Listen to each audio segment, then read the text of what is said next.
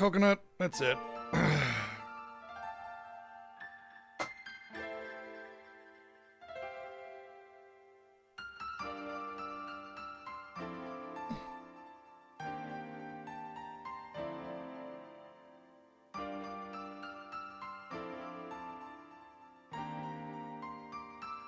Look at that. He's just like, he's so nippy. What's your deal?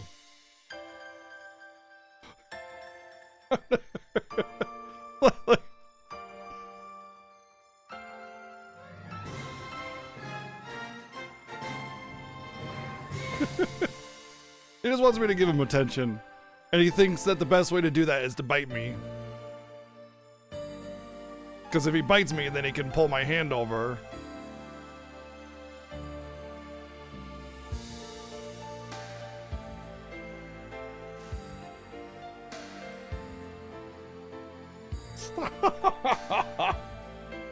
What is your deal?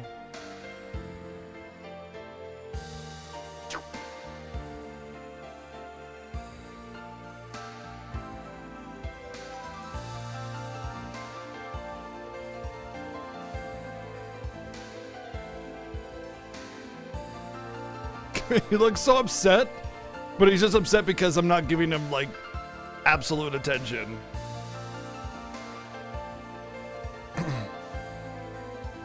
And the worst part about it is if I go to try to pet him, he'll just try to get at me again. And it's like, dude, you want me to pet you or not? Like, you're mad if I do, you're mad if I don't. What's your deal, bro? But anyway, he was on my lap, acting up, so I had to move him. It's like as soon as I went over to the scene, it's like, okay, I gotta move this. I gotta move this furry enemy.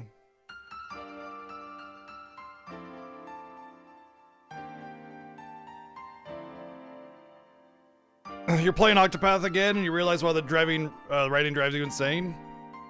Why is that? Mr. Jade, thank you for 29 months of subbing. Welcome back in to Trails in the Sky the Third. What I'm gathering is to be the, feels like the black sheep of the series, honestly. But, you know, we're gonna go through them all. Good and bad. No comment. Anyway, on that. But anyway, yeah. Not much has happened. Obviously, like, we're getting into the game and realizing that it's basically a glorified dungeon crawler within the game style of Trails in the Sky first and second chapter. And I have to admit, I think I'm really, really, really anxious to get out of Sky. I think the biggest thing holding me back from like getting through the rest of the Kiseki franchise was the fact that I knew I had to get through Trails in the Sky second chapter and the third. And I feel like once I get out of there, it's like, it's really just going to pick up. I mean, first off, we got voice acting, so that'll help. But I think it's also like all in 3D as well. So you're getting a visual improvement, world building improvement, graphical improvement, voice acting improvement, probably gameplay, probably menus are going to be a lot better. Also, it will get off of PC and will be on PS4/5 for them as well. So yeah. Zero and Azure, same graphical style. Yeah, but I'm sure they're different games. Don't tell me what to expect, please. But anyway, doesn't matter. Voice acting is all that really matters. That's like the big thing that I'm looking forward to. But I just think that Sky is like, I think it's a low point. And it's kind of like playing FF14, where you just got to get past A Realm Reborn, and then the story starts to get a little bit better. As again, it gets better with each new one until you get to Endwalker, and then it takes a big fat dive. Anyway, the VA is just huge because it'll help keep my attention and my energy up and everything, and just, it's starting to get modernized and a little bit smoother around the edges. Maybe, storytelling has like a new chance to start off again. You know what I mean? Like, storytelling in the first 3 games is probably going to be it's like the original Final Fantasies or whatever, or even the original Dragon Quests. Like, Dragon Quest XI actually has a halfway decent story, despite it being the typical hero's journey generic stuff, And Dragon Quest usually isn't one for a really great story. But DQ11 actually has a halfway decent story, you know, and it's because it's had years to like work through it. Well, same goes with like FF1, 2, and 3. They're simple because of the hardware and the time that they came out and everything. So, you know, with experience and modernization, you get better storytelling, I'm sure. Anyway, I don't think this one will be too taxing, no. Honestly, I'm kind of looking forward to the generic just go into the dungeon and fight stuff kind of feel, because the other two games were just so obnoxiously wordy that it felt like a drag a lot of the time. And, you know, I'm waiting for the meat and potatoes of the story to happen, and it's like, I'm all for more writing and cutscenes and depth to the characters and build up and everything, but you have to excite me with the core, right?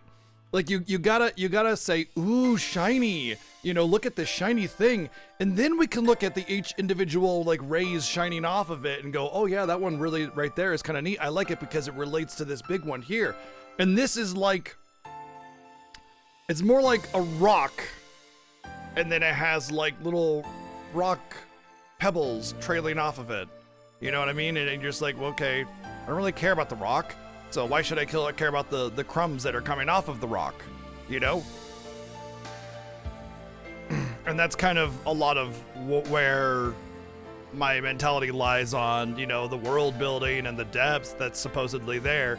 And again, I want to reiterate once again that just having a lot of words, you know, doesn't make for a good story, just makes for a lot of words. And not to mention, it's really important to note that, like, the ideas of generic dialogue are not just like, oh, it's generic, what does that even mean? You're just saying that as a buzzword or something like that. There's a reason that I say that.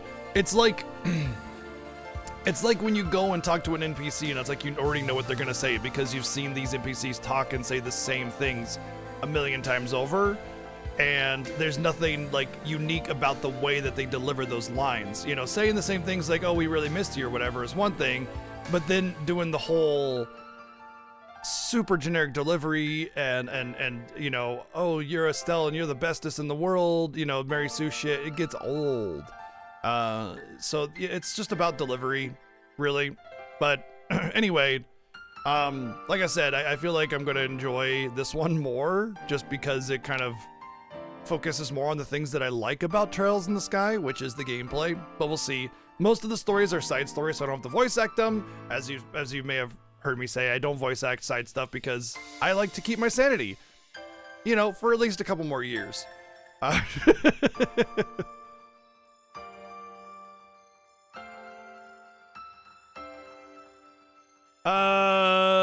don't know. I can't really say anything about that, Vex, but I do know that the beginning of Shadow Walker, I think is what it was called, was great. And then the beginning of Endwalker was basically every story element that you should never use in your story ever in the history of time, all kind of like grouped together,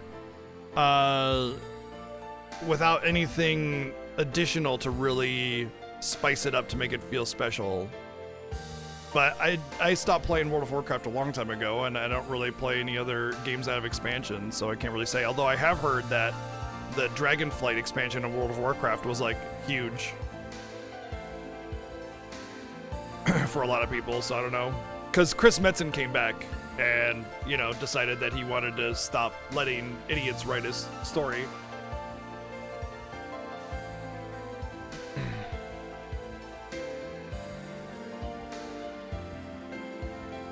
But the thing is I didn't say it was the worst thing that ever came out. I just said it took a big dive, which it did. Even by your own words, you say that it took a dive.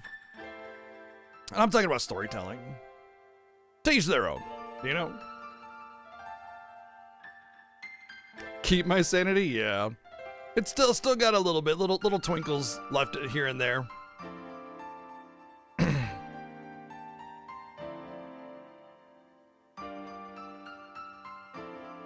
One of these days I'll reinstall FF14 and actually catch up to everything. Maybe. I don't know, it's hard to want to do that because, you know, FF14 has been going for a long time, and I feel like the time that I finally decide to buckle down and catch up on everything, they're gonna be like, okay, into service, bye. But the FF11's still going. You know, why not? Why wouldn't 14, right?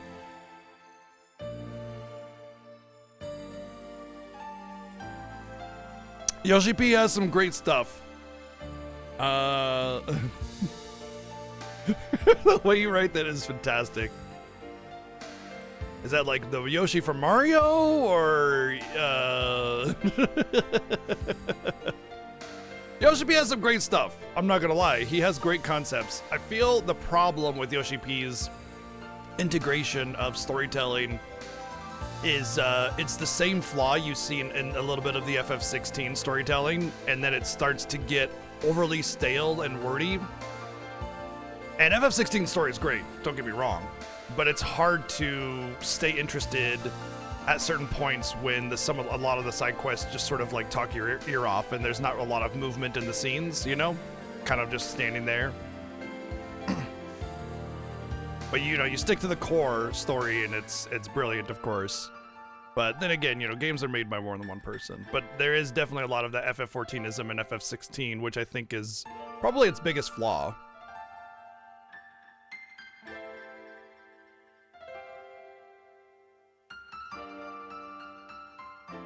Ready for a new FF MMO? Really? Not just a new MMO, a new FF MMO specifically? But yeah, like I said, Yoshi P does some great work. I think he needs to... I think the biggest thing that he can do is break away from his... this sort of, like style that he has, where... It's, I don't know, if you play a lot of scenes of FF16 and 14 side by side, you can see it. It's just this, like, stiffness and wordiness that, like... It's identical. It's so weird. It's uncanny, honestly. And I think he needs to work on livening things up, you know? If that makes sense. I think MMOs are on the decline, honestly. I think the last big MMO release is going to be Ashes of Creation, and if that doesn't stick, I think nobody will be making MMOs anymore, except for those gross gacha trash pieces of shit that are on phones and stuff.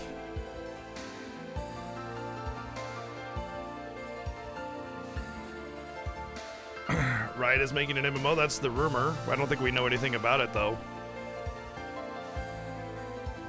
Although I will say, if anybody is going to break out MMOs again, Riot has the capital to do it. And I don't know if Ghostwalker's still working there, but he has a decade or so of experience with World of Warcraft. That would help them apply that, you know? Although, most people didn't like Ghostwalker, so... Don't know how that will be.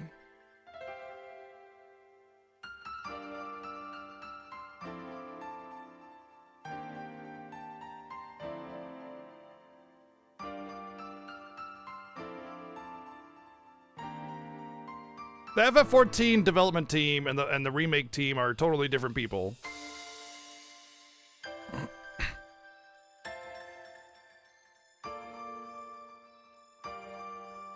You know, it's an interesting thought, and I wanna offer a slight rebuttal on that, just a slight one, because you're right, but also it's like it goes deeper than that. Because it's not necessarily like community that follows around Riot Games or anything like that. It's more that I found that it has less to do with Riot and League of Legends and more to do with competitive gameplay. It has to do with competitive gameplay because you see the same thing in almost every public lobby or chat room where competitive gaming is made available. And you only see it less in other communities like Overwatch, because they police the chat and have more restrict chat settings and everything, more than Riot did with League of Legends.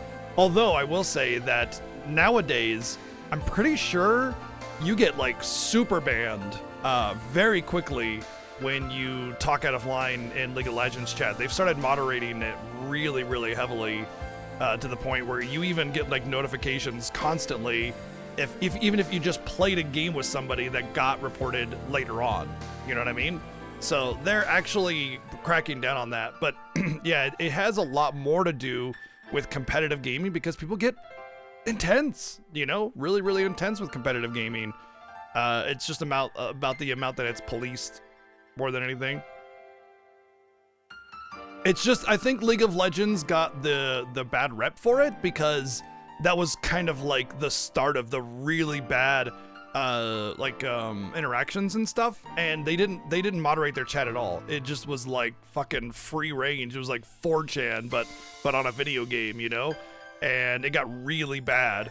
And because League of Legends is one of the most popular games like ever, it was well known, well known, you know. And as I kind of branched away from League of Legends because I stopped playing that like 10 years ago, and moved to other games, and I saw the same toxic chat in competitive gaming, I started to realize it was less League of Legends and more just any kind of competitive chat lobby, basically.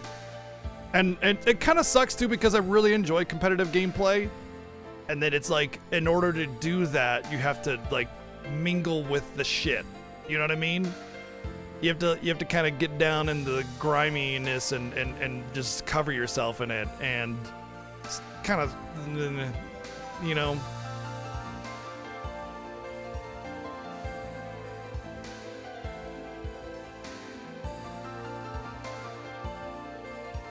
Yeah. Honestly, every time I get the itch to play, I think about where I left off, which is the end of Warlords of Draenor, and just thinking about that alone pulls me away.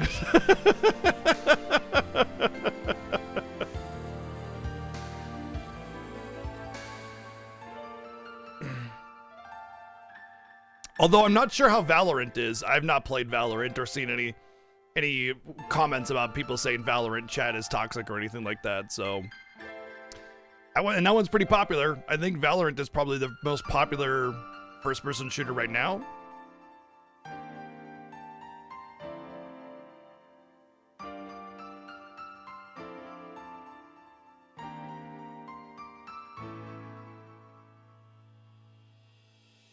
From my understanding, as far as runes go with League of Legends, there are pre-built sets for every champion. And then you can customize your own rune set, and you don't have to like earn them or anything. They're just guaranteed. Like you can make your own rune set free, like without having to pay or anything like that. And you can have like different presets, and like I said, every character has 3 sets of rune builds.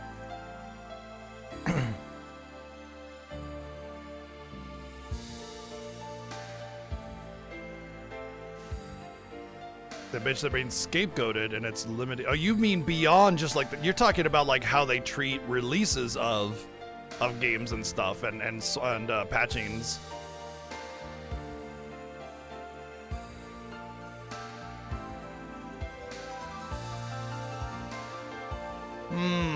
Interesting. I have to admit I don't really pay attention much to Riot Games because, like I said, I stopped playing League 10 years ago, and I really, really enjoy MOBAs. I'm just bad at them. I'm just not good. And so I just kind of make the choice to typically not play unless there's a specific reason, you know, playing with friends or something. Yeah, right. I understand what you mean. I mean, I look, we live that mentality every day in our world from a large population of people. So I definitely understand what you're talking about there.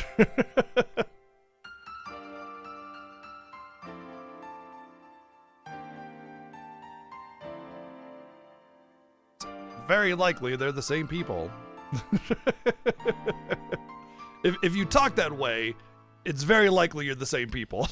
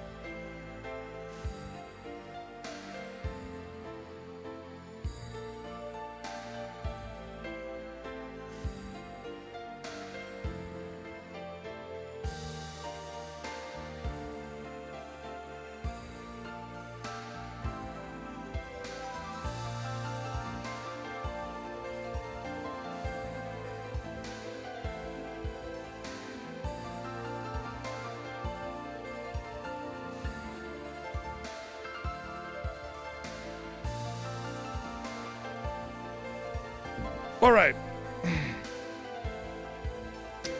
All right, Trails in the Sky the Third.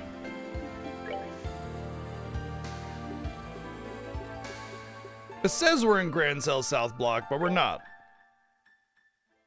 Because we're in Copy Dungeon. Everything in here is just a copy paste of previous dungeons and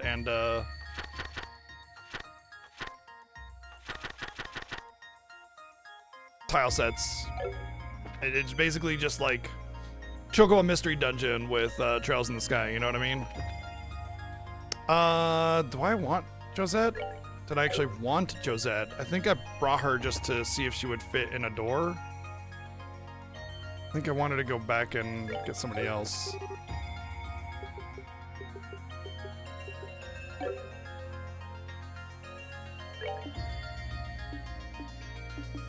You know, I'll just hang on to her for now. I'm not really worried about.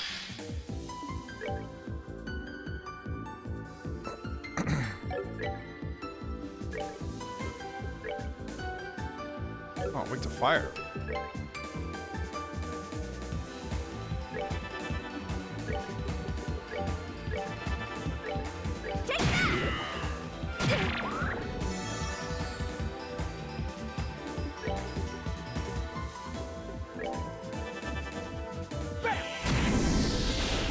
Wow, very weak to fire. This is a weird way of managing spells and weaknesses in this game where it's like you don't just become weak to an element a little bit. It's like if you're weak, you just take no damage from everything else, you know? I think we opened up the main passageway to the keep before we left.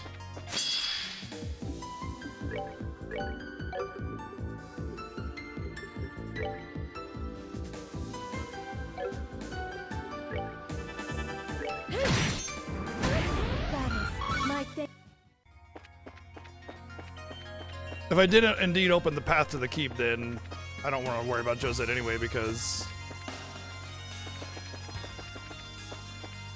No. What did I miss? Damn, I forgot where I left off. Oh, you know what? Maybe it was like a cube I had to release, or whatever.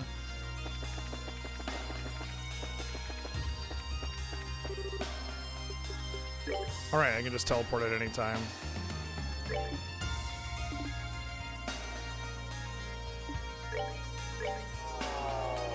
Nice streaking!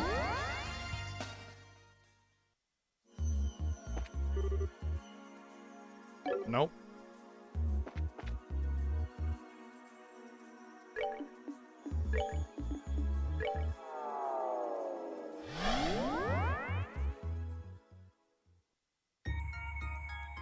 I thought I'd just open it up to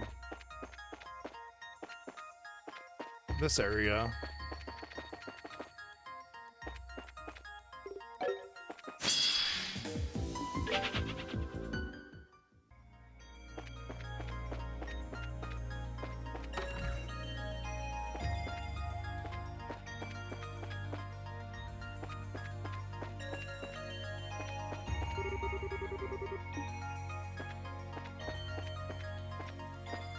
Right, and then we went to the dock, didn't we?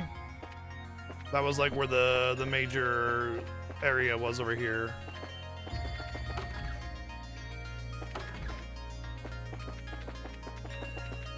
And in the dock we found... I think we released a character, didn't we? Oh yeah, we released Josette. Maybe we had to take her back to the Bobcat? Yeah. How did it end up here? Maybe Kyle had to make an emergency landing or something? Maybe. Well, what do you want to do? Do you want to have a look inside? Yeah, I would.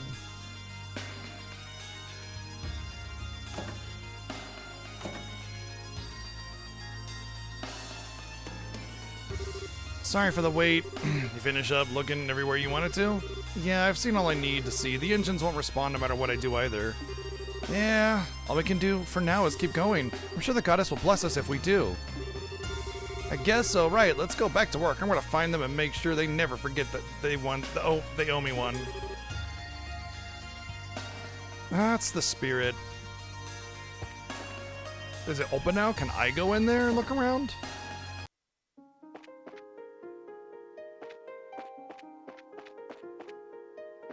I think I did go in here and look around. But then, where do I go now?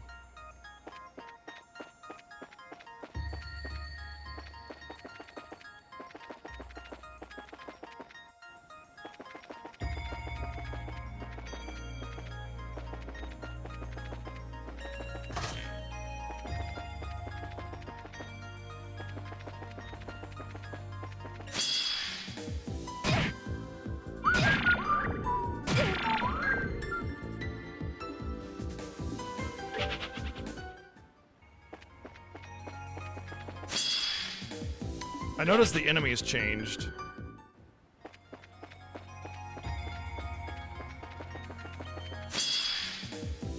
that!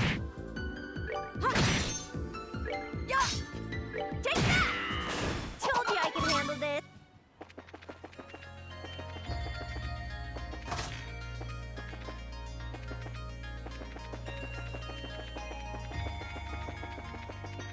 Thought I opened up a new area. Oops.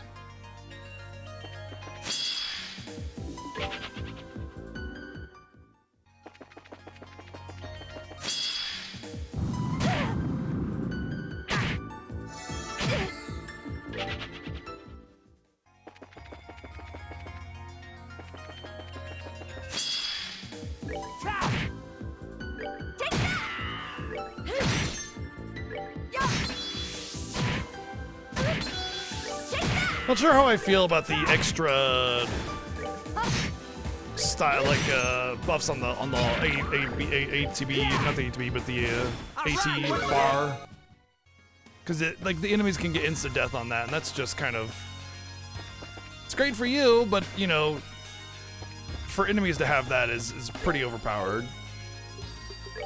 I guess it means that you have to care more about like how you manage your turns, so that you don't get stuck with that, but still.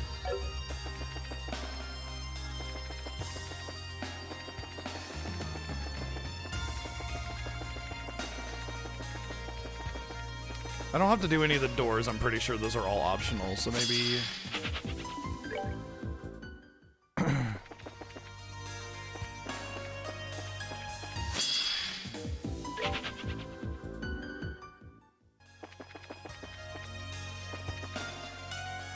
Oh, here we go. I don't think I went in here.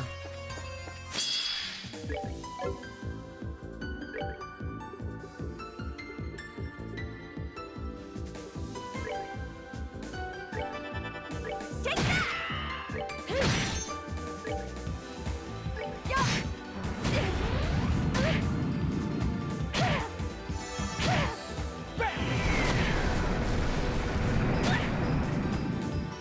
Oh, how many turns you get, bro? That's 3 turns in a row. Justice must always.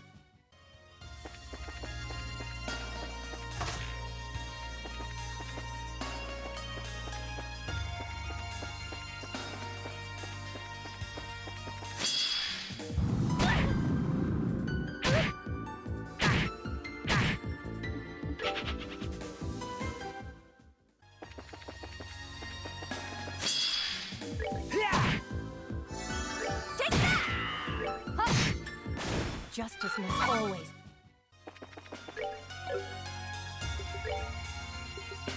Oh, there it is, level 101.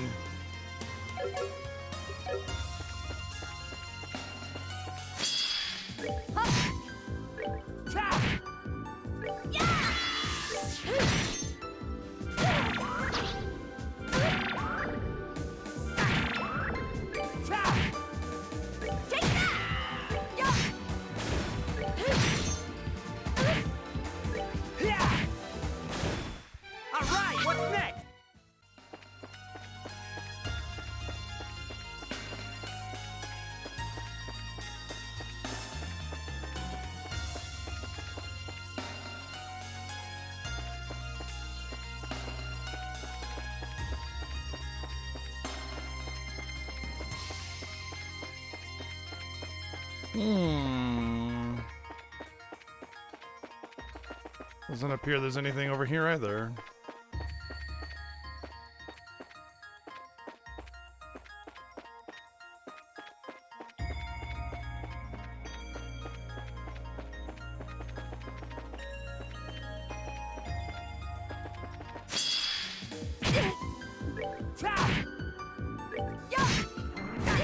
Justice must always.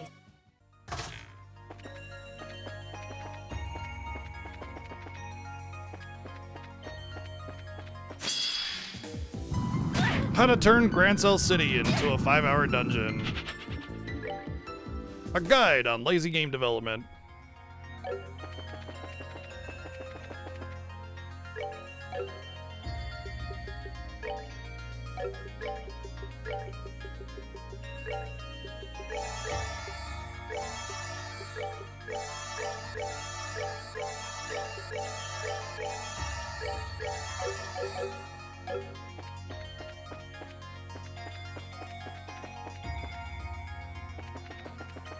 Thought we went through here already. I mean, I suppose if we were gonna get a character here, it'd be Olivier, right? Well, we definitely came here. We saw the... Oh no, we did. We got Valcor or whatever his name was. I don't think we need to bring him anywhere. I think we did that before the dock.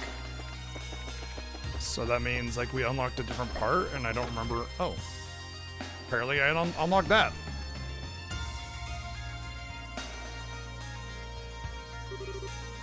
Where are we now? 100% positive this is the Grand Arena. We just... Okay, yeah. Used for all kinds of events in Libera, like martial arts tournaments and stuff. Indeed, Zen, Estelle, Olivier, and Joshua won last year's. There's yet to be one held this year, though, for a number of reasons. Oh, really? Oh yeah, you and your brothers took part in that tournament too, right? Josie? Estelle and Joshua mentioned it a while back. Yeah, we did. Can't say it was much fun. We were basically just dragged into the arena as criminals. Wait, where did that Josie thing come from? Yeah, we get to pray at the temple in Josie! Why am I the one who gets the weird nickname? Huh? Not a fan? Just popped into my head and I thought it sounded cute. Fits you perfectly too, but if it bothers you that much, I guess I could go with something else. Joe? Just call me Josette, like everyone else does. Regardless, it feels as though something is laying in wait for us here. We should proceed with caution. I can just tell. Because of my plot trigger sense.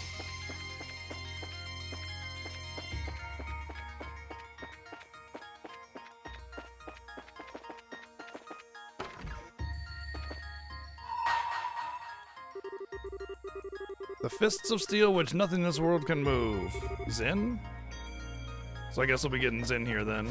Well, that's not true, necessarily, because we've gotten to lots of places where there were doors and we didn't unlock a character, so...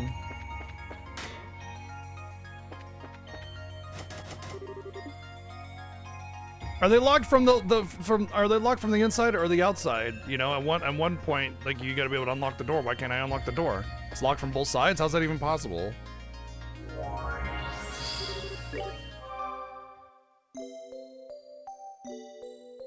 Morning, Berserk.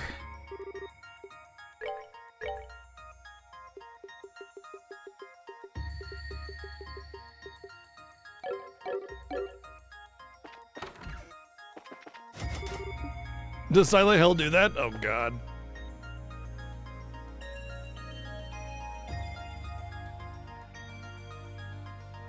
Can't lie, it's been a long time since I played a Silent Hill game.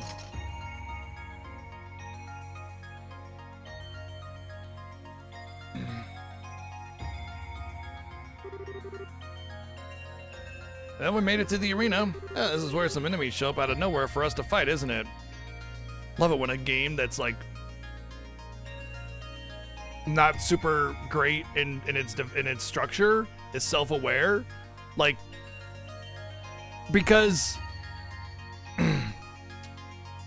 it's like, what's a good example of this? It's like smearing shit on your face and then being like, this must be the people that smear shit on their face. You know, like, but you, never mind. And then they go ahead and do it. Whoa. Now look what you've done. It's just a coincidence. I swear, me and my big mouth feel like I've just been set up or something. Who cares why they're here? We gotta fight them. We're not trailing any skies because we're kind of stuck inside a dimensional pocket or something, so no skies are being trailed today.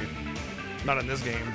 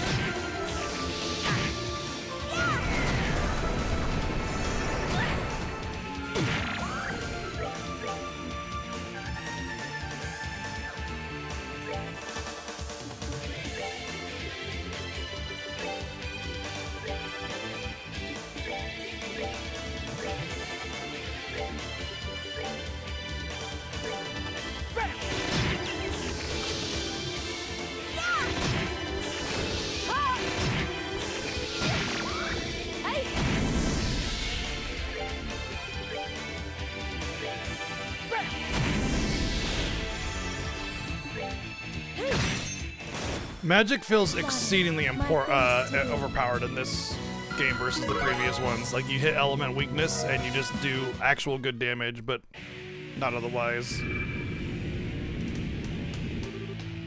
Ugh, more? We'll defeat as many as we have to. What are they all weak to? Same shit.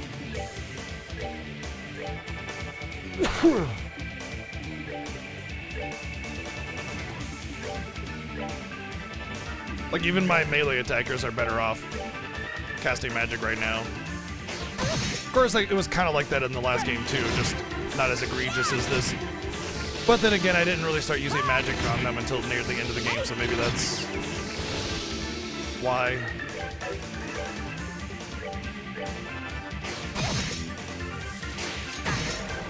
Cool! Death on attack is super fun and fair.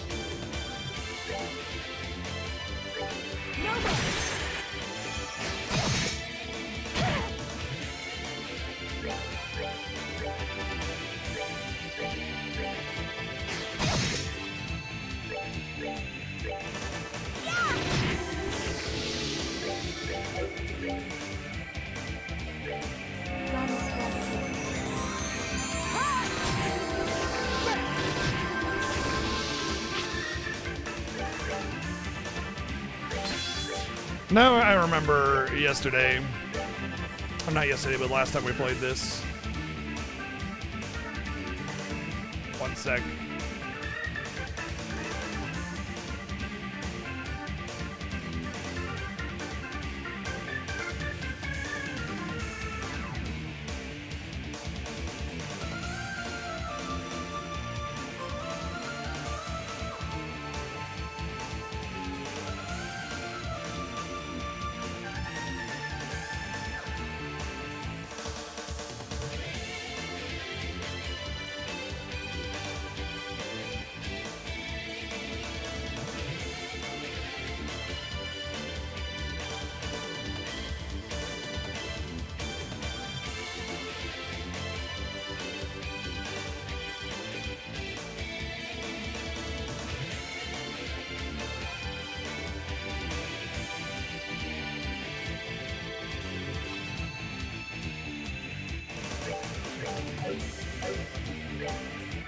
I forgot to write start a document for this game last week.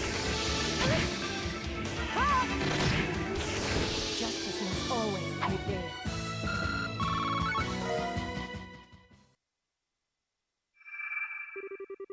How many of these fights are we gonna have to do? Our next foe seems to be quite large, too. That's just for his butt.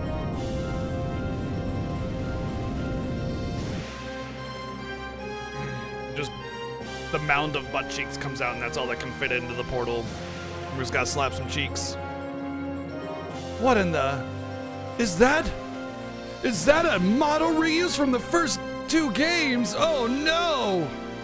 An armored horseman. Seems to be just like the one Estelle's crew beat under Genis, like I said. And not to jinx us, but this is probably going to be the last one. So let's finish this.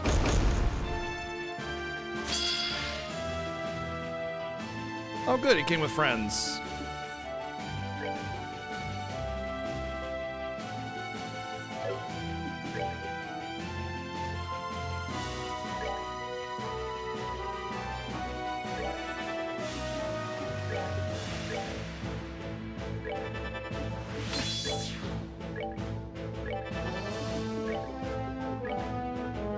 Oops.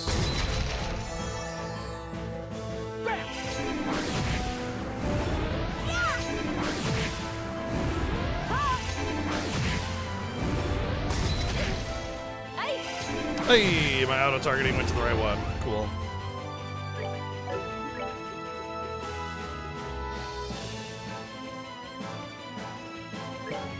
I'll save you!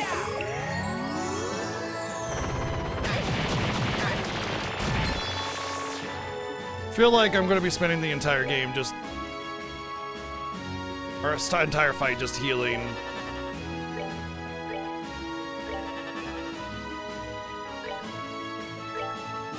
Let's do a regular attack and see what happens. I'll save you!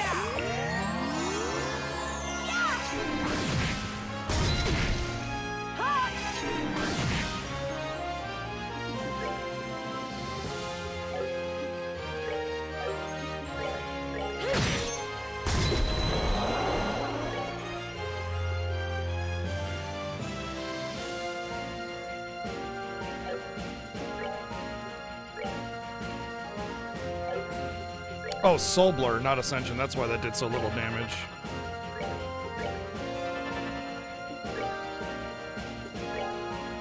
Take it!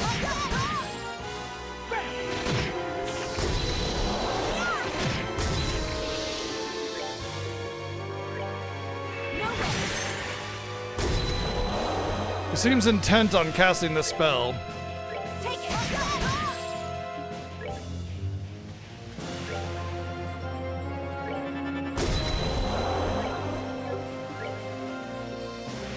Ooh.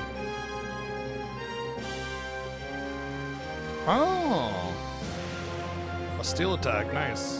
Take that! No way!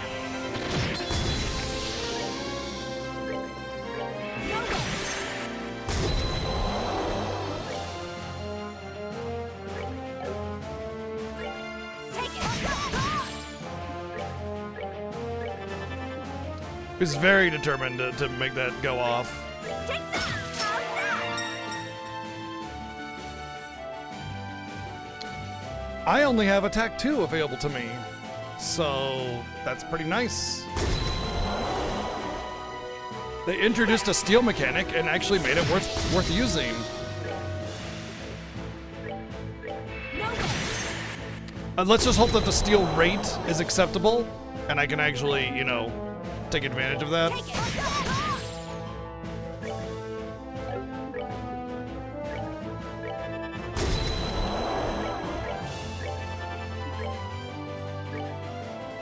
No way! Yeah!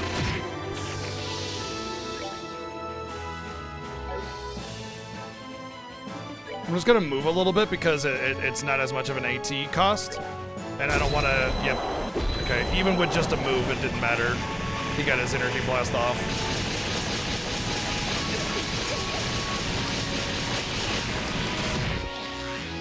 not so bad. The funny thing, though, is that I was able to hold him off for so long. The fight's basically over at this point.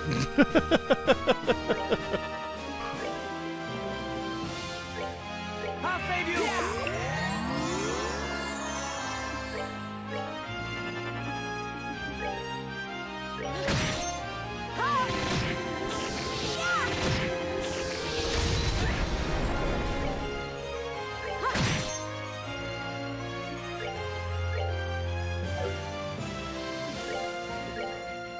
Take it.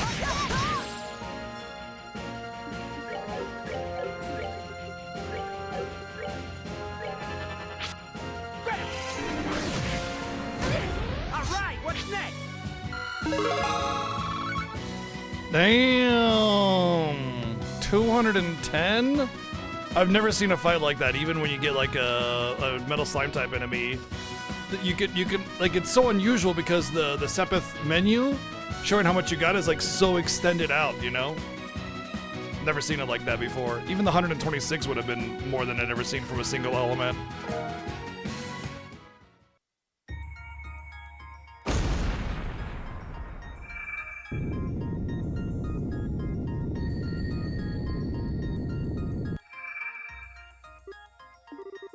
And left behind a stone.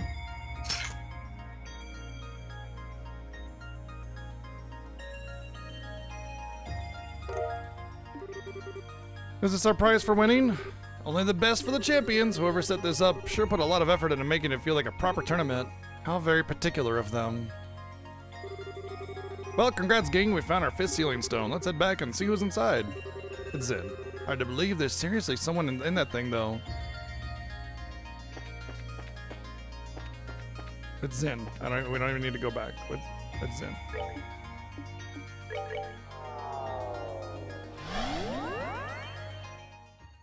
To be fair, though, useful steals are the most useful steals are in FF9. It's just the rate for stealing is trash.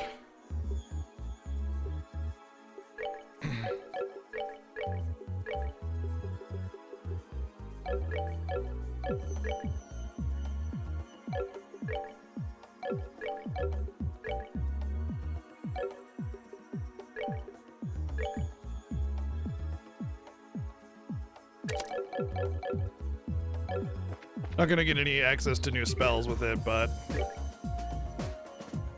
unless I go for, I guess it wouldn't be bad on red, like focusing on attack, like red magic with Julia might actually be useful because sure, her attack is not bad, so that might be a thing.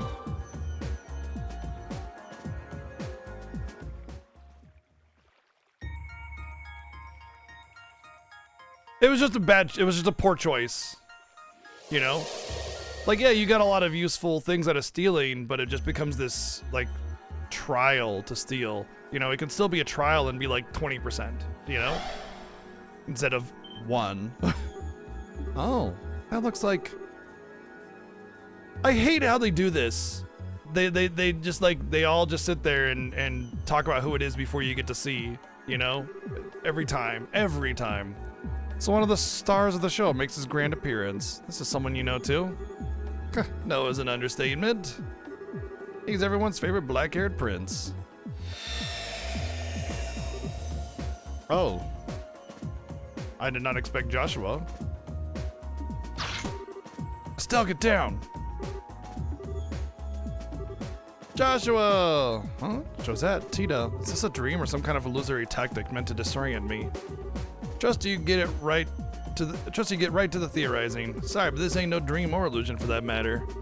I'm surprised to find so many of you here. You know what I find particularly hilarious about this is that a really strong illusion or dream or whatever, like the heroes always just know, you know, pretty quickly that it's like a dream or an illusion and they break out of it.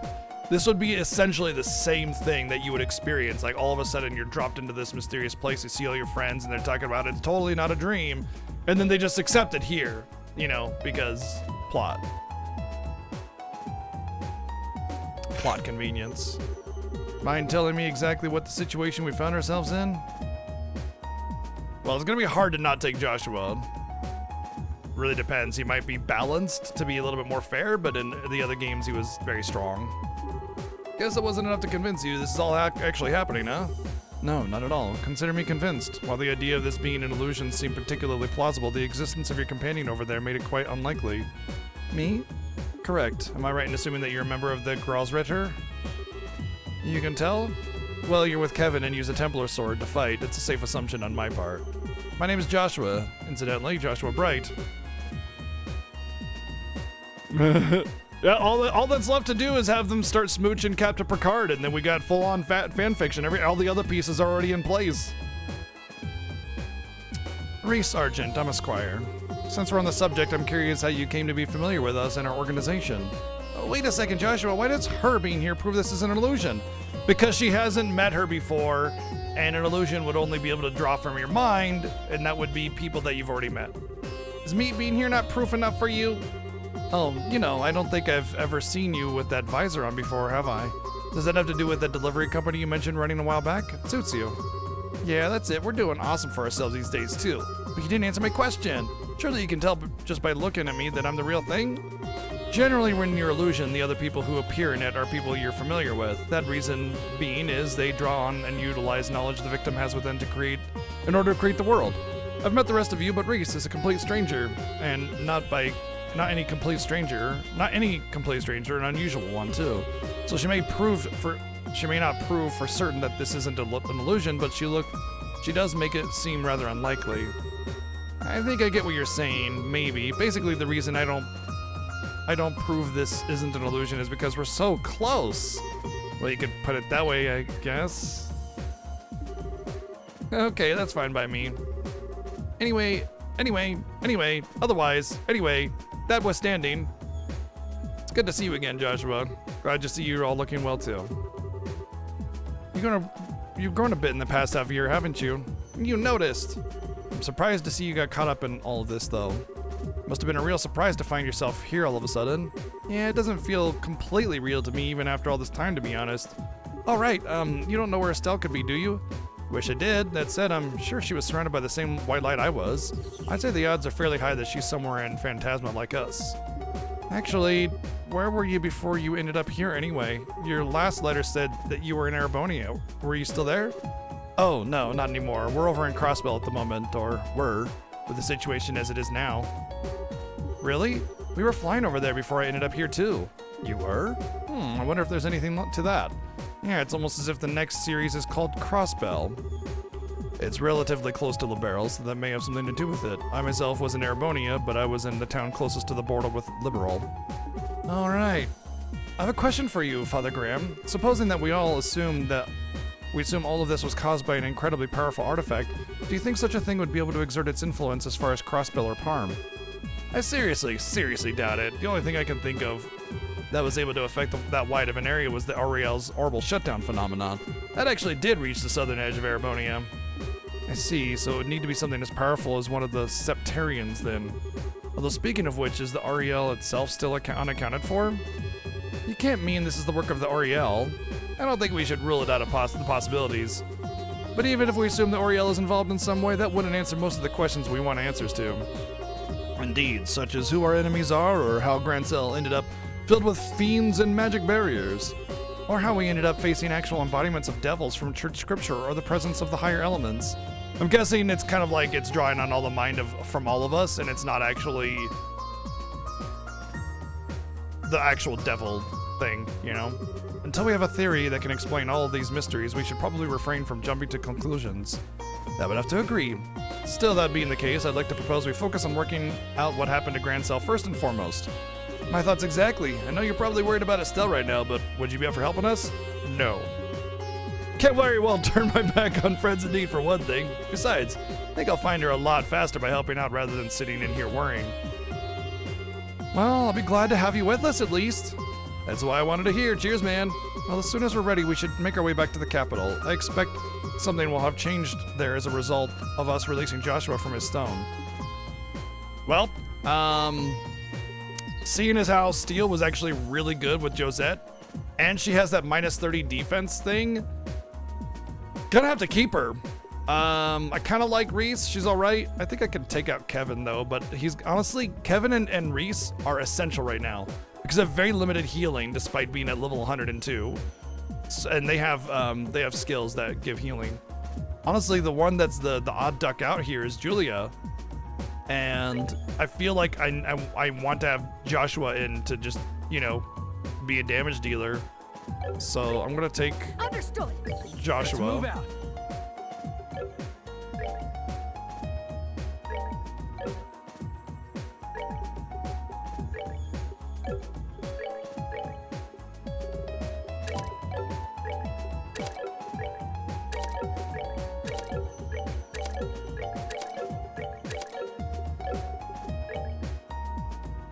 Oh, he starts with action too. Although I feel like it'd be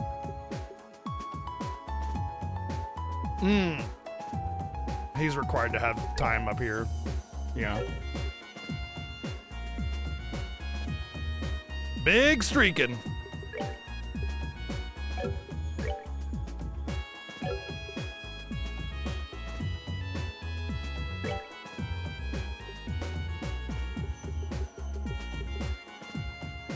Why can't attack 2 go there? Oh, because he's already got attack 2 here. Okay.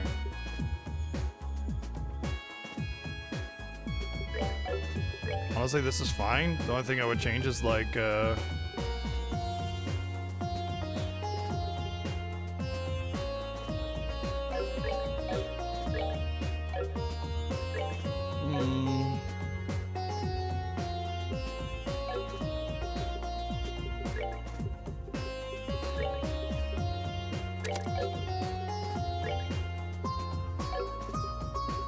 I need some like combo type.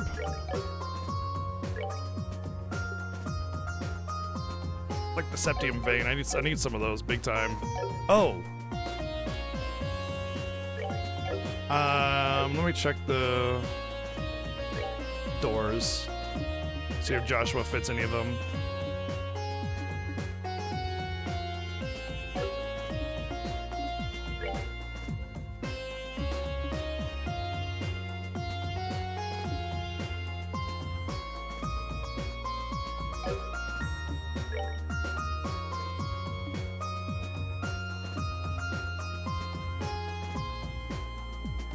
You know, it doesn't tell you if you finished it or not, and also if you go to the door, it doesn't tell you if you finished it or not. That's the one thing that bothers me about the door system, is it doesn't tell you if you finished it or not.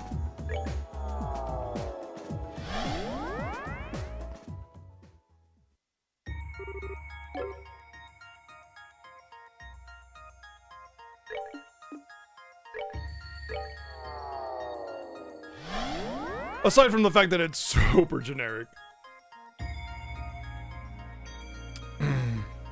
Doesn't actually have like cohesive story, just throws you a side story thing randomly, you know?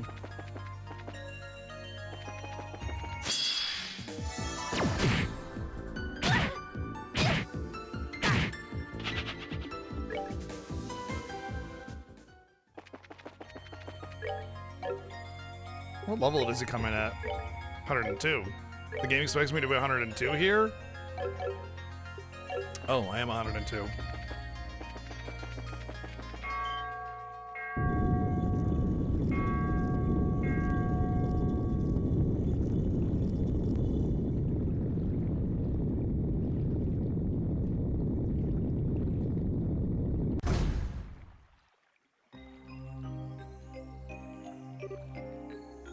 Gulp.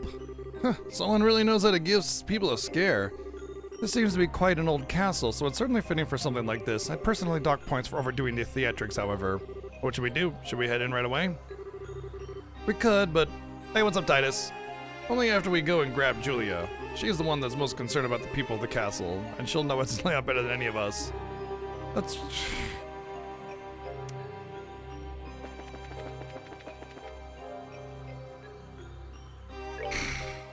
I just sat her.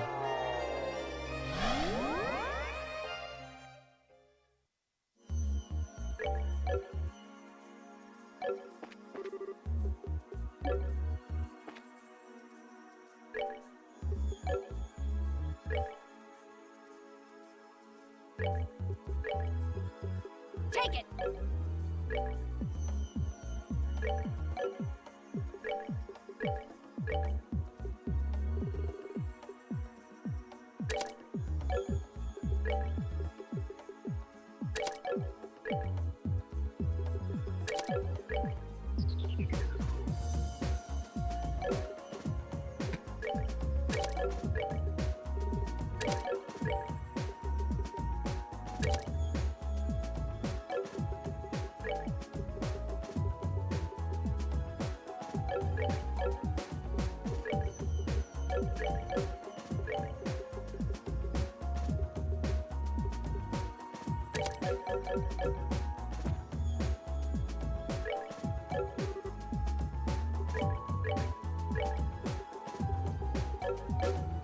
No new stuff.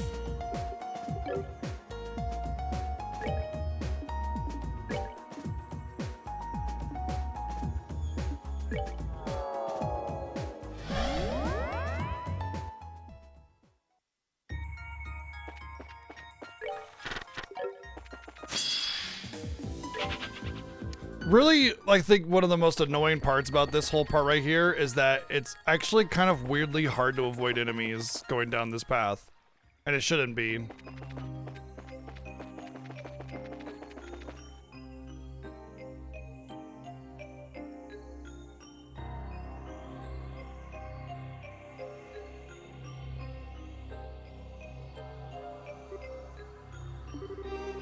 Well, looks like this place is empty. We're not alone, though. Be careful, they are gathering.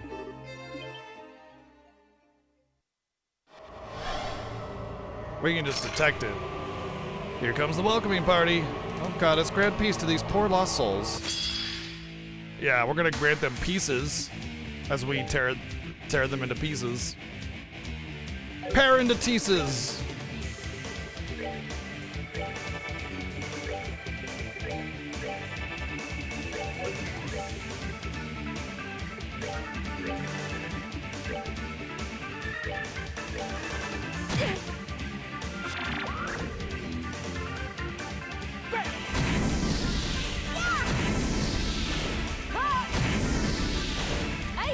I like how I managed to auto-target perfectly to make sure that I didn't get any more than one in the AoE. Bam!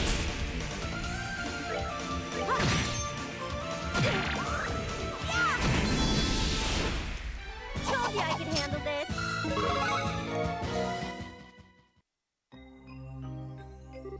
This wasn't what I wanted to find. Where's everybody gone? I don't know, but we should start looking right away. Even if no one's here, we might be able to find some kind of clue as to where they went now. It can only help. In particular, we should focus our search on the throne room, royal guard room, royal keep, and the sealed area. Those seem to be the most likely areas to house clues. House clues. Not house clues. Basically, we should just go everywhere in the entire dungeon, just to be sure. Well, oh, sorry, not a dungeon. The castle. Yeah, totally not a dungeon.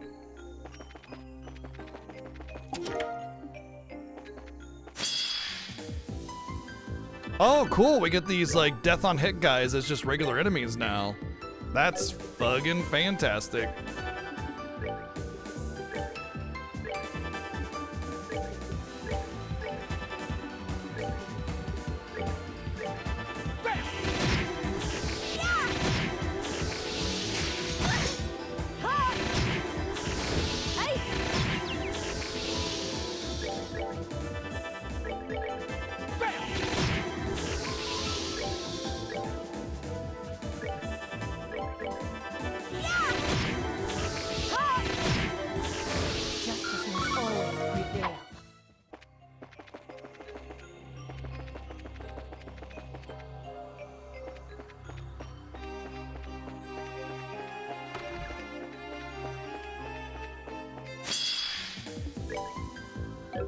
No, as a matter of fact, I don't want to fight those guys that do death on attack. In fact, I think I will actively avoid every single one of them until I get surprised. I actively refuse to fight battles with those guys in it unless it's required. That's what I do in video games. If content is dumb, I don't do it. You know? I just don't want to fight that battle. I feel like I'm not going to really get much XP from these enemies anyway. Since that super duper good reverse XP scaling mechanic.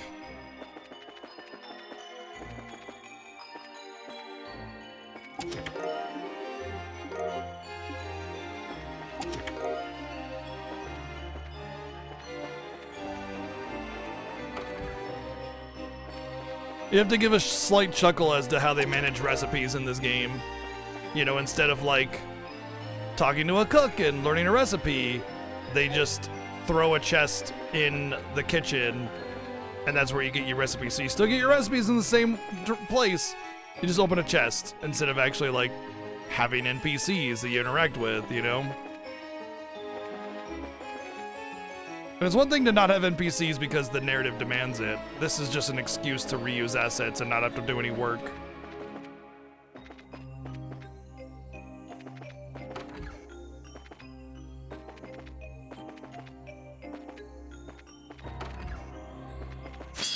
All right, jeez, I'll fight you.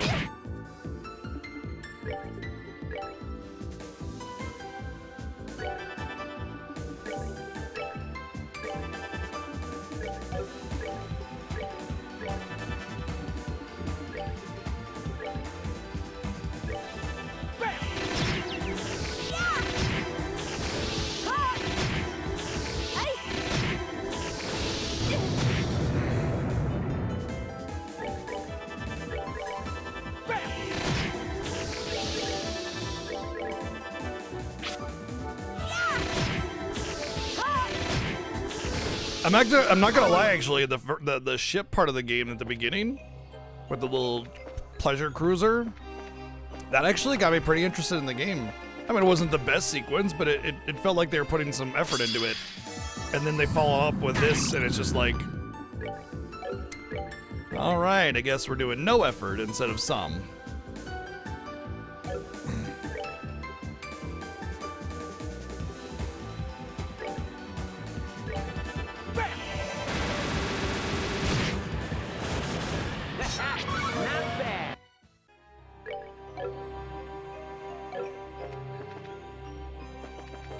I think we went in here already.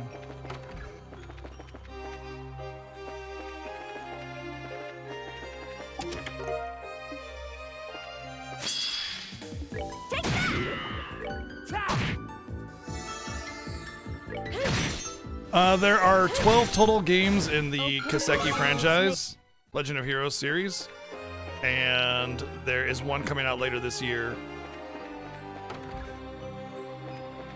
Or is it 11 and 12? I think it's 11 and 12.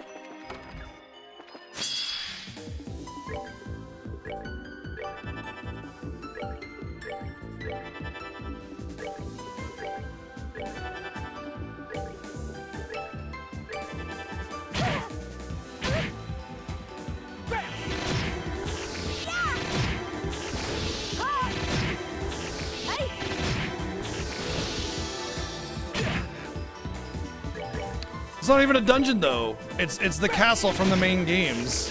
Well, the previous games, not even, it's just treated like a side game. So it's not a dungeon. It's never meant to be a dungeon. It was designed as a castle keep. And to that end, the landmarking is fine actually.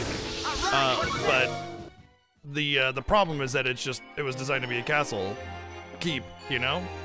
And it is. And it's actually easy to navigate, especially considering I've had plenty of time to navigate it. I can't do anything about that death, can I?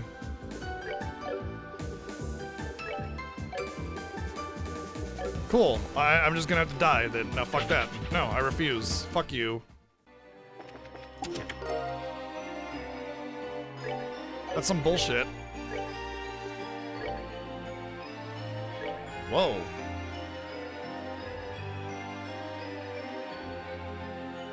What? 600 ADF? I feel like that's a typo. That's gotta be accidental. I think it's supposed to be 60. That or this game is gonna start ramping up numbers big time, and if you don't get these plus accessories, you're gonna end up falling behind. That 600. I have 25, and this gives me 600 and 5 speed.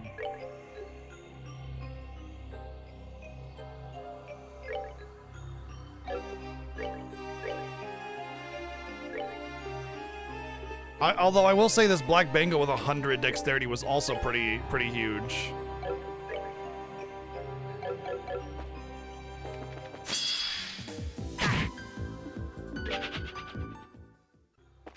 $600. That makes me worried, honestly. Even if it's a typo it's in the game. Oh, yeah, I'm gonna use it.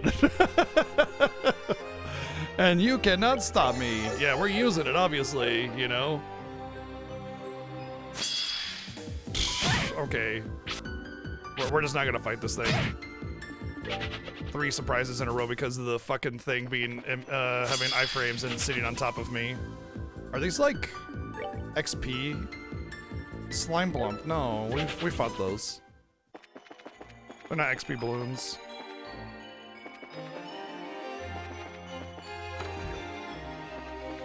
But yeah, I'm definitely gonna use it, but it does make me very scared that we start ramping up numbers way faster than is reasonable. I'm looking for I'm really looking for Haze. I want Haze again. Haze is great. Lets me guarantee preempts.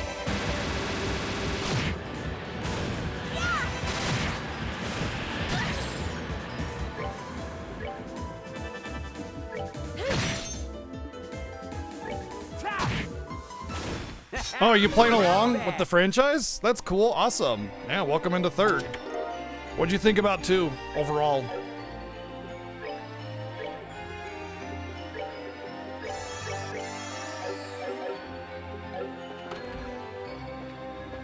I imagine you probably have a lot more time than me to play, so you'll likely finish before me. You seem to get through games pretty quickly.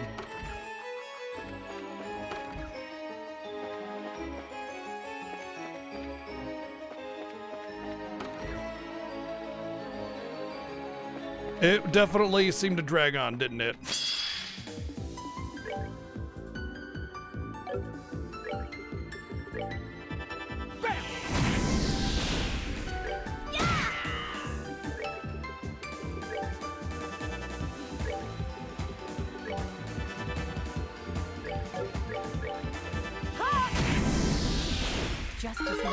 I've heard that there are some really interesting stories regarding the localization of these games until Nippon Ichi took over. Like the script for Trails in the Sky FC, which is 1st chapter, which contains approximately 1.5 million Japanese characters, presented a challenge to the team's editors. Yeah. Once again, overwriting. It's not just lots of depth and storytelling, it's overwriting. It's obnoxious amounts of unnecessary dialogue.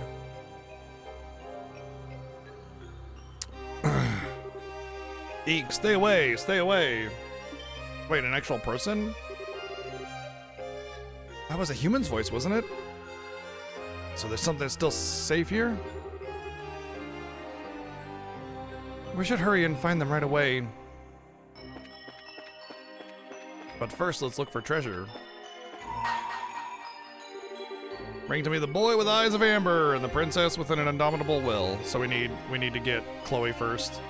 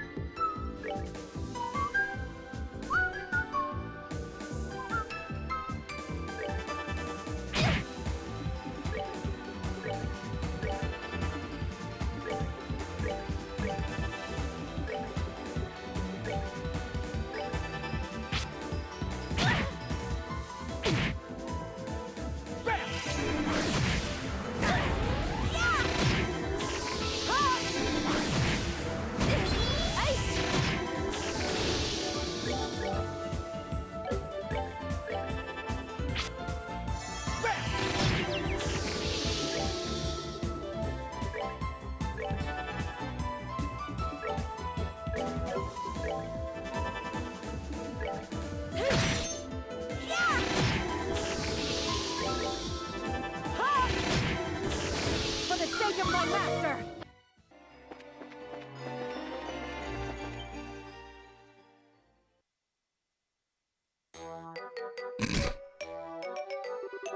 What did I do to deserve this?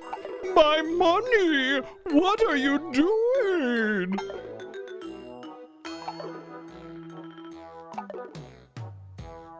You don't need to warn me of that. Please don't, actually, in fact, because now you're spoiling the game. Stay back, don't come any closer, please! What is this curious spectacle? Crap, I'd forgotten all about him. So had I. I suppose it's no surprise he ended up here, however. You were literally emotionally spoiling the game. That's exactly what that is. By telling me what type of thing I should expect from the game emotionally, you're setting me up, which is a spoiler. Plain and simple. It's like, oh man, this next part is really sad, you know, and now I'm not gonna be sad or have any emotional connection to it.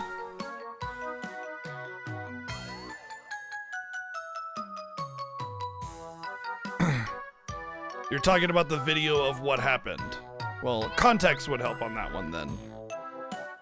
Sucks to admit, but you're right. And it sucks even more because I've got a whole lot of questions I want to ask him, and the only way I'm getting them is to bail him out. You're looking forward to RPG anime titties? What do you mean? Get away from him! Get away from her, you bitch! You're unable to leave behind your attachment to this world. Allow us to help you. What are you wonderful, angelic, model human beings doing here? Save the sweet talk for later. First, we need to take these things out.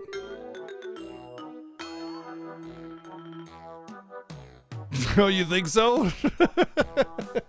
I mean, it's anime. Fan service is a guarantee. I mean, just think about all the aggressive innuendo in this game. Well, the last one anyway. Just stay there and don't get in our way.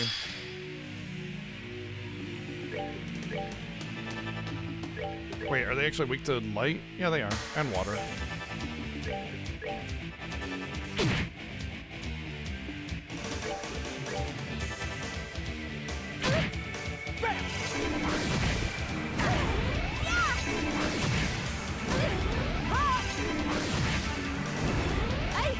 And before like they take the whole explosion mechanic of this enemy outside of battle and he gets blown off the side. That's my prediction. Aw, darn, never mind.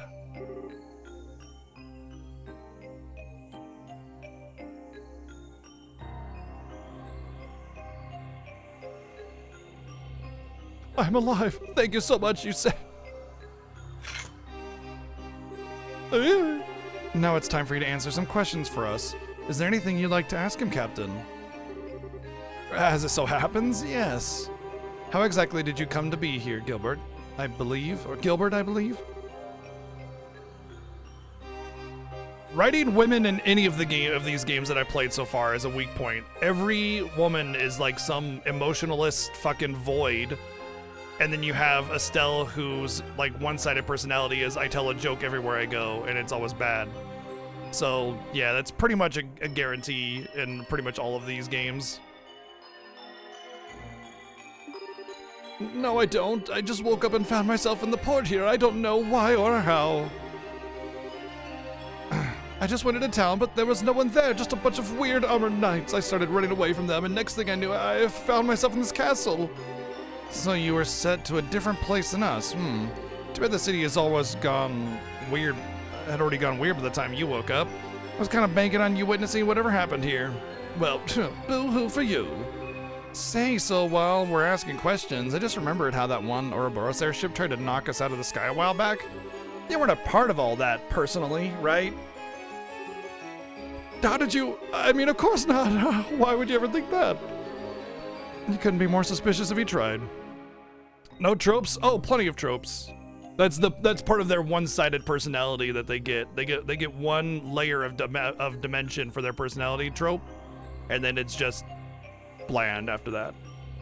What should we do with him, Kevin? Disarm him and tie him up? It's fine, he's not worth the trouble. He doesn't seem to know anything worthwhile, and he'd just get in our way, to be honest. I suppose that's true. Well, that's all the business we have with you. Kindly remove yourself from our sight. Think you can make me out to be some kind of useless fop, do you? Well, you'll regret this. When I find a way out of this place, you're gonna be begging me to share it with you, but I won't. You can wander here lost for all eternity for all I care. You were gonna do that anyway. Seems boring? Yeah, that's why the story is garbage in these games so far. Are you sure he's gonna be okay? And it's part of it anyway. The fiends in this part are pretty strong, and he's about as tough as an old sponge. Nah, I'm sure I'll be fine. He is technically a member of Ouroboros. I'm sure he can look after himself. I believe we've wasted enough of our time on him. We should resume exploring the castle. But yeah, it's just like a lot of the games that I've been playing recently, where I like everything but the story.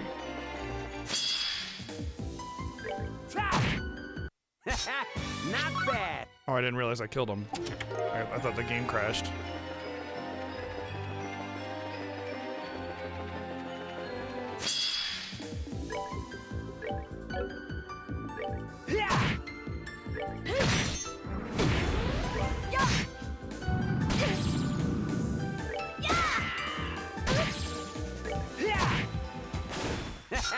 Not.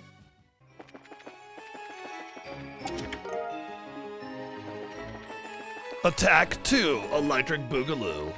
Coming to a theater near you. Not actually a movie.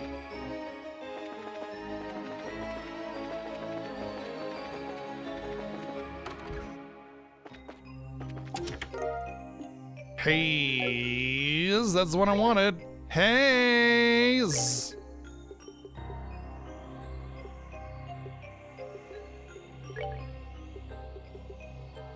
Enemies become unaware of presence. That's the one that'll just guarantee a preempt them. I think I need Earth on that one, or the space or whatever.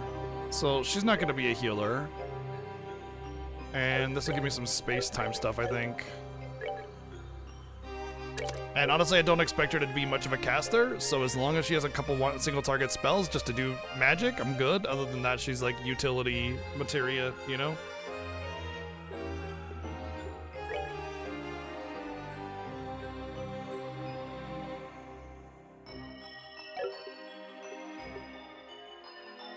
But now I'll be able to get preempts on enemies, which will be much better in terms of survivability. Because like as you may have noticed right now, they like jump at me as soon as I get near them.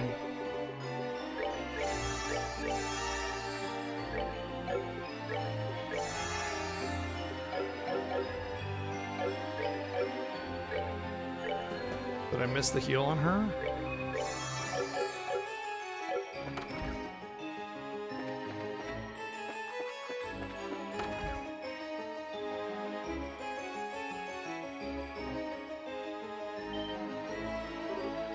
What?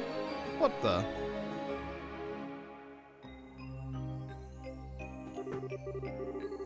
Thank you for...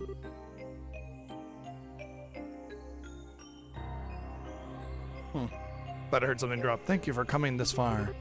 I entrust this to you. Please.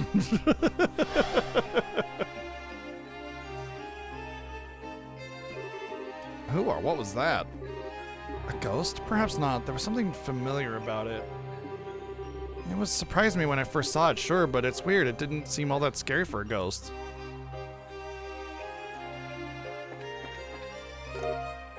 Treasury key. Goody.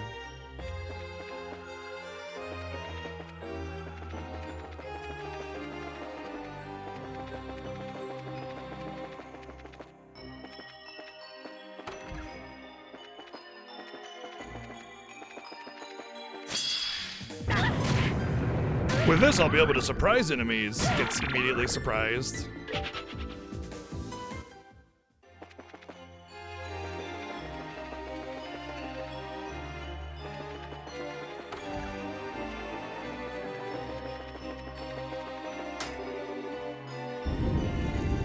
Do we get to do this whole dungeon all over again? Oh golly gee, say it isn't so. It's like Christmas. It's like Christmas, and what you get for Christmas is your family just went around the house and wrapping up your toys that you already had and putting them under the Christmas trees.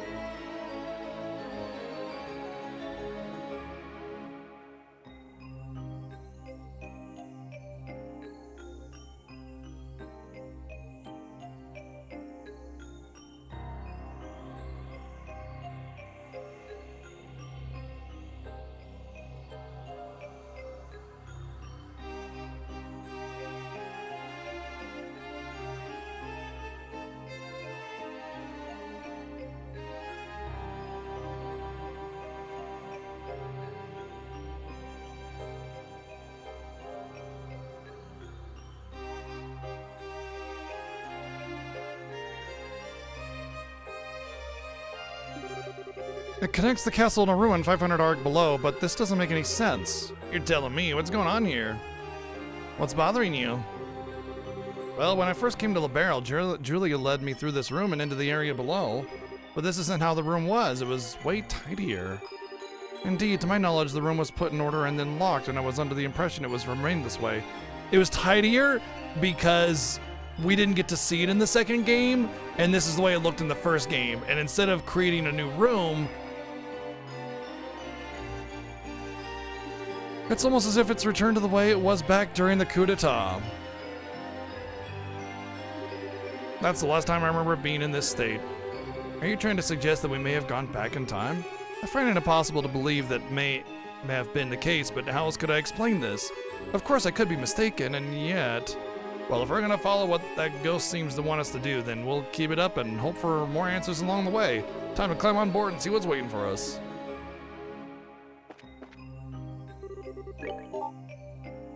This is just egregious, man. It's really just laying on the we don't want to change, we don't want to do anything kind of thing. You know, just reuse tile set. That's all it is.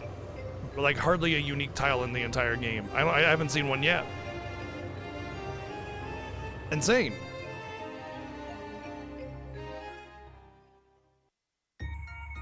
That'd be one thing if they took the tile sets and made new dungeons from it, but they didn't do that either, except for like the generic floaty dungeon in the void space, which is just dragging your mouse to make a platform. Like, big fucking deal that is.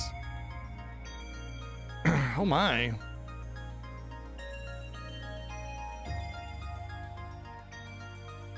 Oh, hi, Mats.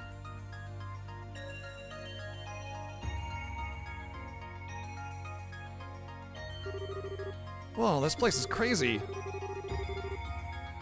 I doubt we'll be able to make our way through here without a significant amount of preparation. Might suggest return to the base for now. I think we should go a little further inside and see what state the ruin is first. That way we can get to the save point, the waypoint I mean, and then we can go back. Kinda hard to know what to prepare for if we don't know what fiends we're gonna be up against. True enough, let's advance a little further before returning to the garden then.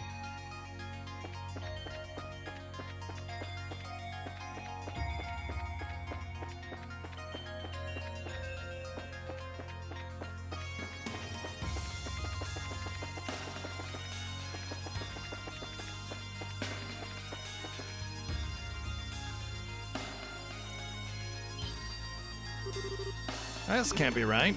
Impossible.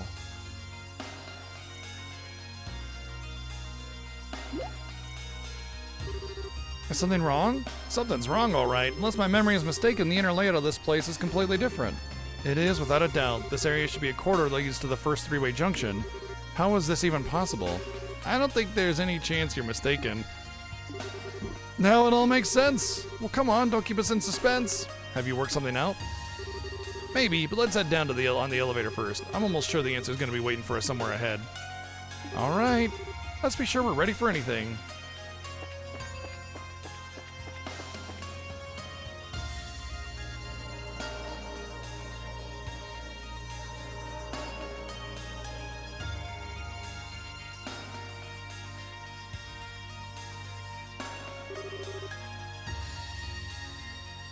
This just is impossible. How are we on the lowest level of the ruin already?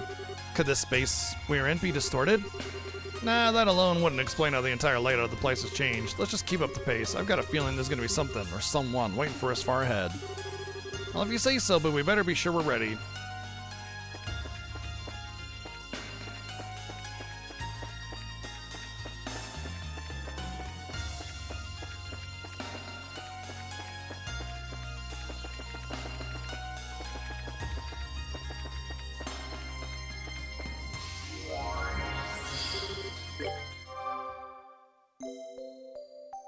Boom, boom, boom, boom.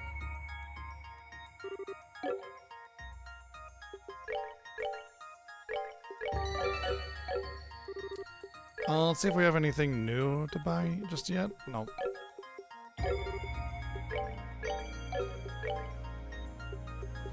Yeah, all the same so far.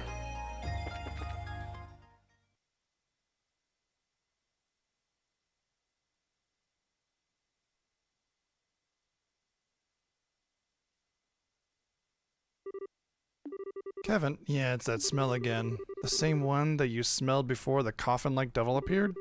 Oh, well, that doesn't sound good. So you noticed the smell, did you? The dogs of the church have good noses, if nothing else. It's a hoarse voice.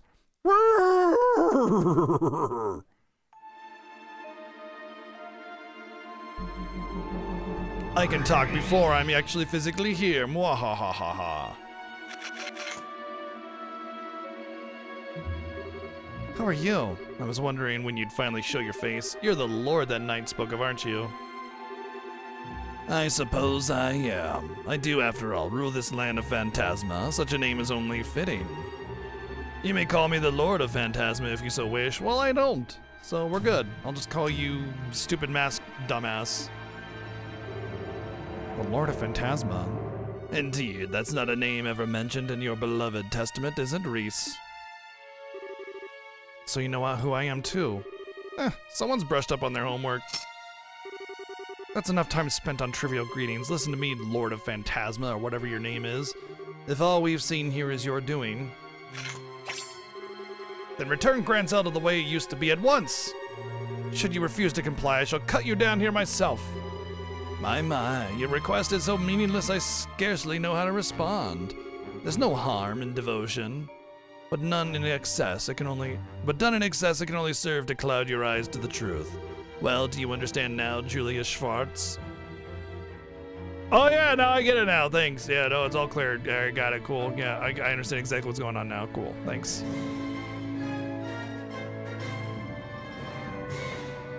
Amillis, thank you for 49 months working on that 5th year. Thank you.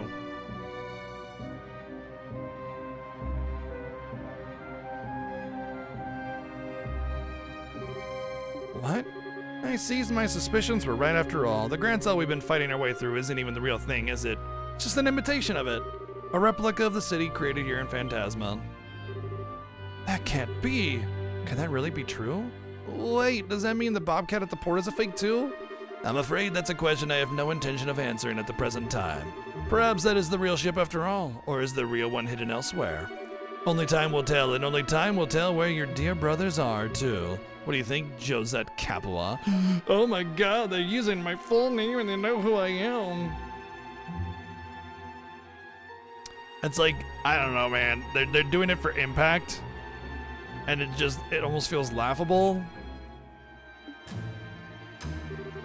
So all this time, Her Majesty and Princess Claudia were safe. Oh, Idios, thank you for your unwavering mercy. Oh, your relief strikes me as coming more than a little prematurely. Whoever said that those you care about are safe wasn't me. No, does that contain... Think of this as a final reward placed for you to earn on this second plane. Of course, rewards aren't given for free. If you wish to earn it, you will have to overcome a trial first.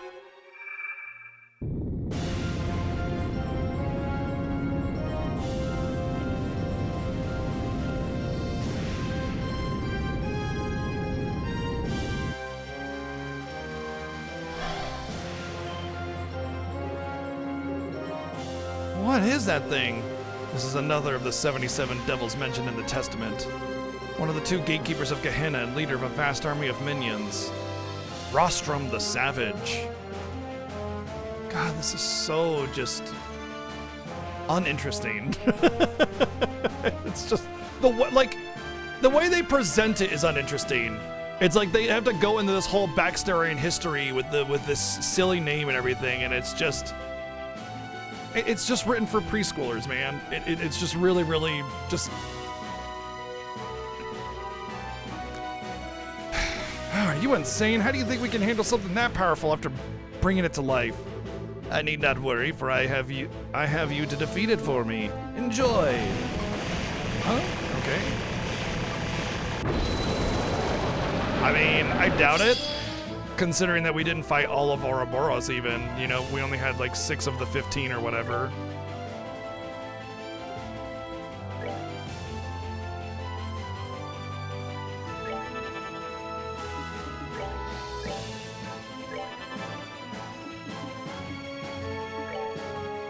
I like how the abilities in this game are literally arts and crafts.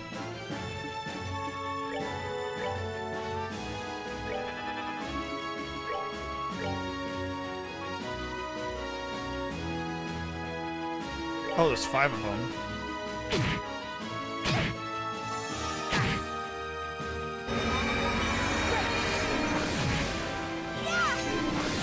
Uh-oh.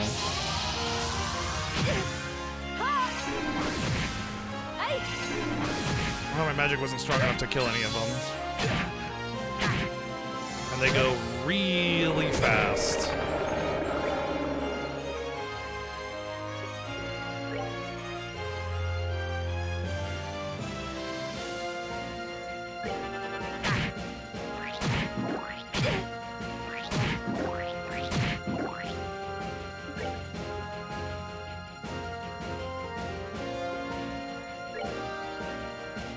Take that!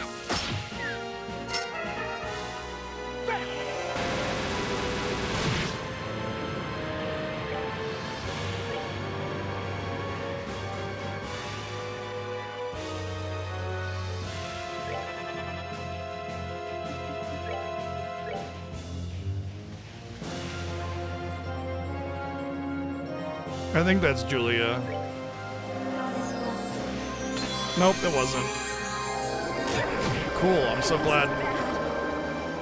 So glad that they offer visibility to your party members behind enemies like that. Oh, no, they don't. That's literally what they don't do. And my spell got interrupted, so this is great. I just let myself die. That's it.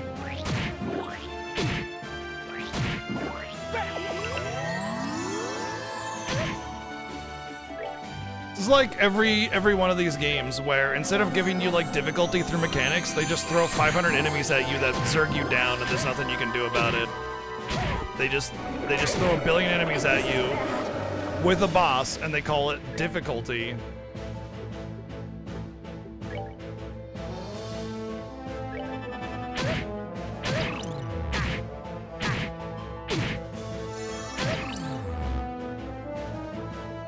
I can't cast spells again. They're doing this bullshit again, where they have a million enemies swarming your ass, and you.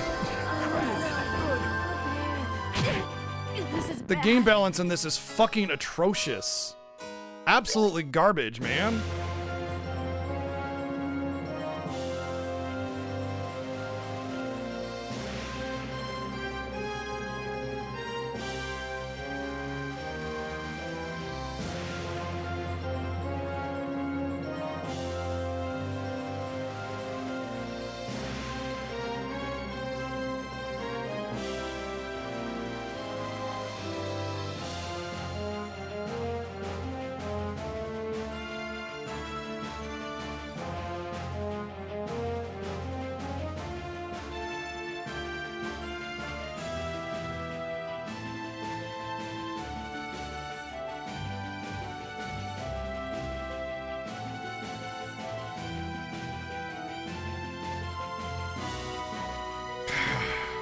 This is just like a side game in that way, where they throw a bunch of enemies at you, or where the game balance is oftentimes really, really, really poorly implemented in the name of difficulty instead of actually adding like game mechanics that challenge you.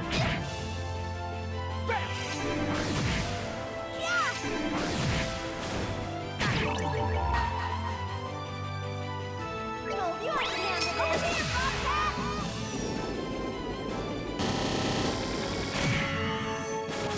Wow, that actually did pretty good damage. Get one.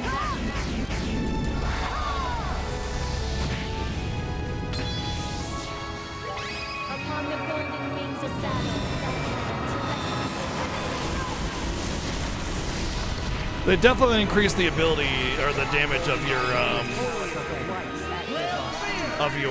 what you call them,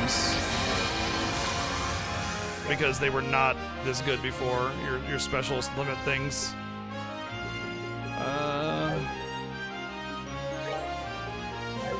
Cool, 9 off points to try and steal, so that's awesome. Space weakness. Not many people are gonna have that one.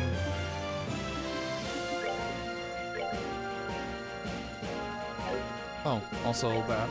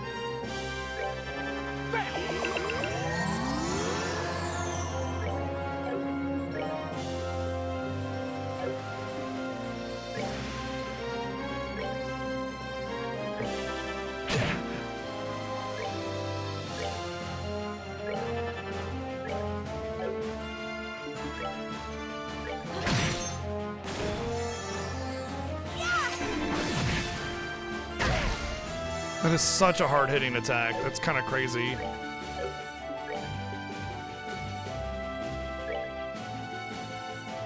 And I can't heal anybody or everybody involved.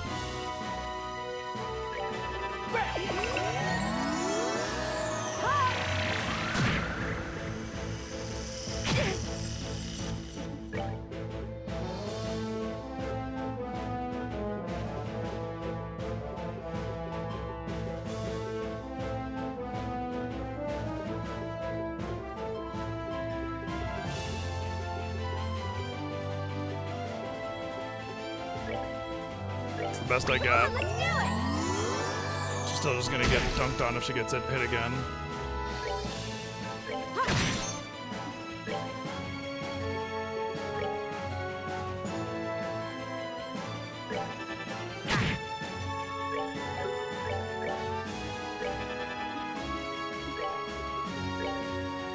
Take that.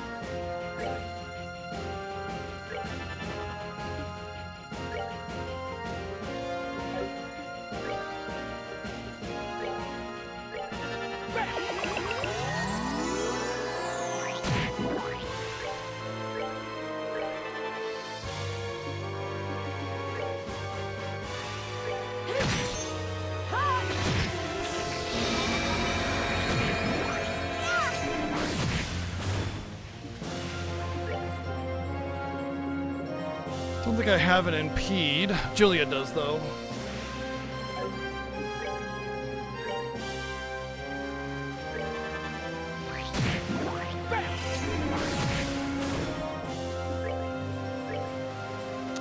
Cool. Well, she's not in range of it, so that's awesome.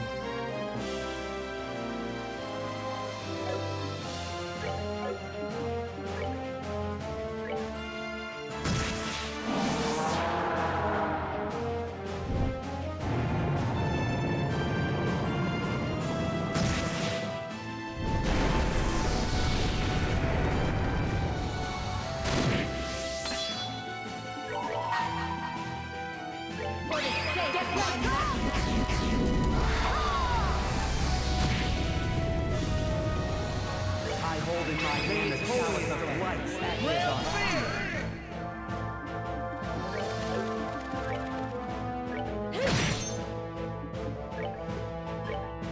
Take that.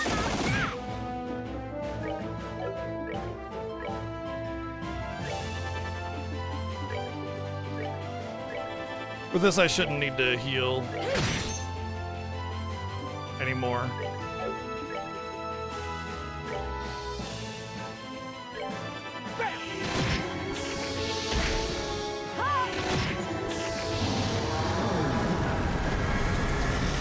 Right, didn't need to kill Zad. Alright, cool.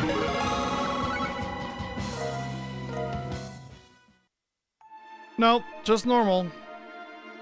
I would never play hard on these games. No way. Largely due to the fact that I seriously doubt they're balanced well. And they're already kind of intermittently oppressive.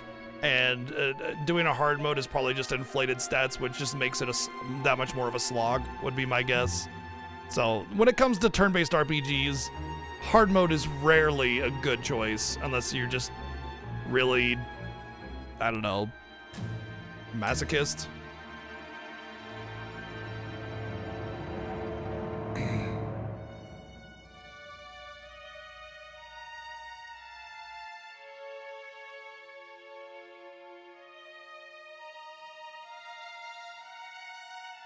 Look, I mean, if you love these games so much that you enjoy doing the hard modes, more power to you. There is no way I would do any of the hard modes so far in any of these. And knowing what these kind of games are, I wouldn't start out on it either. Normally on games I really like, I thrive on the hard mode, you know? When I played Horizon Forbidden West when it came out, I played on very hard right out of the box because that game is amazing and I knew I would enjoy it. And even though the hard mode on that was a little underwhelming because it was just a lot of HP on everything, it was still an awesome experience playing that game on very hard. But games like this, no thank you. You're just looking to get one shot and have to sit there for hours upon end finding the perfect build and grinding just to be able to overcome simple story elements, you know? That thing was crazy. Can't believe we were able to defeat it. But how? Oh, but now. That was a truly delightful spectacle. What's up, DJ? Well, take your reward. You've earned it.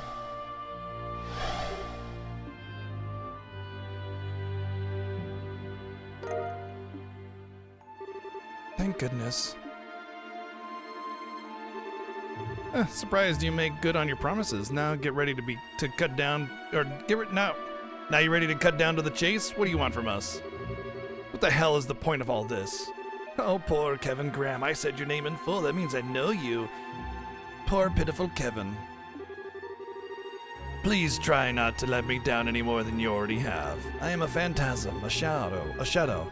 Much as a shadow only exists when there is something to cast it, I too only exist because of something within your number. Huh? Do you grasp my meaning? No, because I'm not a number? Kevin? How could I? You're just spouting nonsense. If you think being all cryptic is gonna confuse us and lead us astray, you're very much mistaken, buddy. True enough. Spouting cryptic nonsense is simply what I do. That is what you believe, is it? Then it must be true. Perhaps I had to go by a different name after all. How do you think Lord of Nonsense sounds? More fitting, perhaps? I said screw you! Yeah, you got him. Good job. Kevin? What's wrong with you?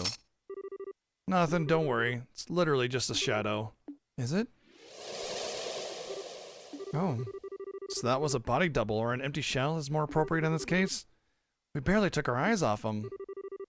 I commend you for noticing. Still, your role in all this plane is now over. Add the wings of white to your number and journey on deeper into the abyss you stand inside. I shall be awaiting our next encounter. Ha ha ha ha ha ha ha. That's me twirling my mustache.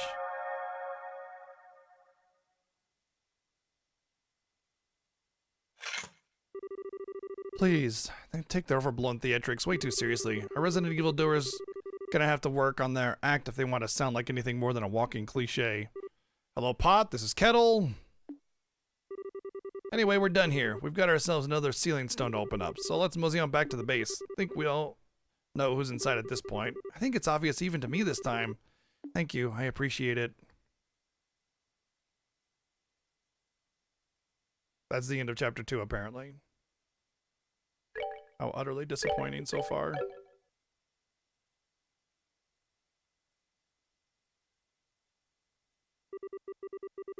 I'm so sorry, Kevin. I failed as your mother. But I'm so tired. I'm so tired. At least this way. At least this way. At least this way. At least this way. The two of us can.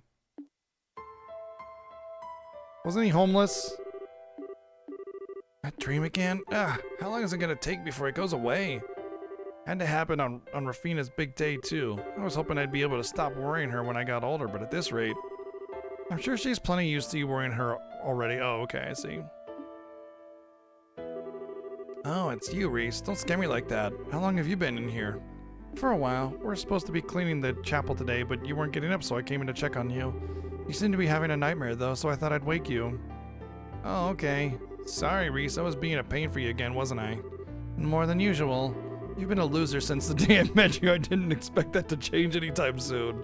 Savage. Ouch, kick a guy while he's down, why don't you? Oh, whatever.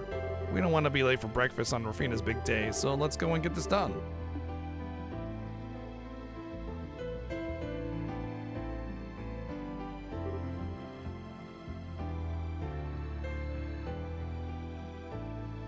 I like everything except for the story on any of the games, personally. So we're kind of different there.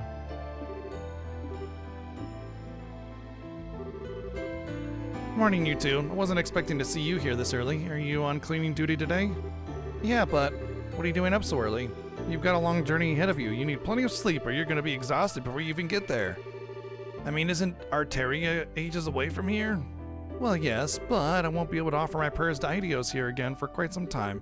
So I decided to get up early and pray for all the days I'm going to be missing too. Seriously, that's why. Hey, as a note for faithful, the church isn't needed to pray. You can pray any way you want to, you know, as long as it's allowed on the property you're on. That's very you. Are you really going to be that busy though? I thought you might be able to come home from time to time at least. Wish I could say otherwise, but I probably will. I've only just become a squire, so there'll be plenty of work in store for me. I'll be lucky to find time to sleep. Never mind, come home. I might be able to squeeze some time into my schedule once I've gotten the hang of the workload, but until then... And that's why you gotta sleep now, while you can. Come on, you've done enough praying for one day, so go back to bed until breakfast or something.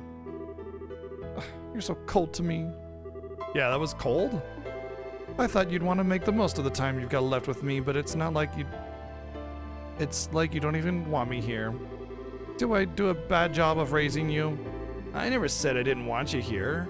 And you might have done a lot for me, but raising me is a stretch. It's okay, he's just embarrassed. He's actually more than happy to talk to you. He's just terrible at showing it. Oh, get over yourself. Is that so now? I should have known. You're such a tyrannical boy, Kevin. They all act indifferent to avoid letting their loved ones know just how much they care. And don't forget, he's at that rebellious age, too. How have I managed to survive being twisted around your finger for so long? Trying to toy with the hearts of innocent young boys a family thing or what? Oh, I'd hardly say young. It's been about 5 years now, you know?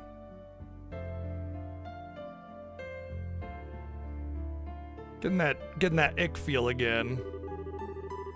Speaking of which, I think I'm starting to get a craving for some chocolate. Maybe I should pick some up on the way to the station. Quincy Bell, of course, for obvious reasons. Taco Bell, for obvious reasons. Oh, their new mint chocolate's my current favorite, and fresh aftertaste mixes in with the chocolate flavor really well. You're like 8, you don't give a fuck about depth of flavor. Get the fuck out of here. You're just like, candy. I'll admit that does sound tempting, but I think I'm more in a mood for the classic milk this time. That flavor will always be a fun little trip down memory lane for me. They're talking about the weird kiss thing again, and it's awkward and creepy and gross. 'Cause of how we met? Kevin, you're disgusting. Why? I think we all get that warm and fuzzy feeling when we look back on it. After all, no, I get creeped out by it, actually. After all, the day you came to live with us, Kevin, was the start of many, many new wonderful memories. I treasure every single one I've made during these 5 years. They're all priceless to me. Then why did you decide to become a squire and leave us? It just doesn't seem like the right job for you. Even if you wanted to be in the church, couldn't you become a sister in the chapel in town or something? Sorry, Kevin. Apparently I've just got the aptitude for it, or so I've been told. I feel like the best thing I can do is make use of that and try to help people in the best way I can. Of course, there's always the chance I won't be cut out for it at all, and we'll have to come home anyway. There's no way a girl as naive as you is going to be any good with the kind of crazy tough stuff you'd have to do. You better come home straight back home once you've had enough. Really? Well, if it does come to that, I'll be expecting a nice warm welcome from the two of you. And with that, I believe this conversation has done a lovely job with helping you procrastinate cleaning for long enough. Should I lend a hand? If we're going to do the job, we might as well do it perfectly and have the whole chapel sparkling.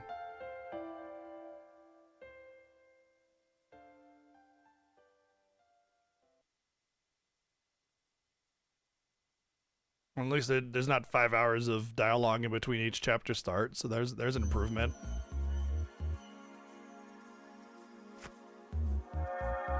Smash! I threw it on the ground! Well, Chloe's dead.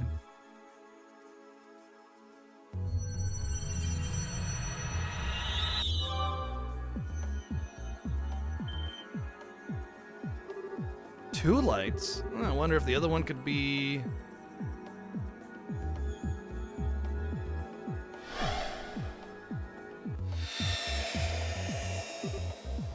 screen. What just happened? Julia, did you not leave for a training exercise on board the Arceal? So relieved to see you safe, Your Highness. I see Sika's with you too. But, I'm not quite sure what's going on. Huh? Yeah, yay, best character. Long time no see. Hi, Chloe.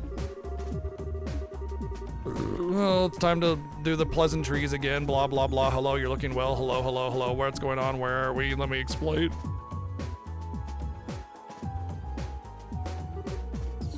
Well, I found ourselves in quite the predicament, haven't we? I'm relieved to hear that the empty Grand Cell you found wasn't the real city, at least, but still.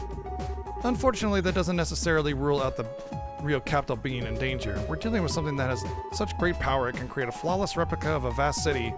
There's no telling how far its influence could extend. Reese, surely there is no need to worry her so. We have nothing to gain from shying away from the truth. If anything, she's helping me better understand the gravity of the situation we're in.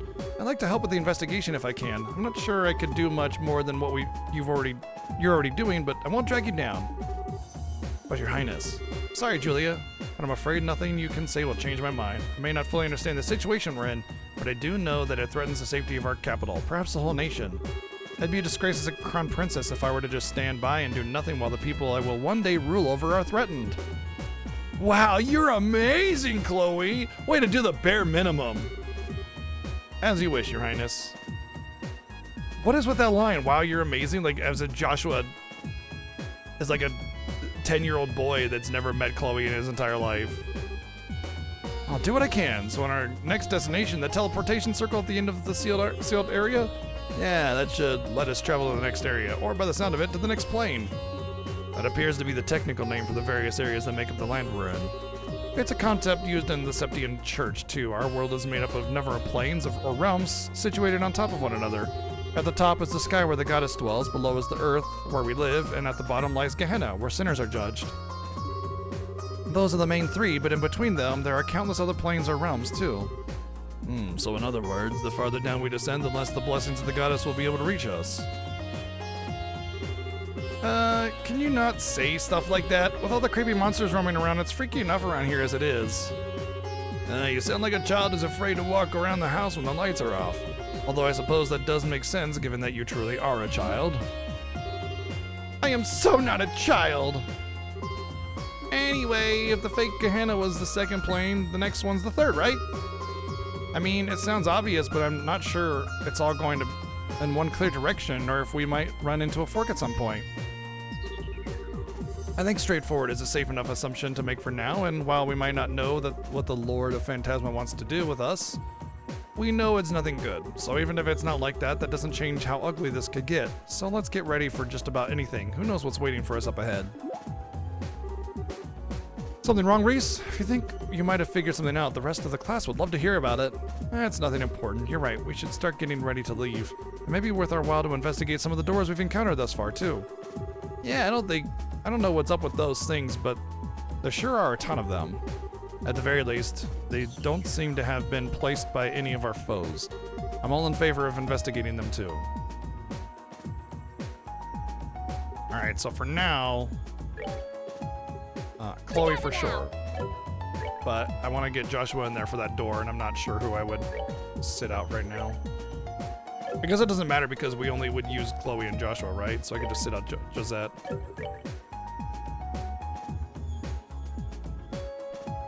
She basically has the same loadout she starts with when you first get her in your party in the last game.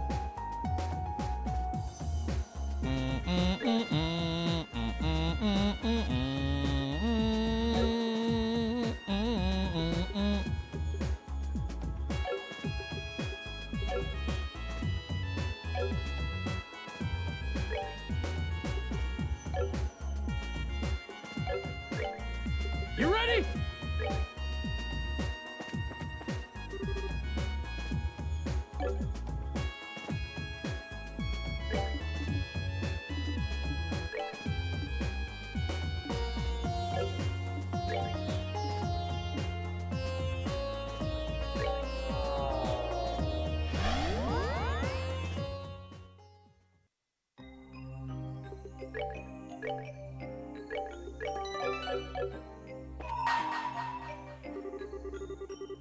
I love how we get to watch this slow scrolling text every time we search the door.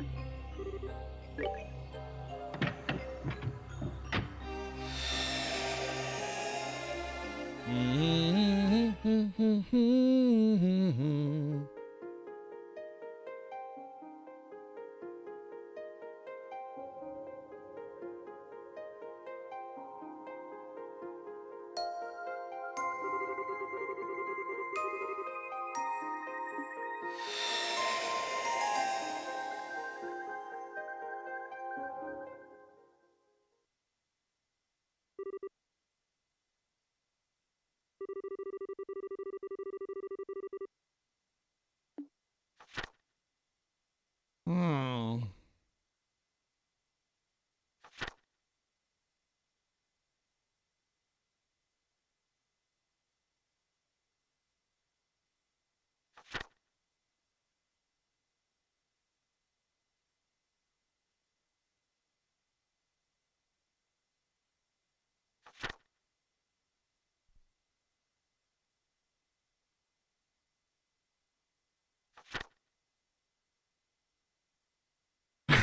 Yeah.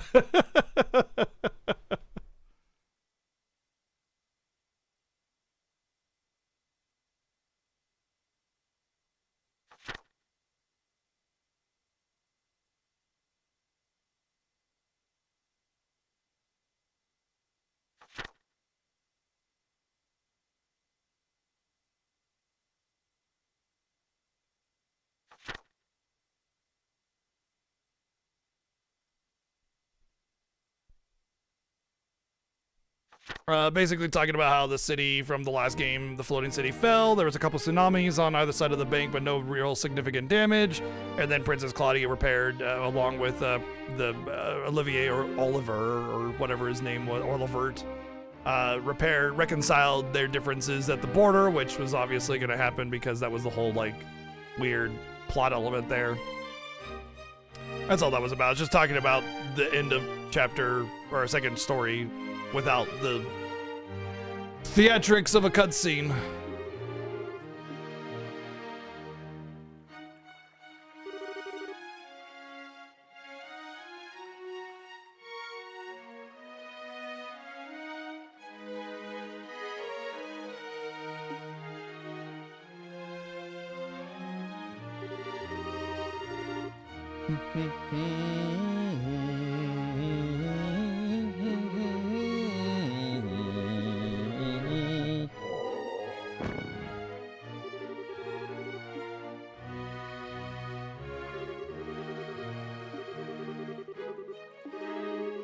I mean, whenever I'm going to an event that has a big meal, like family dinner or something, I usually skip out on eating lunch too. And not just because like I want to eat more of the good food at dinner, but just like I don't want to get there like half full, you know?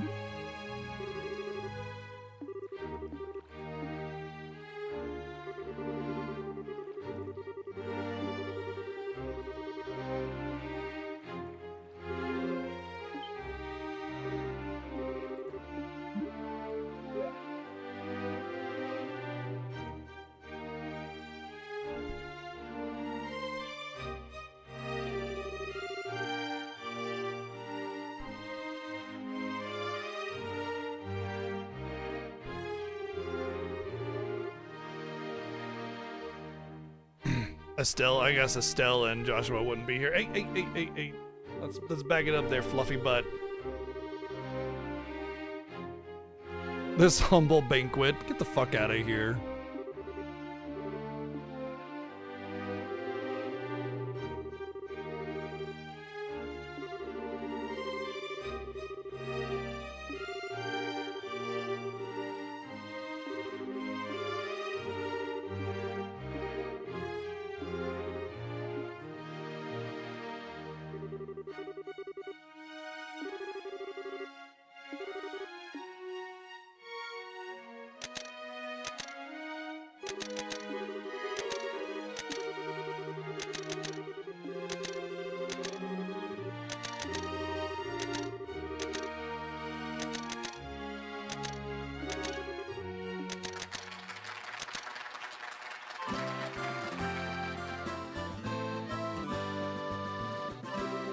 Oh, there they are.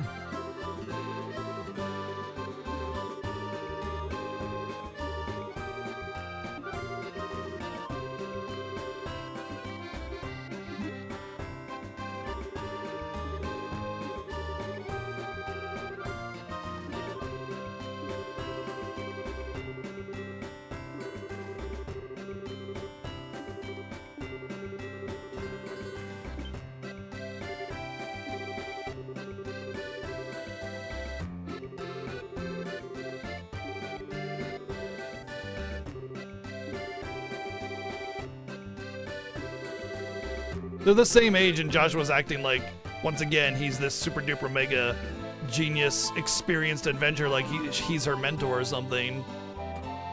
And it's like, yeah, he knows a couple extra things because of his training as an assassin or whatever, but I mean, he's still 15, just like she is. Can only learn so much in that amount of time.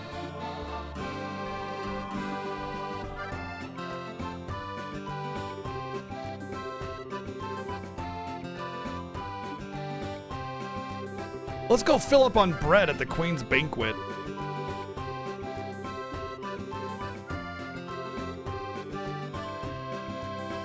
I really also doubt that a Queen's Banquet would be like a, what do you call it, buffet style, you know? Like, they would have servers and everything.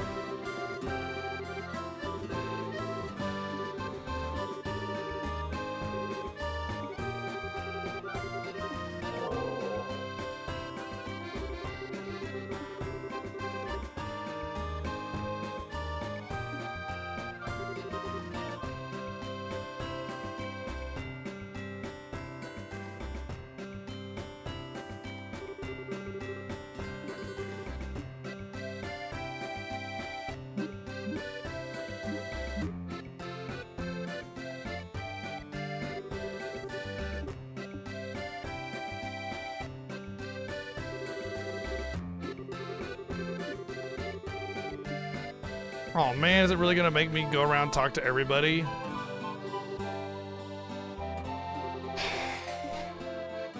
Okay.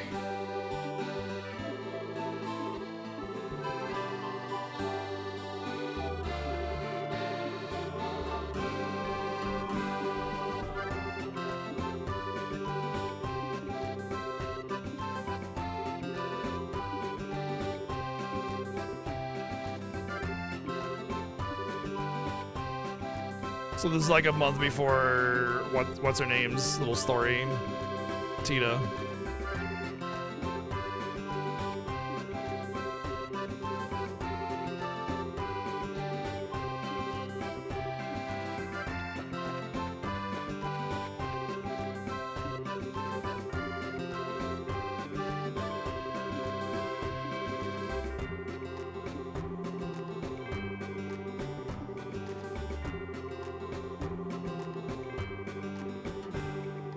This guy's a dick. Like that's his name, Richard, you know?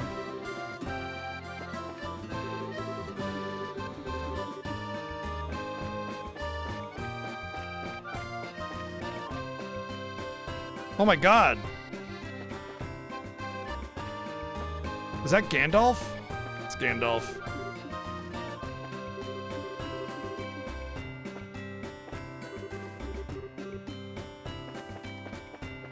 Man. Imagine getting this table. Like you're at a banquet that's supposed to be about socializing and everything, and you get sent to the table down the stairs away behind the trees. It's like they really don't want people to see that you're here, you know? It's like, you guys can go take the table in the corner by the bathroom, you know?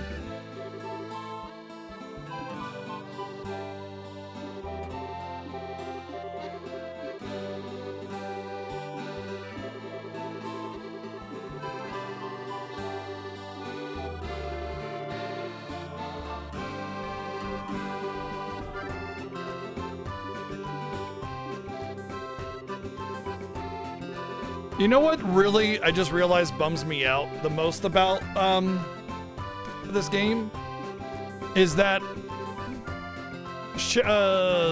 Estelle's growth as a bracer has thus ended. We won't see any more of it.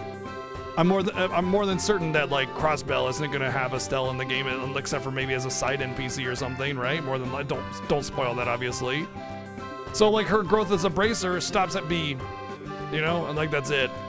You were kind of hoping that, you know, maybe she doesn't make Divine Blade or anything because, you know, she's 15, she shouldn't be that powerful. But like maybe to A, you know.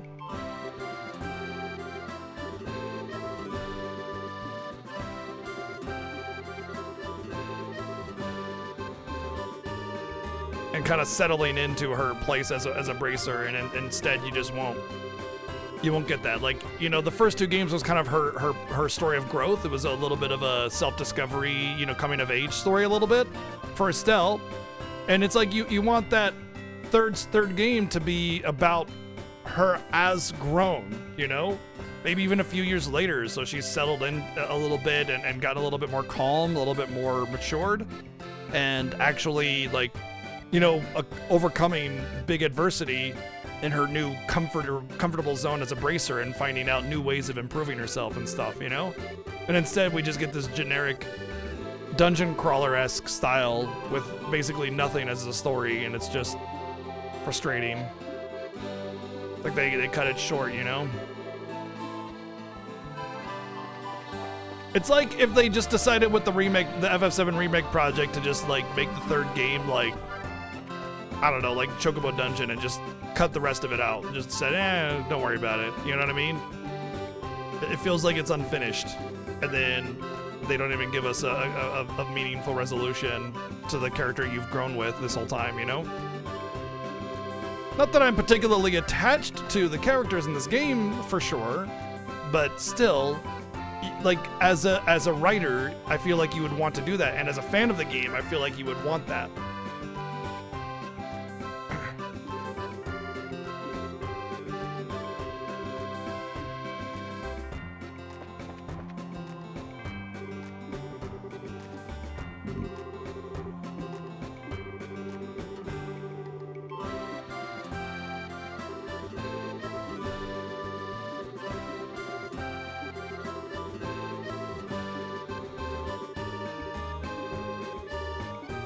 I'm willing to bet that this game isn't really looked upon very nicely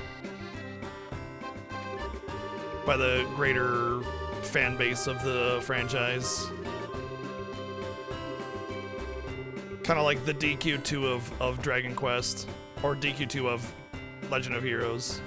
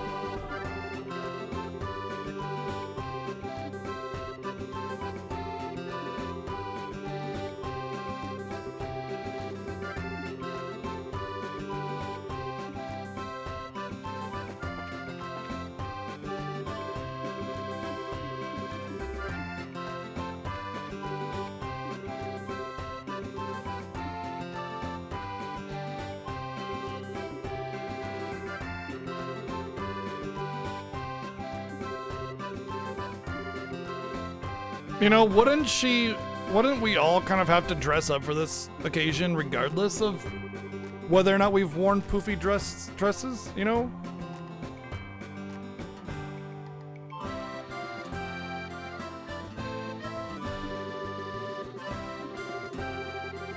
It's like wearing a hoodie and cargo shorts, you know, to a formal dinner, right?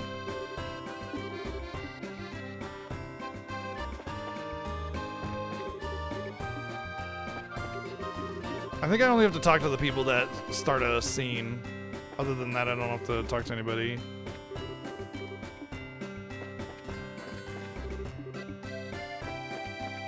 Dun, dun, dun, dun. Yeah, okay, cool.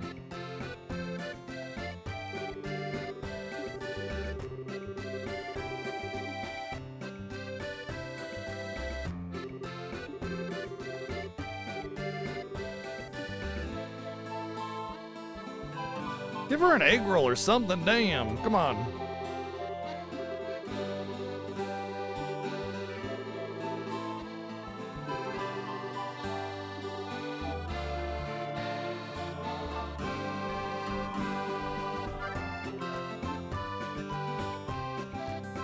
No, I only care about the doors because of the reward you get, which is usually one of those special materia type things that has a unique color scheme to it. Other than that, all of this dialogue is remarkably uninteresting. It's all just talking about things that we already know, and it's small talk, is what it is. It's small talk, you know?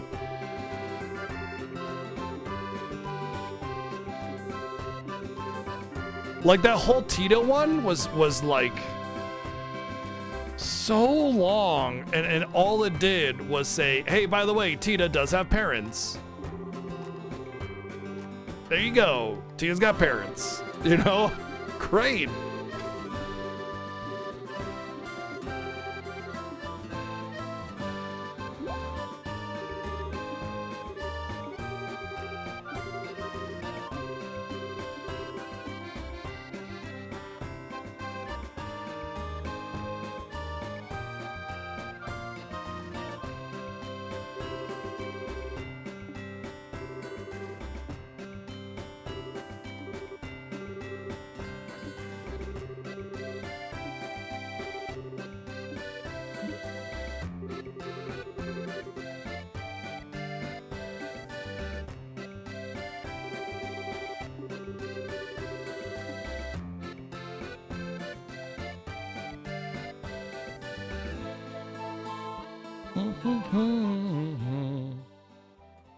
Excellent. Now it's time to steal Estelle's man away from him, giving him a big old smooch. Right? Let's get my chapstick on for the smooching.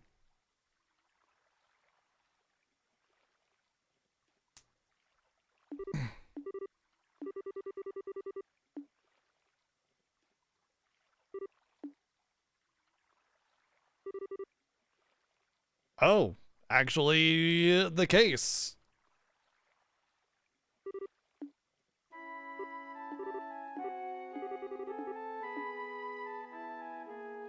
Unless she's kidding.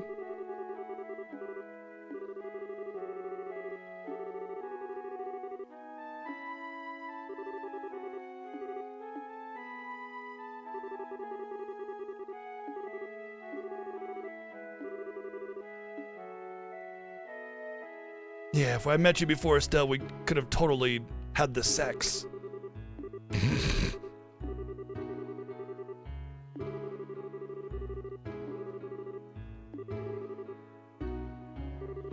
I'm willing to bet.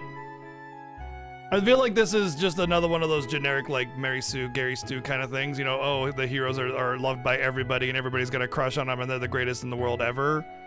If this was an actually competently written story, I feel like this could be very easily changed to a situation where Chloe is too young to really understand what love actually is and sort of mistakenly feels that she is in love with Joshua, but doesn't really understand that it's not actually what it is. It's not infatuation. It's not love. It's just an affinity towards him, but not a romantic affinity. And since she can't really identify that feeling being 15 fucking years old, it just feels like it, and she doesn't know how to address it. And so it's like a mistaken type of thing. But instead, they're gonna just do the whole every girl loves Joshua and every boy loves Estelle kind of thing, you know?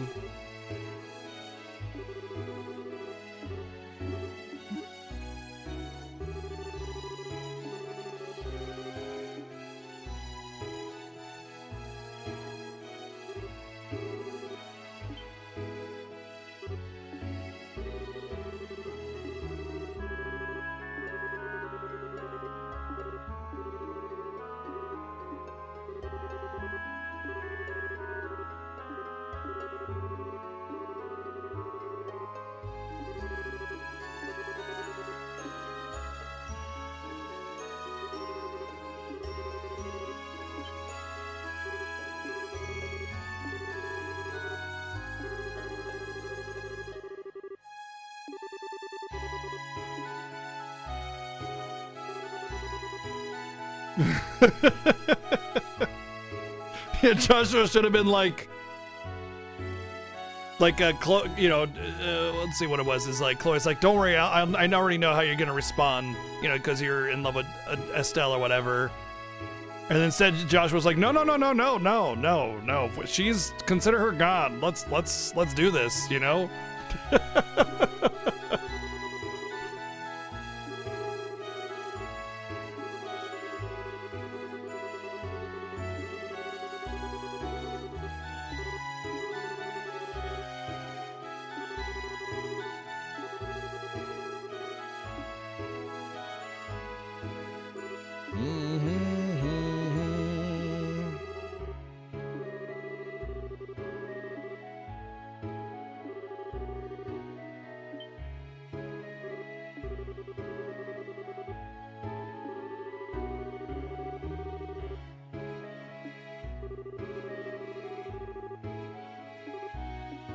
She'll absolutely want to come with him, though.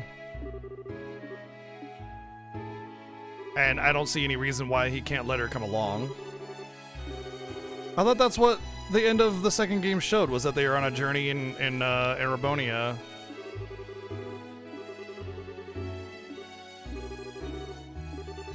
Tee, I'm a girl. Hee.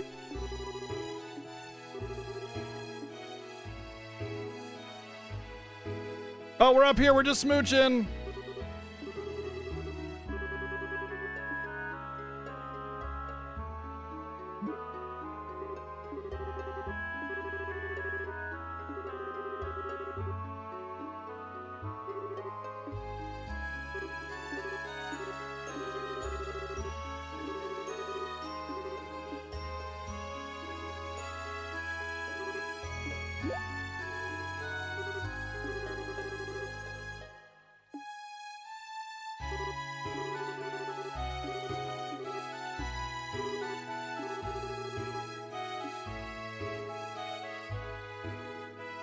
Good night, giraffe lady. With your long fucking neck.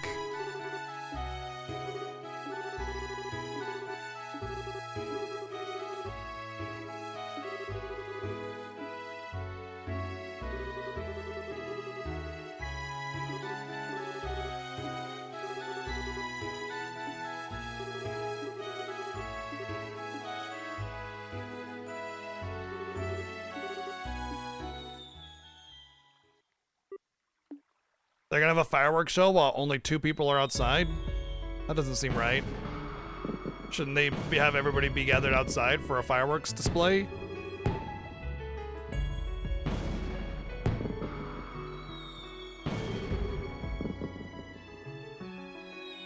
You know, I have to admit, I kind of get disappointed by fireworks displays. If you've ever been to a fireworks display, generally speaking, most of the time, the smoke from the fireworks covers most of the display, and you end up just watching a smoky mess. I actually don't get fireworks, and they're loud, like really loud, like ear-hurting loud, you know?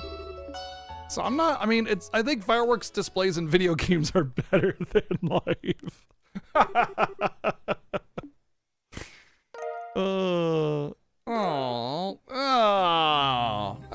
That was not worth it. It's literally a bunch of explosions. They all get smoky. Yeah, you're usually staring up at the sky, which gives you a kink in the neck too. Yeah, exactly.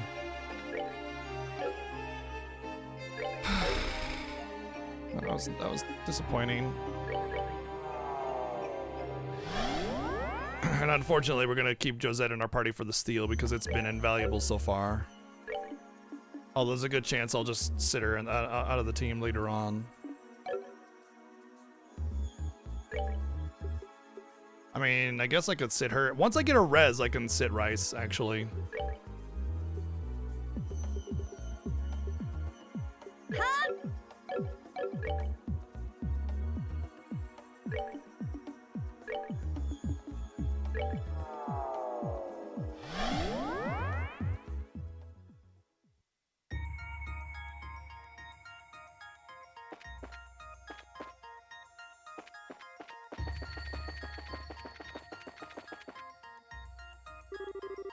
Well, that should take us to the third plane. Funny how this warp ended up being the exact spot that devised to seal the Auriel in the real world. Device? Are you referring to the first barrier mentioned in that report? Yeah, the one designed to temporarily freeze it in another dimensional space, although unfortunately for the guys who pulled it off, looks like even that wasn't enough to stop the Gospels from being able to influence it. I see. Still don't know what happened to the Auriel either. Meanie seemed to believe that the Liber Arc's collapse means that the Auriel itself is no more, but there's no way to say for sure. Didn't they escape with it? The bad guys? Don't think. No. I thought Kevin got it. No. Oh, it was the guy, the observer. The observer guy got it. Don't think we're ever gonna know for sure what happened unless someone catches that sick freak with the glasses and grills him on it. Not that anyone knows where he is right now. Kevin's like, yeah, where could he be? But the report said quite clearly. No one in the church is sure what happened to him either. It's still being looked into. Still, I think it's fairly safe to say that Weissman isn't involved in what's happening right here. If he were, I'm sure he'd be openly reveling every second of this. You all know what kind of guy he is. Like to watch from the comfort of your house, far enough away your eardrums don't get damaged. Have a great view from your house and local fireworks. Yeah. He doesn't really have anything to gain by wearing a mask like that, I suppose. We've got way too many unanswered questions at this point. All we can do is keep looking for answers. The less we know, the more we have to be on guard, though, so we'd best be careful.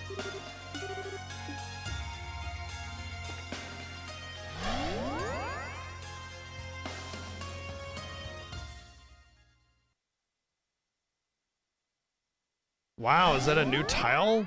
But just basically the same as all the other tiles, just gray. Gray-blue. Where are we now? Something similar to the Jade Corridor by the look of it. It's the... I don't know what you would call that corridor. Gray corridor. Oh, JK. Gold and silver roads now. Never mind. Same thing. Don't expect there to be any unique tile sets. Gold and silver gate. Well, this is foreboding.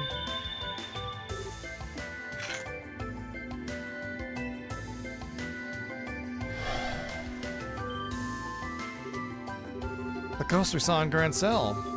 Visitors from afar, bearers of the Grail emblem, can you hear me? No. Before you stands the entrances to the twin corridors. Proceed through them both in sync, or never shall you reach the dark depths beyond. Oh no. I dread what is to come. I entrust their operation to the monument before you. Step forth into the corridors, the power of the Grail with you, and move onward. Now I know why we're getting so much Sepith. But beware, once you have stepped through the doors, the trials must be completed. Now I know why we're getting so much Sepith. It's gonna make me build 2 teams. It's probably gonna keep doing that too. Well, that's one question answered. That voice we've been hearing all this time was hers. Although now the next question is, who is she anyway? Whoever she is, she gave us some valuable advice on how to proceed. Step forth in the corridors, the power of the Grail with you, and move forward. And I say we take her up on that advice. Moving in sync means we're gonna have to split up though. Or more like Rice and I have to each take a door at the same time while you guys tag along with whoever. That's how I look at it too. If we don't do it this way, she said, I doubt we'll be able to advance. They sure aren't making it easy for us, huh? That means we're gonna need to divide us among 2 groups, right? With all the stuff we fought so far, going up against a new area with only a couple of people feels dangerous, don't you think? Why not ask the rest back in the garden to help us? That way we could form 2 groups of 4, and that should hopefully be good enough for any challenges up ahead. But the voice said that Kevin and I needed to be the ones who stepped through the gates. Sure, but that's all she specified, and you and me needed to go through different ones. She didn't say anything about what these guys have to do. Plus, there's no telling what's waiting for us on the other side. We could use the help. I mean, on one hand, I'm grateful that they give us a reason to use all the characters, because that way nobody lags in level or whatever in case I'm forced to use somebody down the road, like during one of the door challenges or something. But on the other hand, it means spreading my resources thin. All right then, thank you. I'd be more than happy to help. So, what should we do? Should we call everyone here right away? Even if we did, I wouldn't blame them if they wanted some prep time before heading out, especially since I've got a hunch that once we go on these gates, there's no going back. So instead of calling them here, let's go back to them. Then we'll all come here once we feel up to the challenge. The dungeon display requires you to form 2 parties with Kevin and Reese as their leaders. In order to advance, each of the characters you have at this point will need to be placed in one of these 2 parties. Furthermore, after beginning the dungeon, you won't be able to return to the garden until it's complete. To begin exploring, inspect the monument at the start of the 3rd plane and choose Explore 3rd Plane. So, where do I...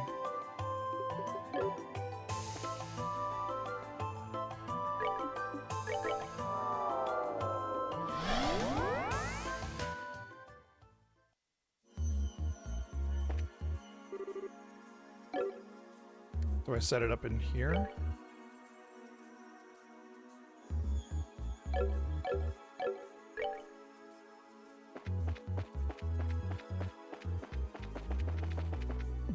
It doesn't say where to set up the party.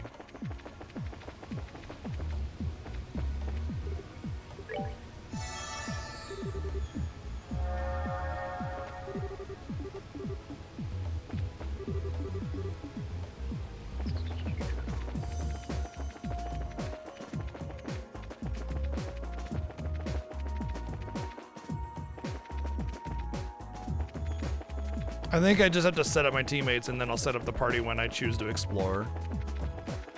I think that's what it wants me to do. Well, I probably got access to new items, so I should shop first. Not a whole lot of Mira, but let's just buy what I can.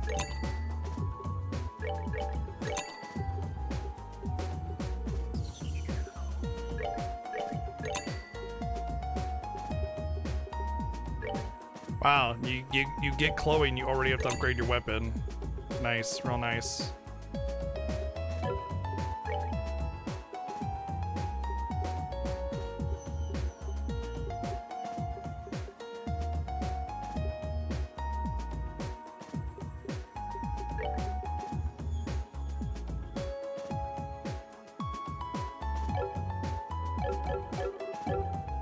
Oh, I've done everything that I possibly can up to this point. I came in afford full upgrade on my main team, let alone my side team.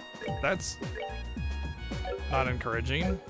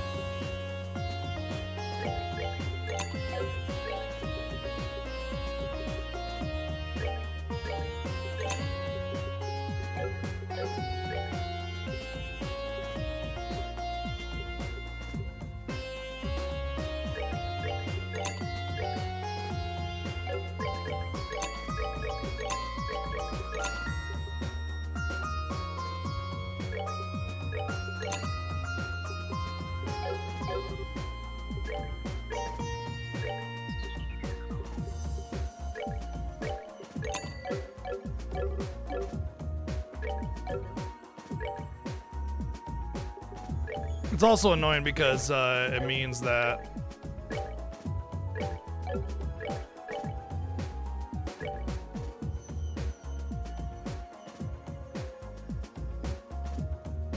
the little materia type thingies, quartz that I got that like prevent me from being detected is not going to be utilized on one team.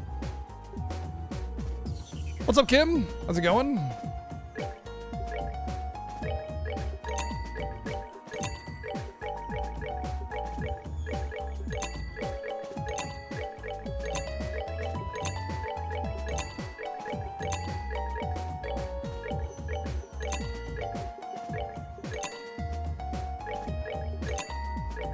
All the old stuff sold. I still don't even come close to buying. Well, I come a little close, but I can't get even a single piece of armor. It's cool. It's only like 200 defense more on the armor and an extra move on the boots, you know. Not entirely necessary, just, you know, hugely advantageous, and I'm not even close to having enough money.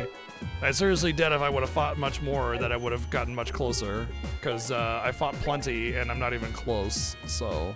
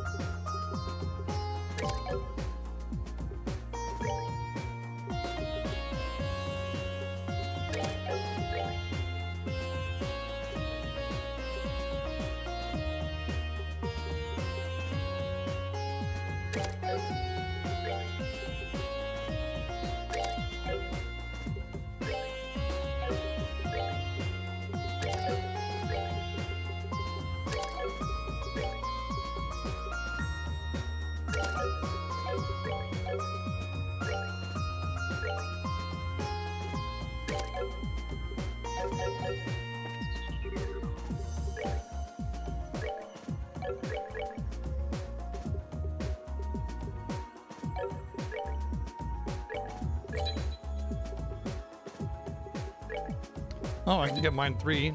Cool. I can get attack 3. Oh, nice.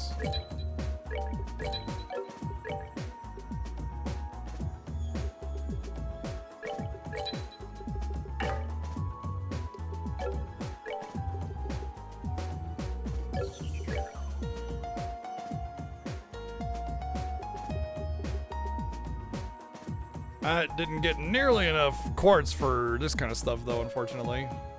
Oh, yeah. You already took it out of the package? Oh, then do that, because, yeah, obviously you got your hands on it, so. But they all came separately, perfectly. Thanks.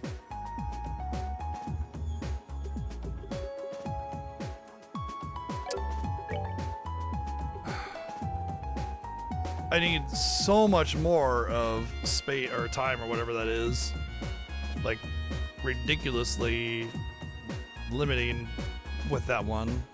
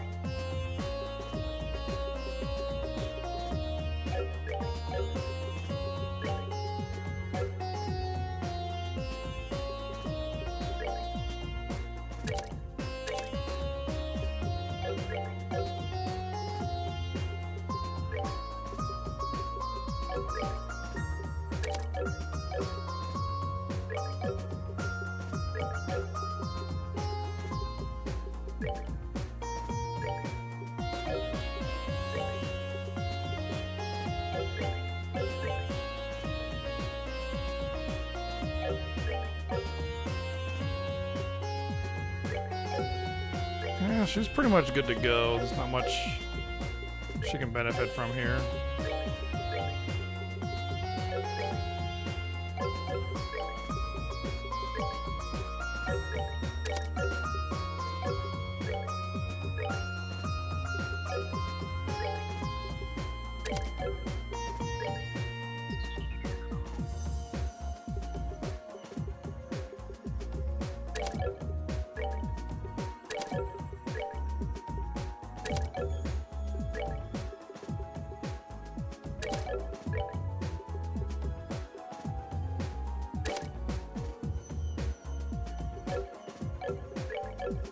I think that'll work for now. Just need to make sure everybody has at least a good balance. And we'll all be without any kind of armor, so that's cool.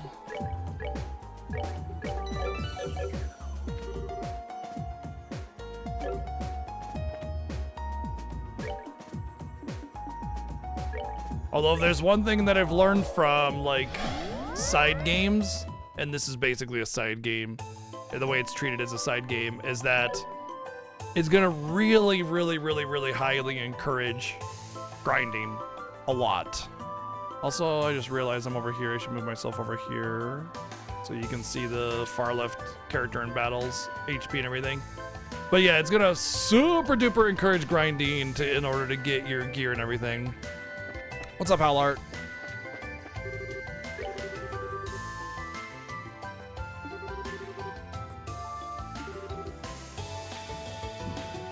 Oops.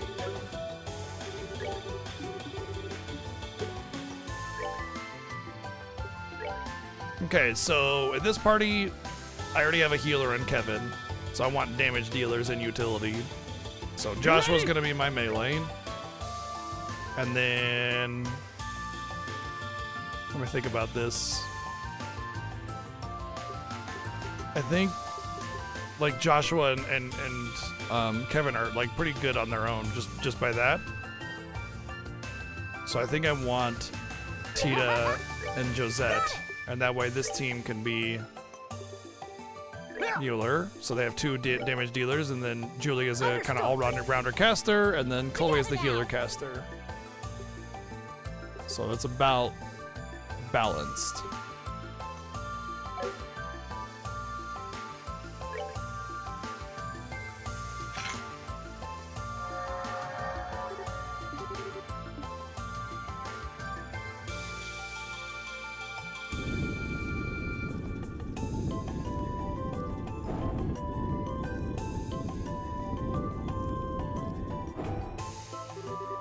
Well, now all that's left is to head through the doors and see what awaits us.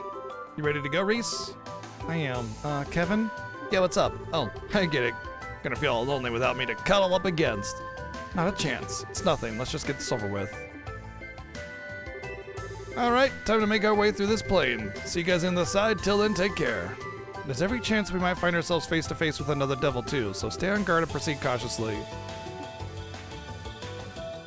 Wow, they actually just said everybody, instead of having everybody do some weird pleasantry.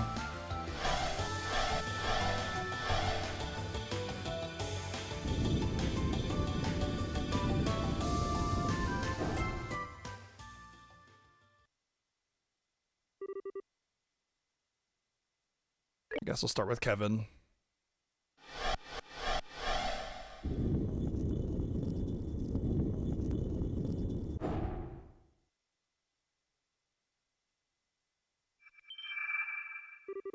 Here we go. Oh no, not kitty cats with drums. Or mallets, I guess. Wait to space. That's one thing that's going to be a little harder to get is space magic.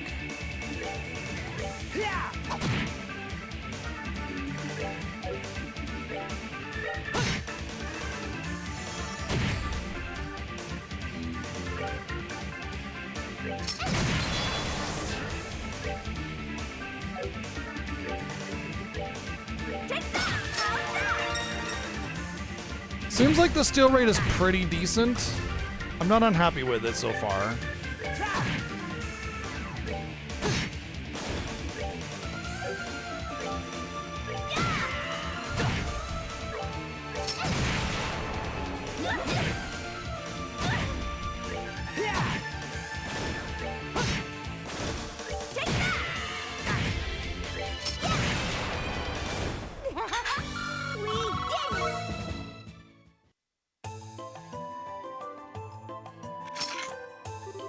Ah, it takes care of them. Just what were they? They weren't ordinary monsters anyway. They reminded me of the prank-loving gremlins that appear in folklore. Perhaps that's what they actually were? It's possible. For skeletons and armored knights and ghosts and gremlins, this place sure is all about that folklore. Well, I wish it was the fun kind. I saw you, Treasy.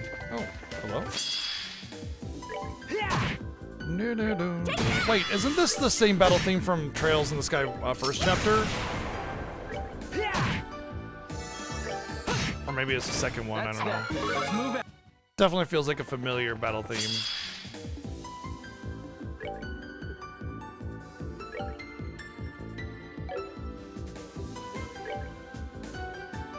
Oh, I have death. I can just flap.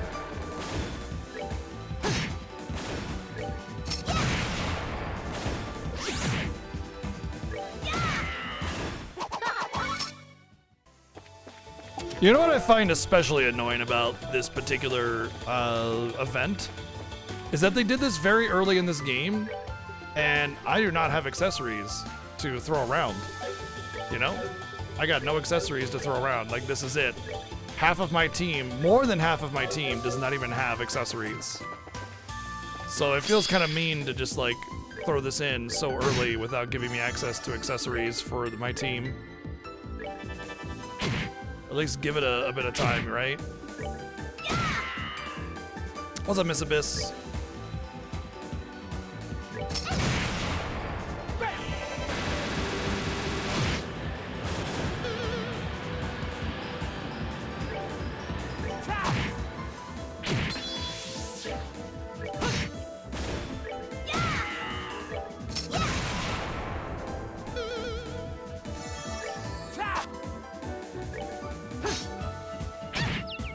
Huh.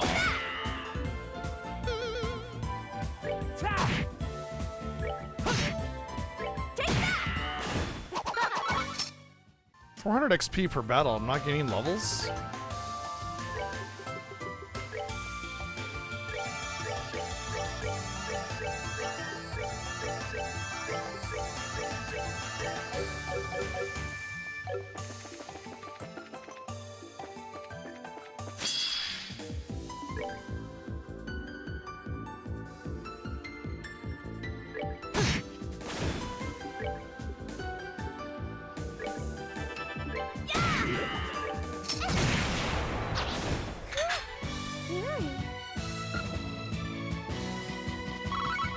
Okay, I guess the Vanish just like removes them from the battle.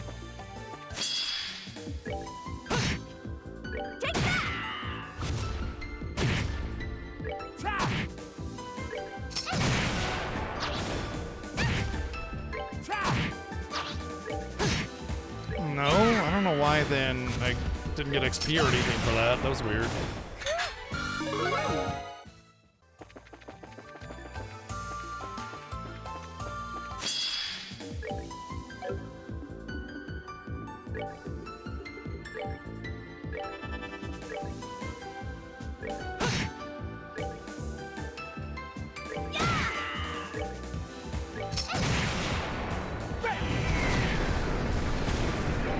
Rip. I knocked him out of the area. Oh, I think the bottle is like guaranteed loot drop if you kill anything on that one, like the Sepith one.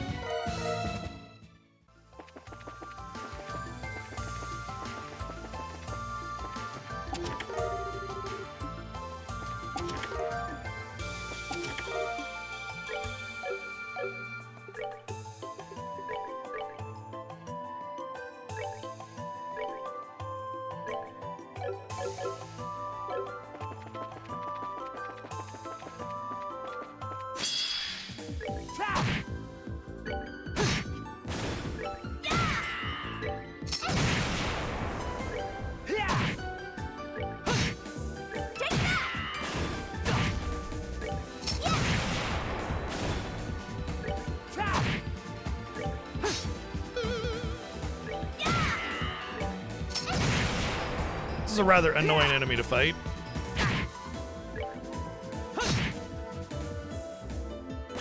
He just has high evasion and just sits there and buffs himself the whole time, just making him really hard to kill. feel like this is the right way, so let's back it up. Came from here. Those are my choices, yeah.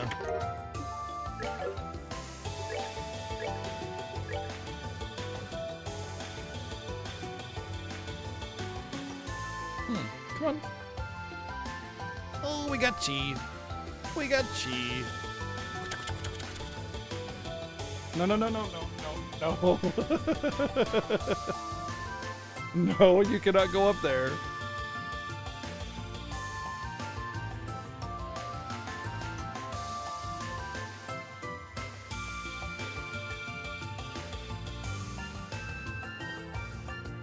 This is an interesting accessory. It's clearly meant for a damage dealer. The only thing that I really don't like about that is reduction of magic defense. But that 200 attack is quite a bit. I think I should definitely equip that. I wonder if they actually made accessories interesting in this game finally, because in the last game, the accessories were quite boring. I mean, I think they were decently designed. A lot of the accessories had like dual status immunity with a little bit of stats or something like that. Those were like the better ones. But also, all the other accessories were pretty bland, you know? Not a whole lot going on there, so. Although I will say that it feels as if the developers were afraid of making accessories strong, which is why that one has a lot of good qualities to it, but also a lot of really significant bad qualities to it.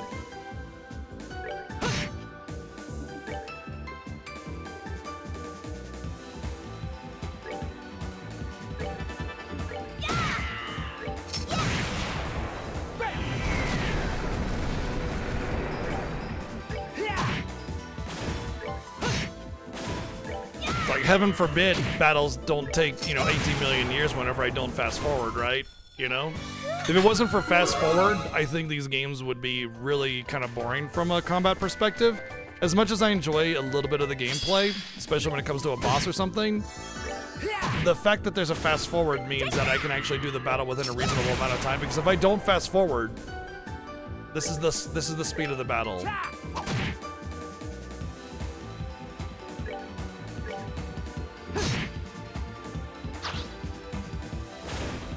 Isn't this painful? Take that! It's painful. And that's not even considering the menuing that I might do when I'm looking for an ability or something. Or a longer spell animation or something.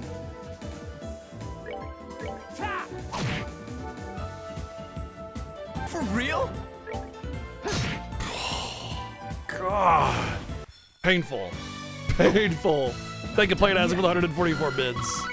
For real? Yeah, for real. Very painfully slow. Thank you for another 144 bids. Thank you. So yeah. For real? The fast forward makes this pretty tolerable. For real. Yep. For real? Yep. Yes, for real. Yeah, for real. Thank you, Cat Play It As for 2 more 144 bid cheers. Thank you. Yeah, God of War Trilogy is getting some love there.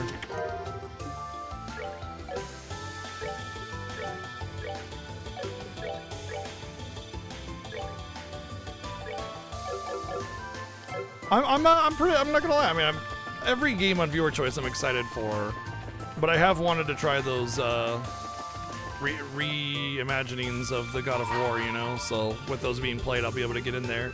Bring me the man who talks with his fists. Only then until the door opens. In again, apparently. Hey, how you getting along? Ooh, AoE death. With the death tab or whatever, Tita becomes quite valuable in the right circumstances. White bracelet plus. Anything that says plus, I'm super about. ATS plus 100. Move -1. Prevents blind. Gosh, this is interesting because... Wow, Josette's ATS is actually decent? Huh. Well, she doesn't really care as much about move, and preventing blind is good too, so I'm gonna put it on her, but weirdly, her magic power is like decent. I might actually have to care a little bit about what kind of magic she gets. I mean, it's the same as Estelle, right? And Estelle as a magic caster was great, so that's the same thing as Estelle, which is 3 and 3. So you just get a good one here, although this has to be Earth, doesn't it? So I'd have to find a good Earth one. That's not just straight up here's Earth. Although, that does guarantee that if I put blue and green here, that then she'll have res. Yeah. So there's that, actually. Josette might be a lot better than I initially expected her to be. So I can... Why that's a good thing is because I expected Josette to basically just be my stealer. Basically, I have her so she can steal from enemies. But if she's also able to do decent damage, because when I first picked her up, she could not do decent damage. But I gave her a new weapon, and her damage is great now. So yeah, maybe I just hadn't gotten the right gear for her yet.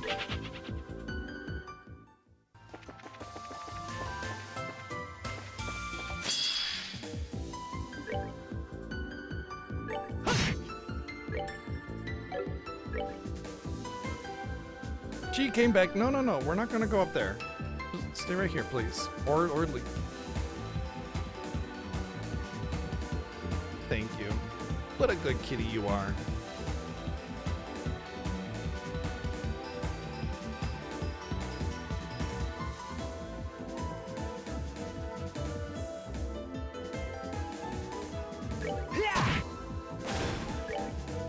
So her attack is decent.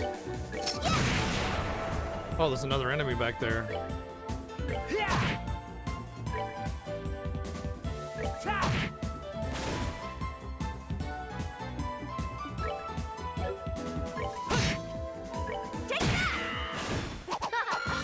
Now that she has a decent weapon, right? So yeah, Josette's not going to be a liability. Not to mention she has that 30% defense thing. All right, what's next?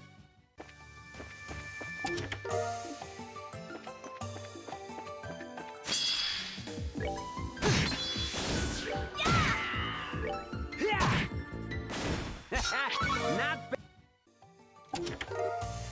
Skull Pendant just is death prevention. That's really scary to get that, honestly, because it means that death might be coming in. Well, we've already seen death.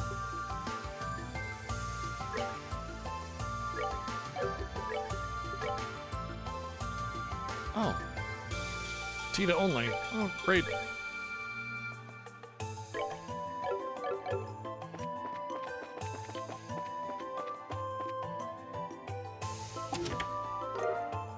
Ion bow. What's this doing here? What's wrong, Kevin? No, it's just impressive how nice this bowgun is. I'm gonna get some good use out of this baby. My guess is that this place is a manifestation of our memories and stuff. So things that we can like think about and remember are able to be manifested within the world. So something like this, which is probably some kind of like artifact, you know, we'll end up getting them. Wow, a weapon with more than just attack power. God, the gearing in this game is way better than the previous games. The gearing in this one is significantly better than the previous games.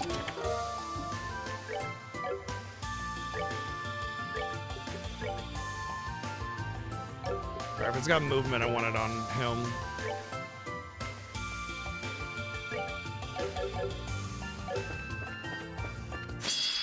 The gearing on the previous one was like...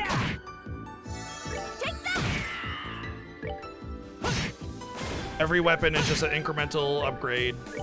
Every armor is an incremental upgrade with a few exceptions. And then... the accessories, while some of them were decent, most of them pretty underwhelming. But I'm seeing weapons with different functionality, like, you know, different stats on the weapon that are more than just attack power. And, accessories with some actual meat on them, you know, all sorts of stuff. What's next? And this is early in the game. I expect there to be more of this as we go in deeper.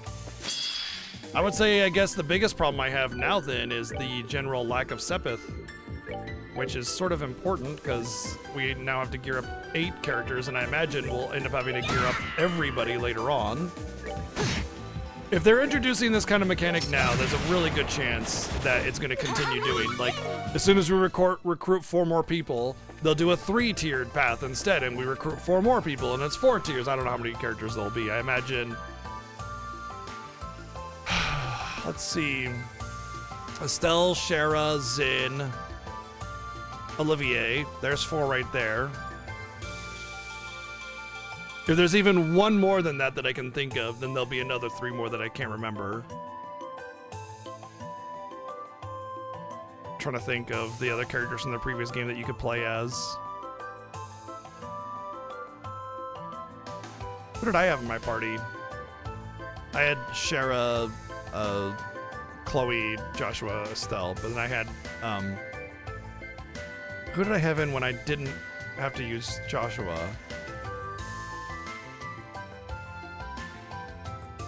I'm forgetting somebody. Oh well. Anyway, that's my prediction, is they're gonna keep doing these multi-path things, and it's gonna be the design of, the general, like, greater design of the dungeon, not just run around. Oh yeah, Agate, there's one. But he wasn't in my party, so there we go.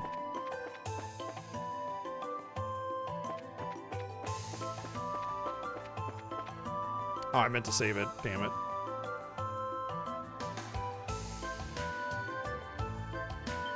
Isn't Zin giant fist dude?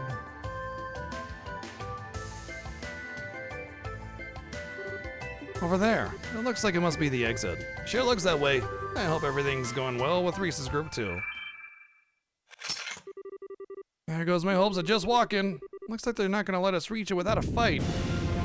We're gonna get this same dialogue every time something gets summoned on us. What? Reese?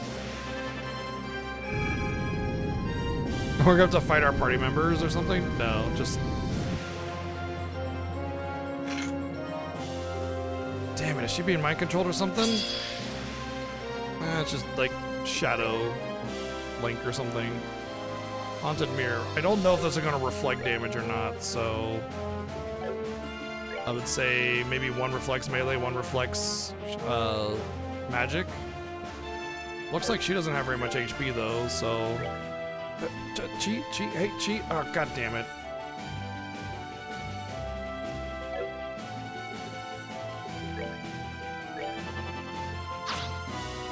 Good start.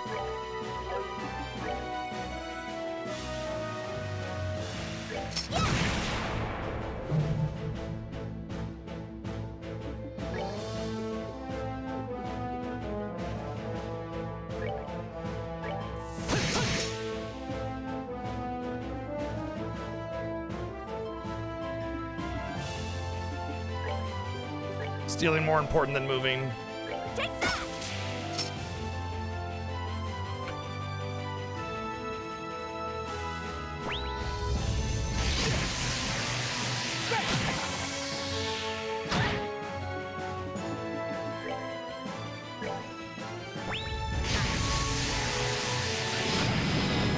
Alright, no longer is stealing more important than moving. That was a lot of damage.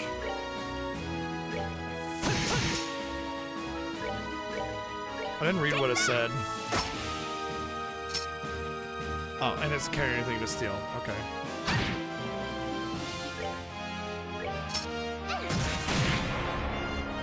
Let me guess, reflect? Yep. Called it. Oh, cool. She gets to persist even after we've dealt fatal damage to her. Hey, cheat.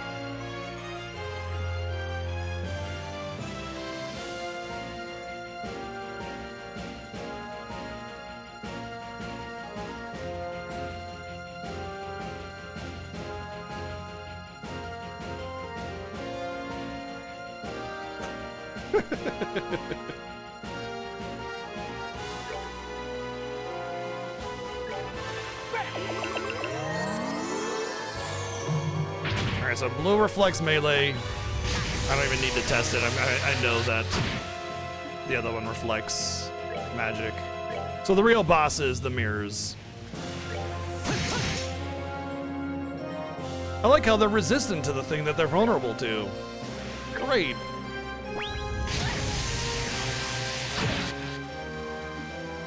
Hey, welcome back, Chi. You want to not go underneath the desk now, please? Or behind the desks, rather?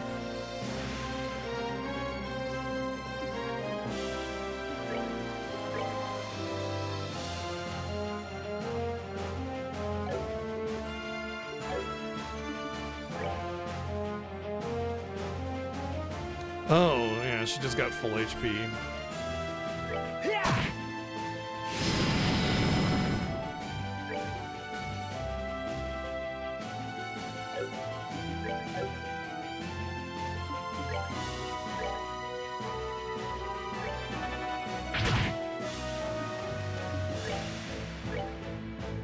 Wonder if the mirrors have anything to steal, though. Okay, that's not a bad thing, but not worth stealing from everything for.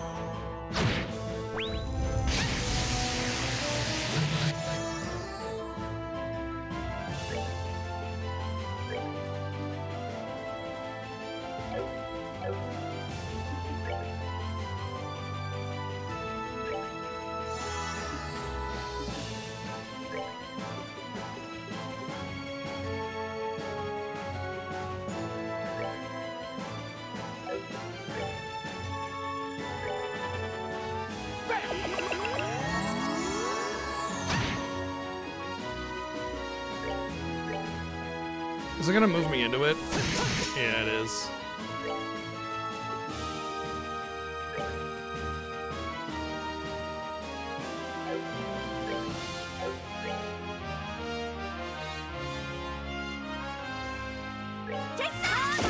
Oh, wow.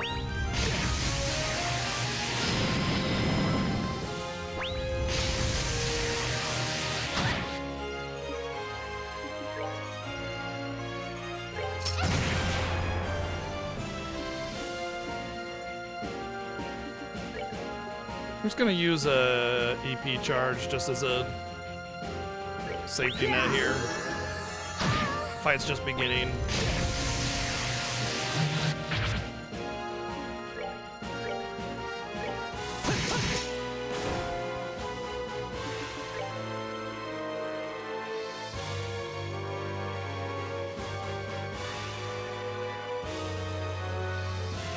Why are you being all weird, Chi? What is it?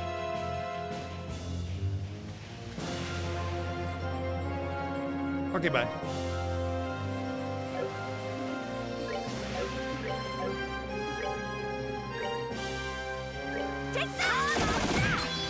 There we go.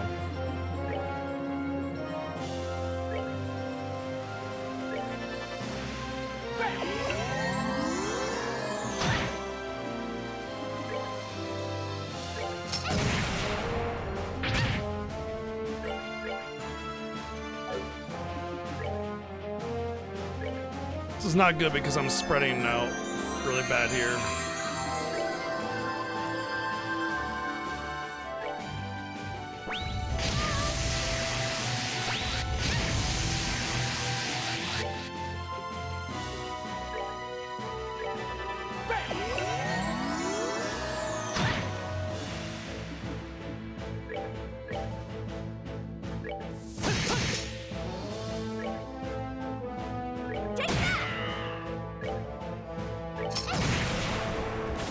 Good news is that all the melee— oh, the mirrors knock me around anyway. I was gonna say I could just kind of group up a little bit, but I don't think it's gonna do me much good.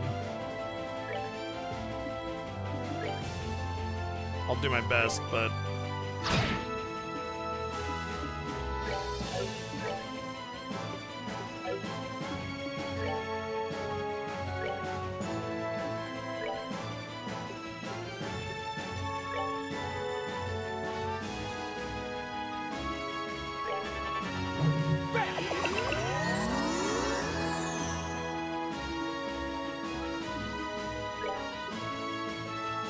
It's like the 5th time you've come back up here, G. What do you want about?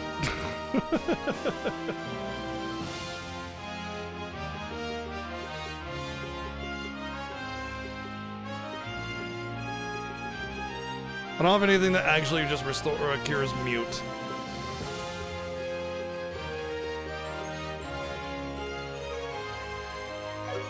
So she is worthless right now.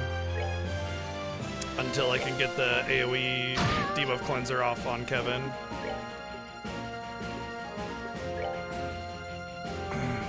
Not weak to anything. So I should just do what's cost effective.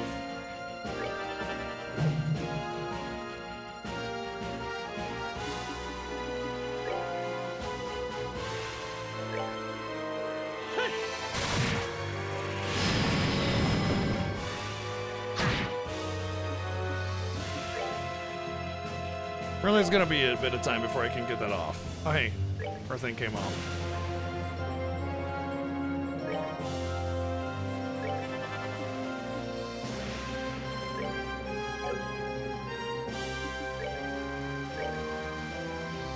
Come on, let's do it!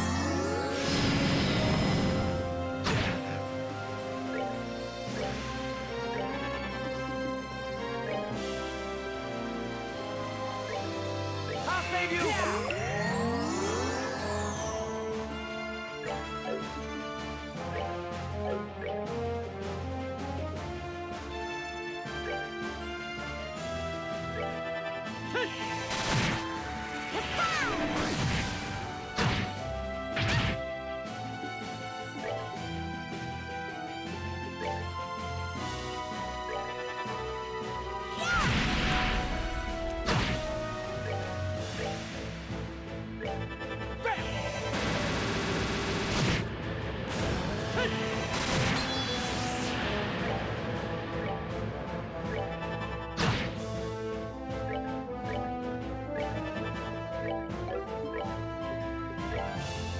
I'll save you!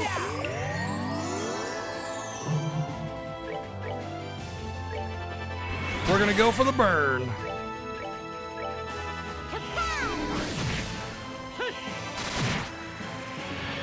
We should not have gone for the burn.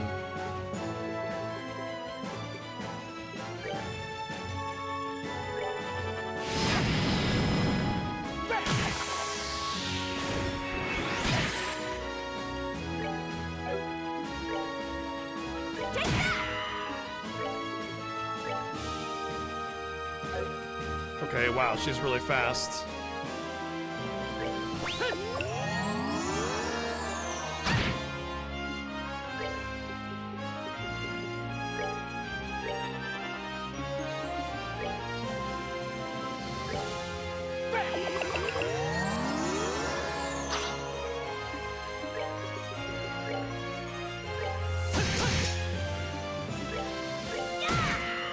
Oh, whoops, she had the defense down special. And I meant to, I was thinking I needed to use that, but now it doesn't matter because it's pretty much over. Okay, maybe it's not.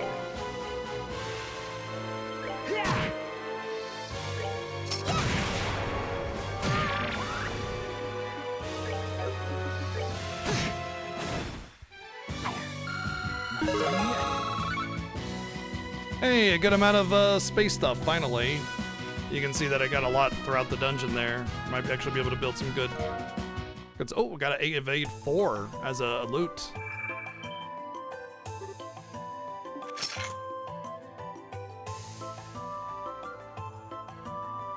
Oh, we got a crystallized pea. It's warm.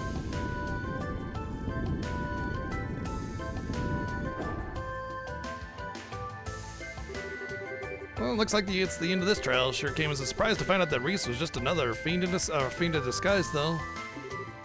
Yeah, I thought she was being mind-controlled or something. I've known her for a long time, and if I was fooled, it's no surprise that you guys would be.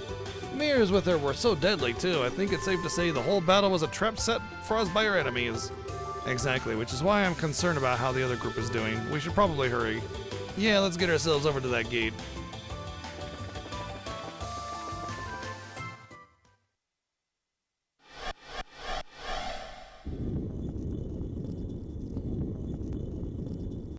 that a monster or like a bow on the ground? I can't tell. Probably left or the wrong way though. It's gonna be an inverse of that dungeon.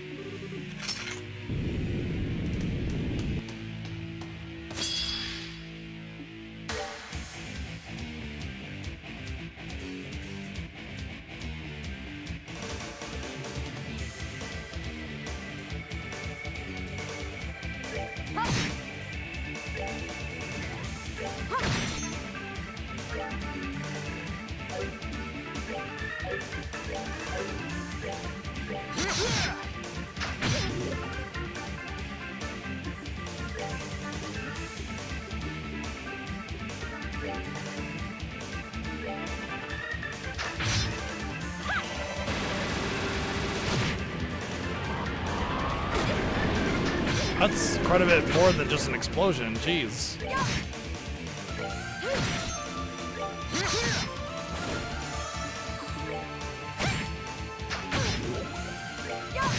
Apparently Medusa's in this game's universe poison instead of petrify. Well, that takes care of that.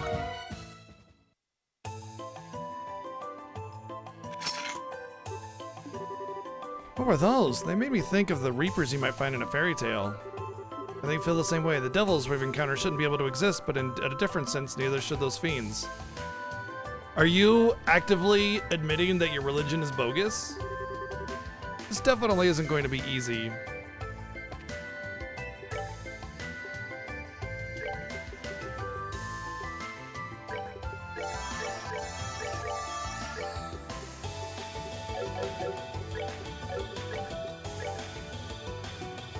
Okay, so she has the AoE.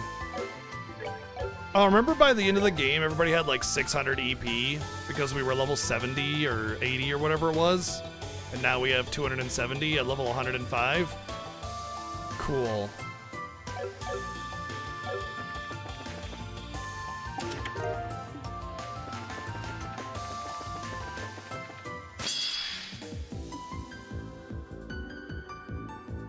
That bird over there is just like...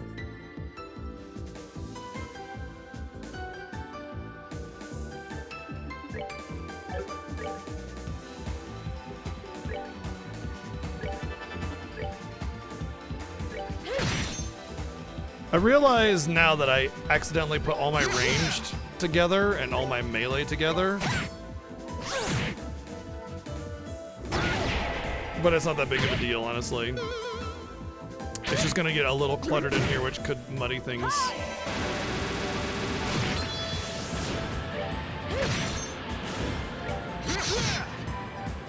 I like how Mueller still beats ass even when he's minied.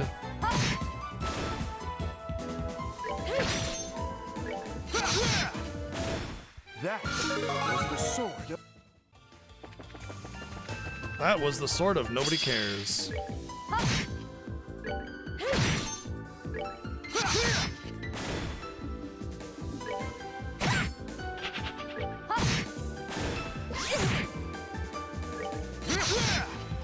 There is nothing my... Right, this party won't be able to preempt. What is this thing? Ares pot. We've never been able to kill one because it always runs away.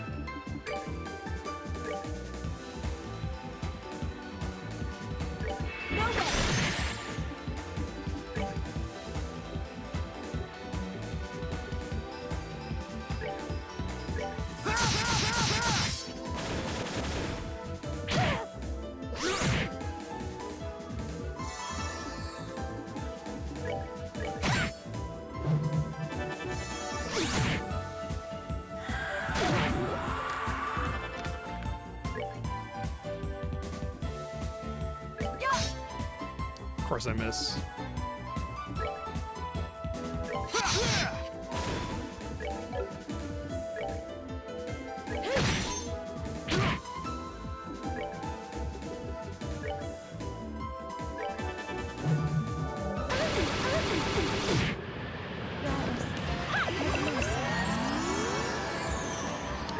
I'm getting that feeling I got when there was this period where in the last game where like the enemy's speed started to really outclass my own.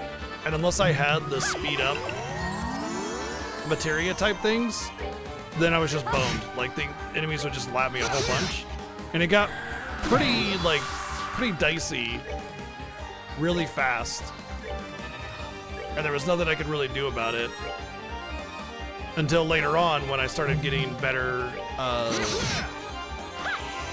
builds, like items that allowed me to actually unequip certain items in order to equip the speed up ones, and I got enough Sepith to actually support that build. For the sake of my memory. And that's wow. That's where I feel like I'm at, where I can't keep up with the enemy's building speed, you know? Also, I can soft lock in here, I just realized. Because once the trial starts, you can't leave it, right? And I only have 2 rezzing items, and I have no rezzing spells, and Rice is my only rezzer as a skill. So why do they lock you into this kind of thing? Really dumb.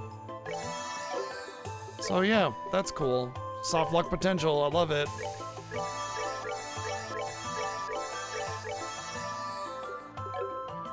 It's the same thing they did when they took away all your magic in the last game and then didn't give you access to vendors.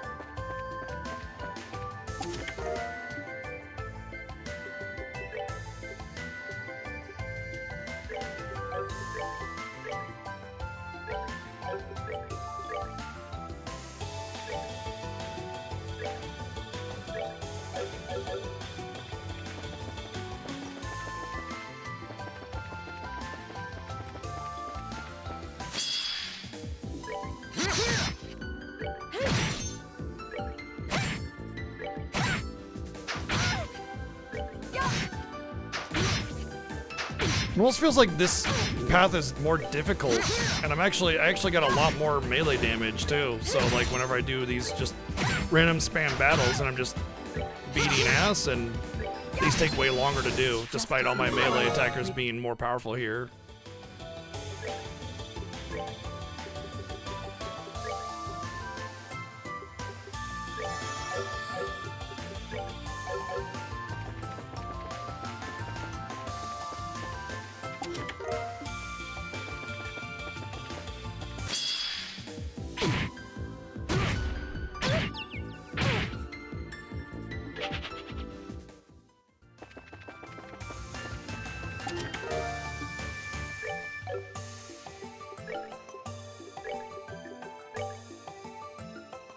That's it? Really?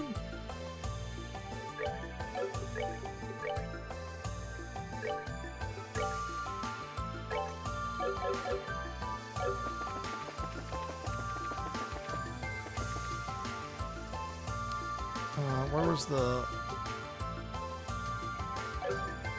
mouse cursor keeps setting itself up on the top there, and that's how the menu is activated. Oh hey, I don't even need to guess which way is the right way or the wrong way. The game just gives me the map. I'd forgot about that. I mean, I hadn't forgotten about it. It was more like I hadn't needed it, and I was trying to figure out where I needed to go. I hit the map and realized that it uncovers things automatically, so I don't need to worry about discovering map, was what I mean to say by all that. Okay.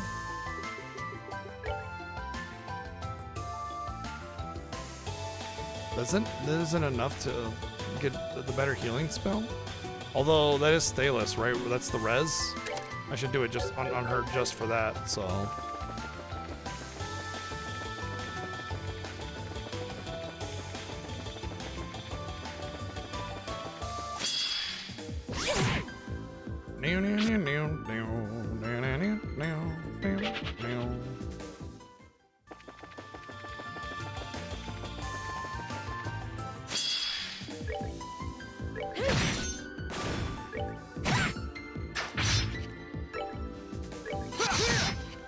Oh, yeah.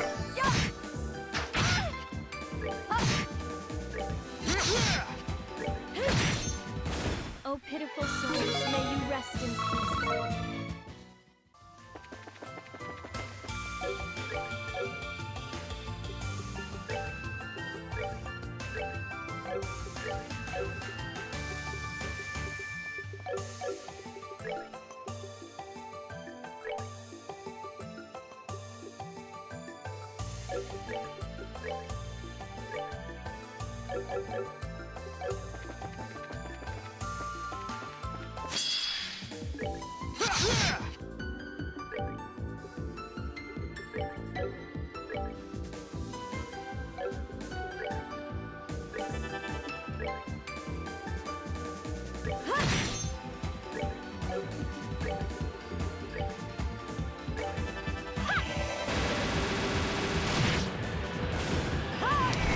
Really, the only one that actually died was the one that I had the AoE on, so I missed AoE on a lot of the other enemies because of it.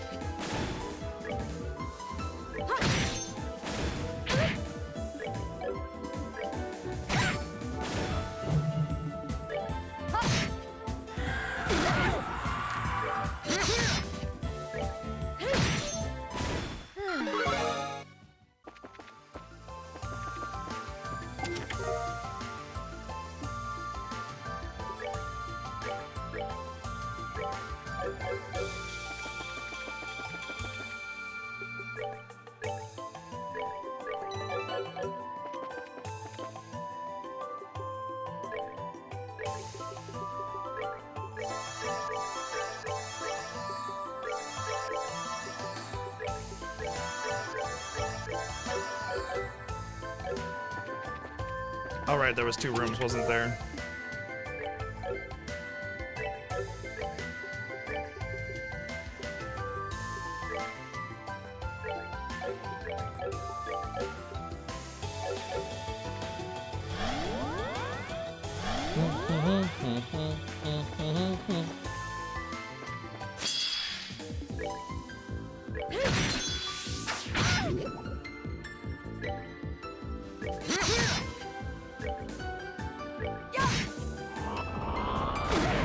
This is bad.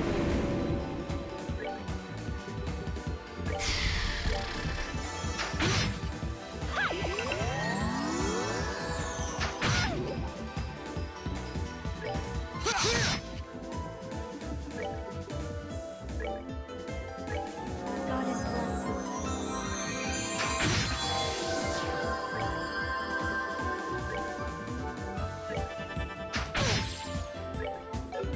I didn't realize that explosion that they do also has a chance to death. Just more of that nonsense stuff, you know?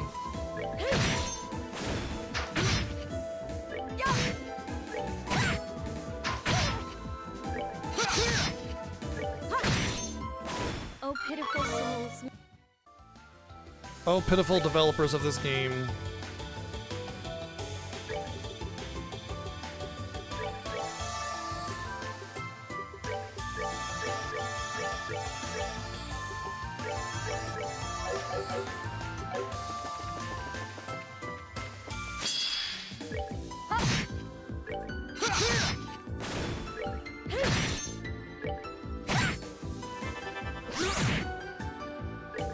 Sleepy time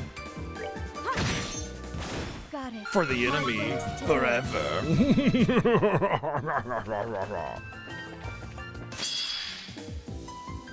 You know, I don't want to fight you, so bye.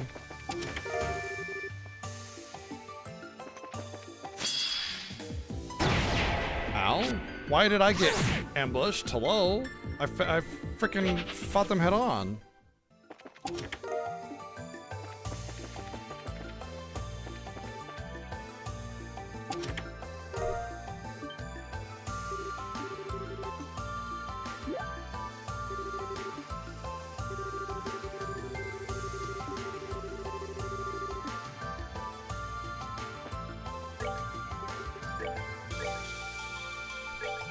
Same basic thing.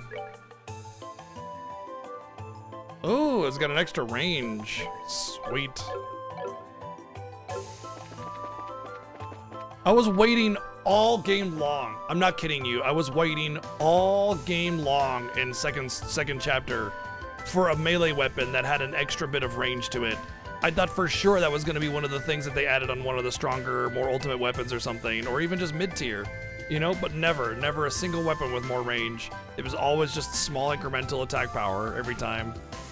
What's up, Kamen Rider? It's Honestly, because of me enjoying the gameplay of Trails more than the story, I'm weirdly enjoying this more, but the design is still very obviously like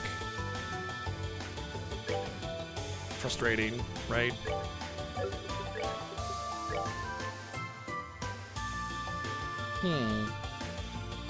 This one, see, this is a weird accessory because remember that one that gave me 600 magic defense?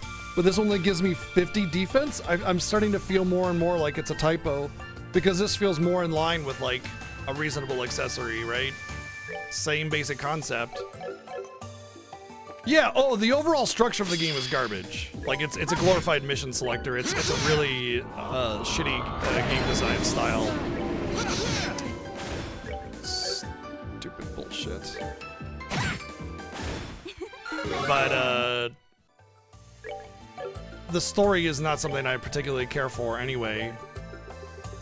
So it's almost like parts of it I kind of almost prefer more, if that makes sense.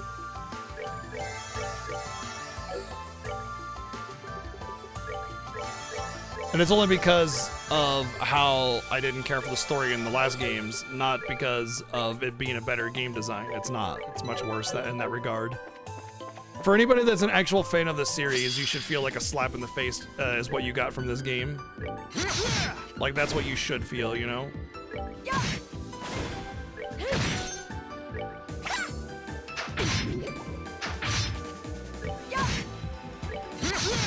And you'd be justified to feel that way, because that's what this is. May you It's a slap in the face in game design. And production value.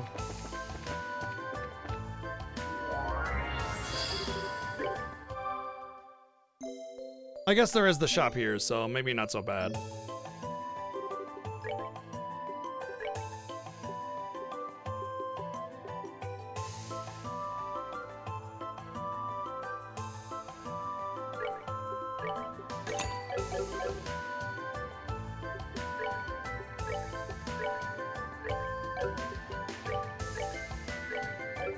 Oh wow, Chloe really needed that.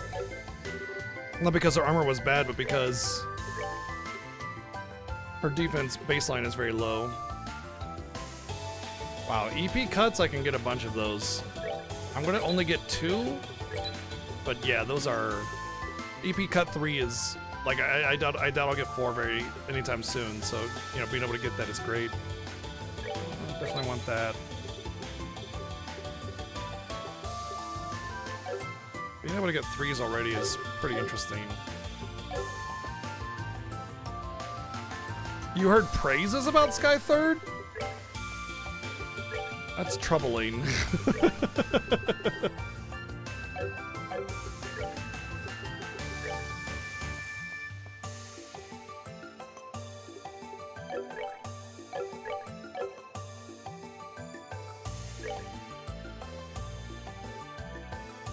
Because this game does not deserve praises of any kind.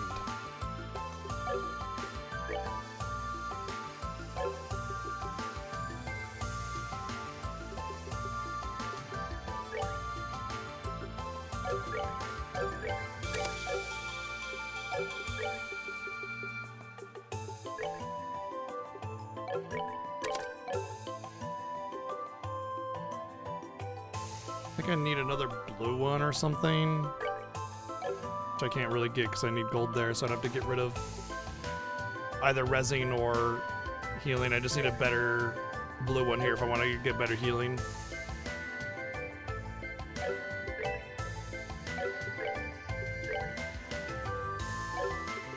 I guess I could get rid of shield.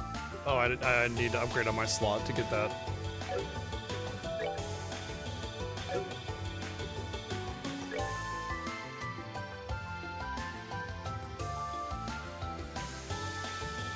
That's what I feel like too, Dragon. I feel like this is going to be one of the lowest points in the entire series, like the entire franchise, you know? Well, I guess Evade 4 is what we're putting on here, right? Because just more access to spells, which is more important. Action 3, where can I put that? I really want it on her, honestly, but I don't have a spot for it. That might be the place to put it. Just especially considering that as a reser for being faster, it was going to be more helpful.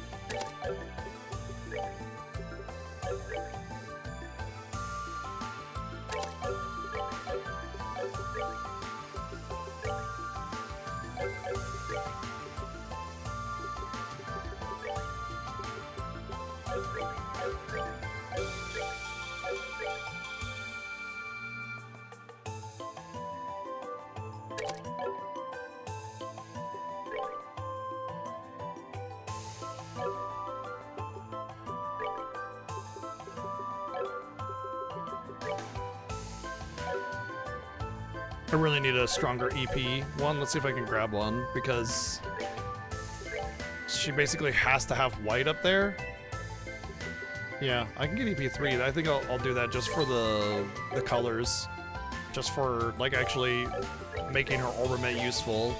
This EP1 is garbage. That's gonna open up a lot.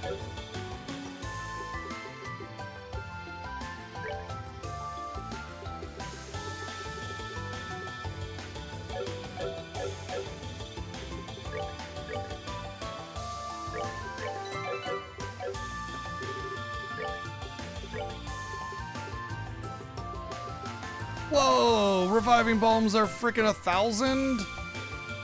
Ooh. Sky Third is one of those games where you get backseaters? Really? I really haven't had any issue.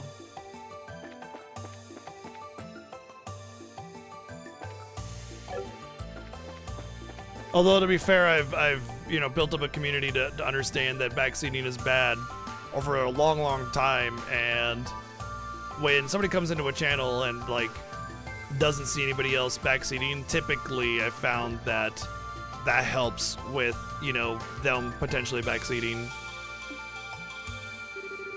Could that be the exit perhaps? Certainly seems to be. I wonder if Kevin and his group are on the other side already.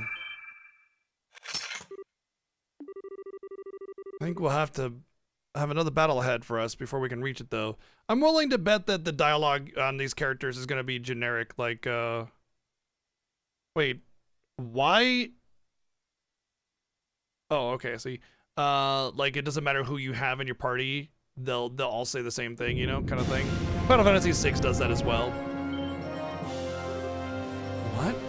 Father Kevin?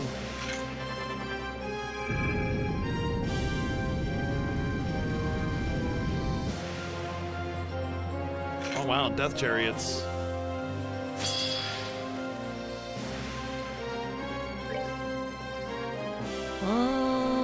They seem to all kind of be the same. Yeah. Makes me wonder if like if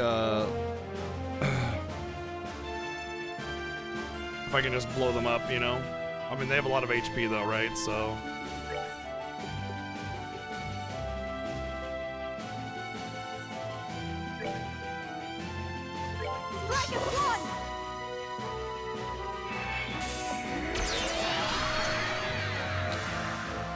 well, that's gonna be great.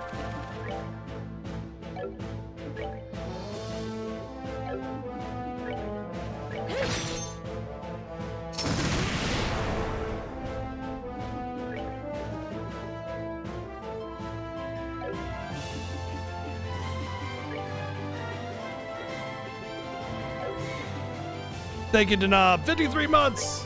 It's a heck of a long time, thank you. So the objective here will be to knock as much of that shield off as I possibly can.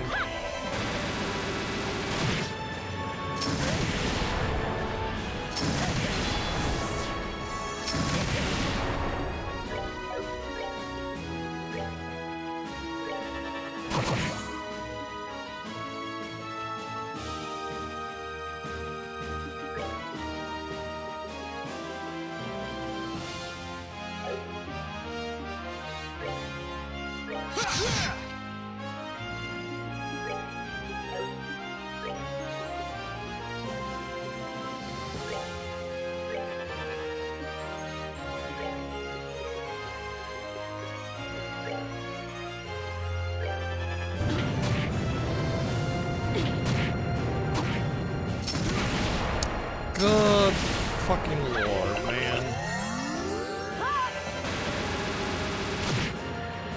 Hey!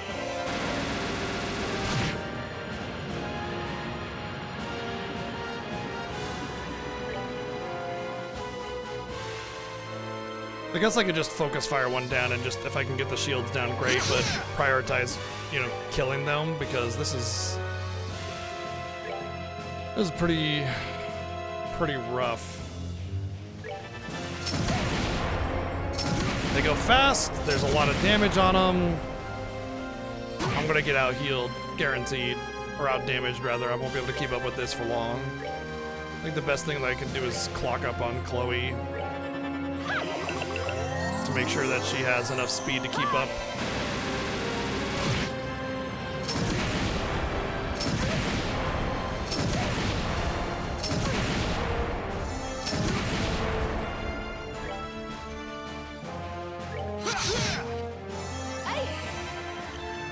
Oh, I already have speed up, so never mind. I mean, it's only 10% versus 20, but still, like, that's not that much of a difference. If I'm going to be able to keep up at all, I'm going to keep up with 10%, you know?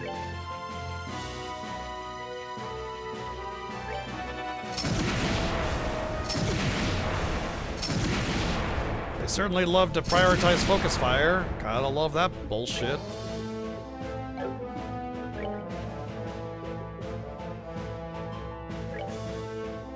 Wow.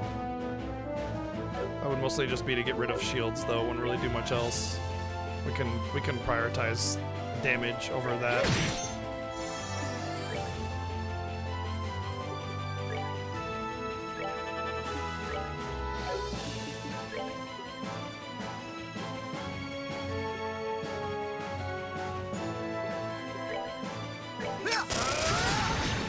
That wasn't that much more than a regular attack. Come on.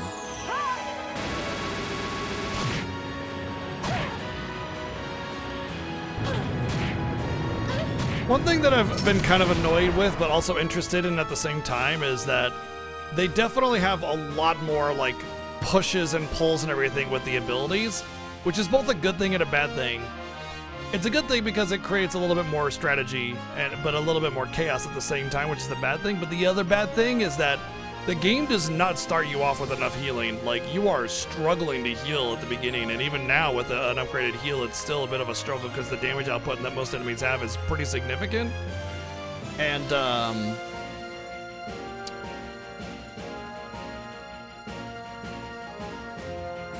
when you're knocked around like that, especially when you have very, very, like, the lower tier AoE heals have, smaller radiuses as well. When you're getting knocked around, you just have single target heals. You don't have AoE, you know?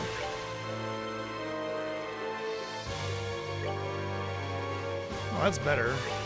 Go!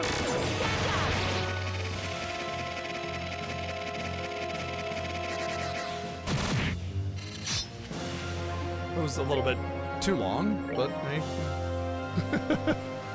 I stopped doing the fast forward because I thought it was bugged.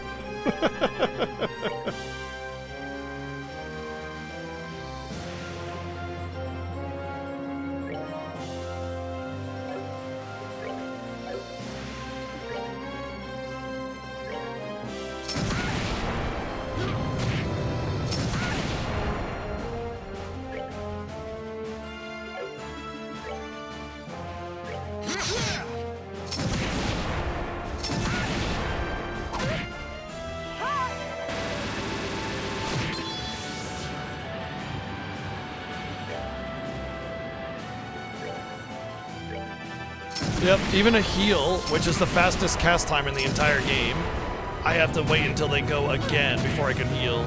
So basically my heals are in between two sets of their attacks versus, you know, being able to actually get a heal out. Kind of insane, actually. Makes it very difficult to keep up on the damage dealing that's going on.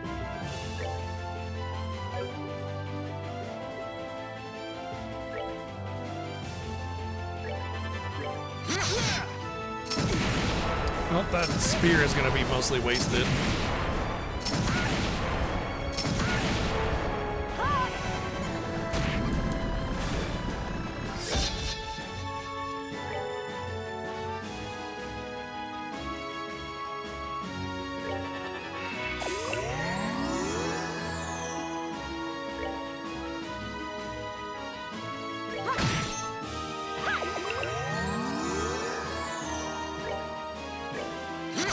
Oops, didn't mean to do that. That's all right.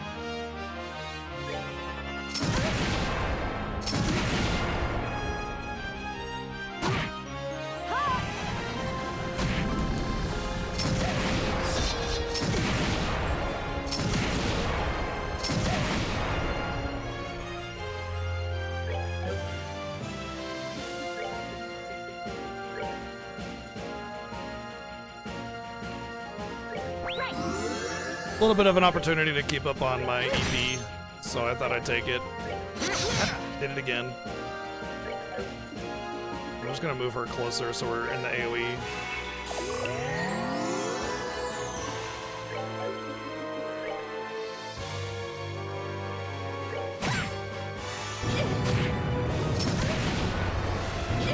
Gotta love that these things have massive amounts of HP on top of also being healed and having a lot of control of the battlefield with debuffs and damage, forcing me to do a lot of recovery. It's just... it's obnoxious, is what it is.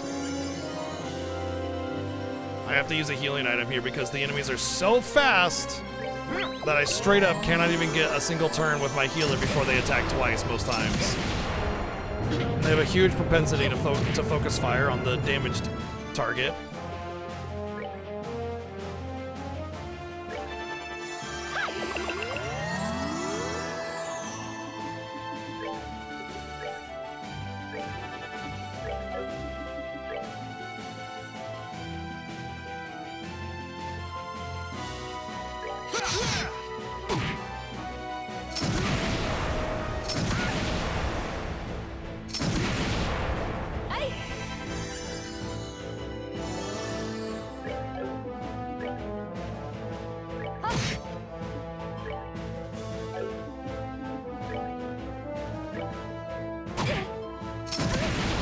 They go so fast, dude.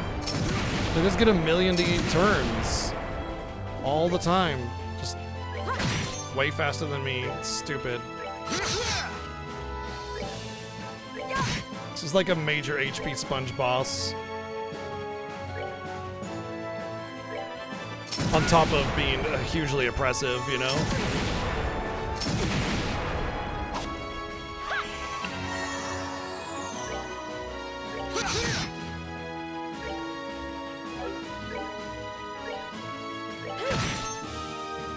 A lot of the time, I don't even get my team's full turn before they get to go again. You know, like I only got 2 attacks there, and then they get to all go again.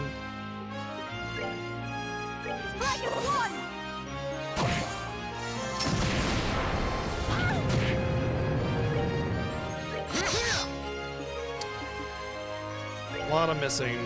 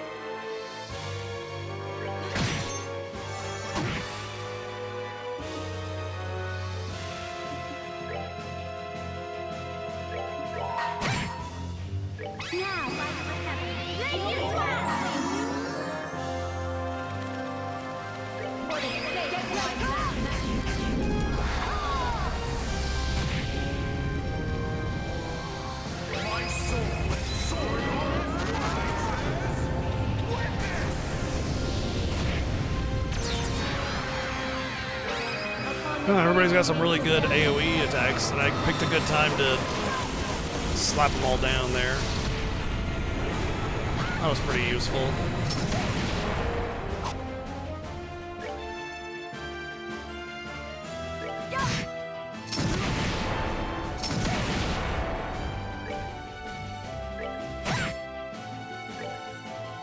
Really? 30 HP, man. Come on. Jerk.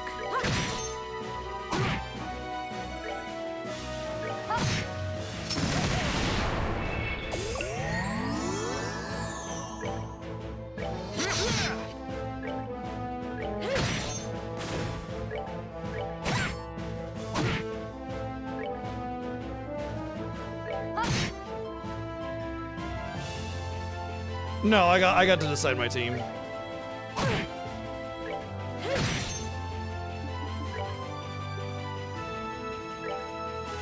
Take it down.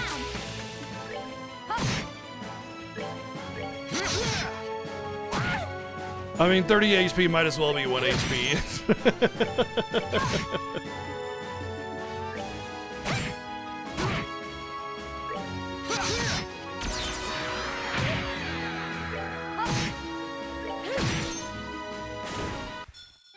Oh, pitiful souls, may you rest in peace.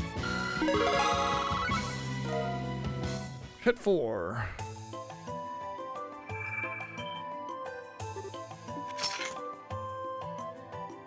Crystallized P, warm to the touch.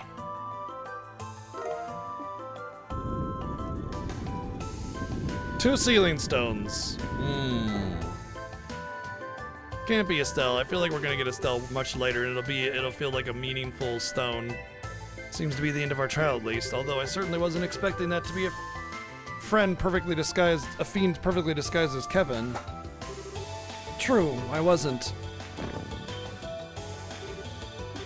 Are you alright?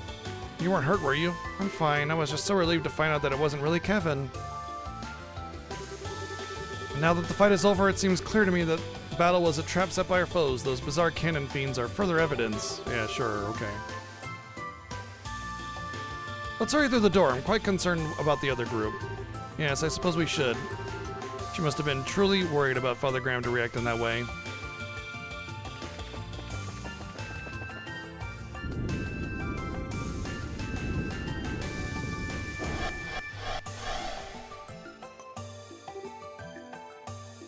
Reese.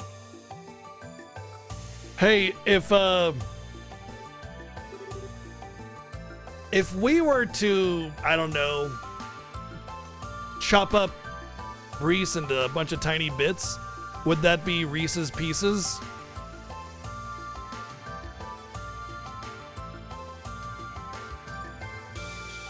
Thank goodness.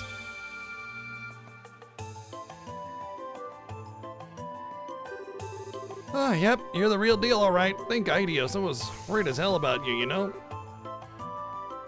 I could say the same to you. Still, it looks like those really must have been grimoires then. Sure does. Grimoires? Is that the name of those fiends we encountered? You got it, it's a type of fiend mentioned in the Testaments, although maybe fiend isn't the best word. They're said to be what souls eventually turn into after being thrown into Gehenna. People's souls turn into those? That's not a very pleasant thought. As I'm sure you know, the church teaches that the souls of sinners end up in the fiery depths of Gehenna. There, they are tormented by the ceaseless flames, slowly losing their own sense of self over time, till finally they're said to end up as nothing more than a chaotic lump of spirits known as a grimoire. A grimoire is a book. I'm getting goosebumps just picturing it. And that's what those shapeshifter creatures we encountered were? Yes, the mirrors and cannons that appear with them are all cursed items that have the same origin. How they did it I don't know, but it seems our enemies have quite literally opened the gates of Gehenna. That's quite a fitting metaphor. That sounds like...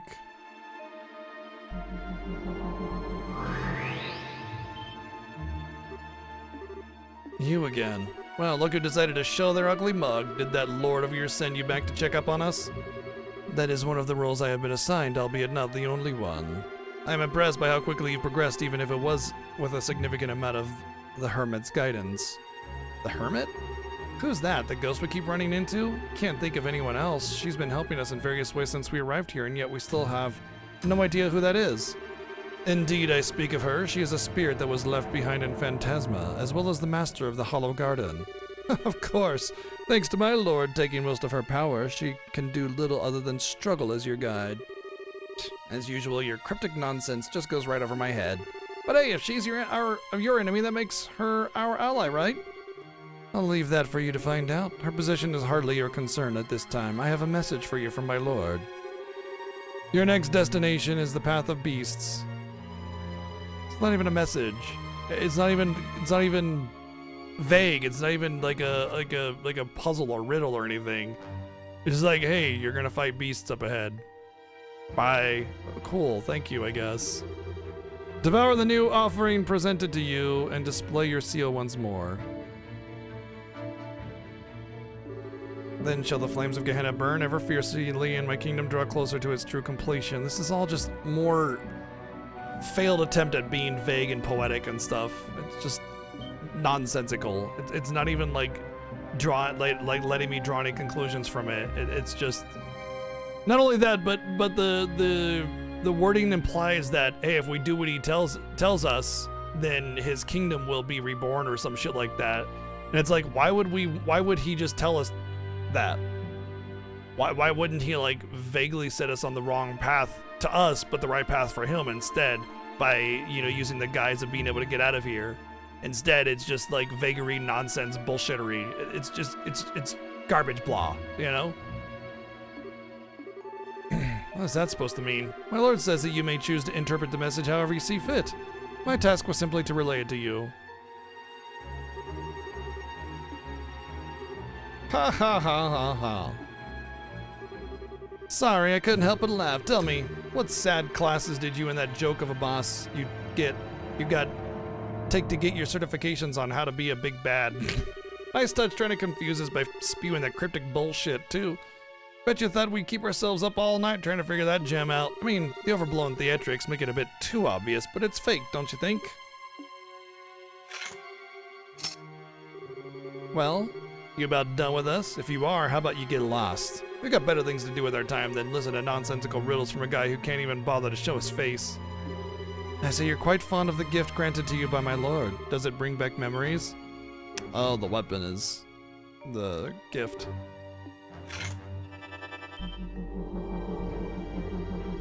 You think you can get away?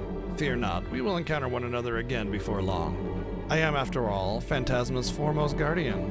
And with that I bid you farewell.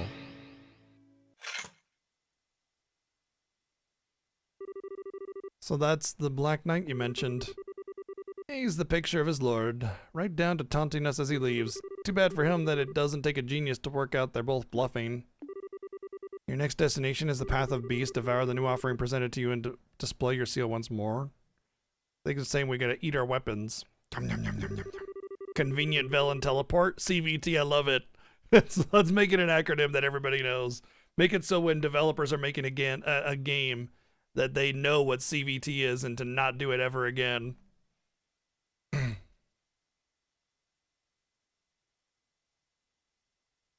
So eat our weapons, and then the flames of Gehenna will burn. His words sound as though they have some specific meaning to me, but they could be taken in a number of ways at face value. We could try to unravel said meaning, but that may hinder our progress more than help us in the long run. My thoughts exactly. Anyway, what's definitely not going to hinder us is going back to the base and seeing who's in the 2 sealing stones we picked up.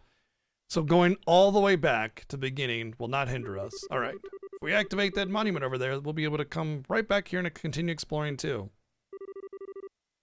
I wonder who's gonna be inside. Why don't we just crack them like eggs and make some fried hero? Wow.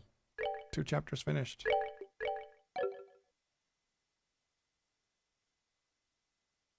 I'm getting the impression I'll be able to finish this game quite quickly.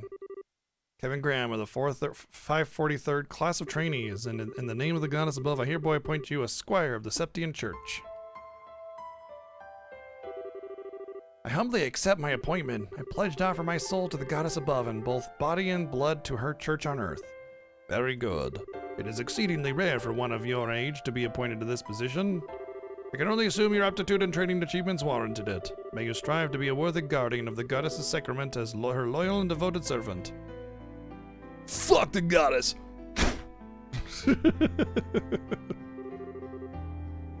Oh, you know who she looks like? She looks like Chris or whatever her name is from Tales of the fucking good one. Tales of the actual good. Tales of the only good one. Arise, the paladin knight type person. What's her name? Gosh, she was like my favorite character in that game, honestly.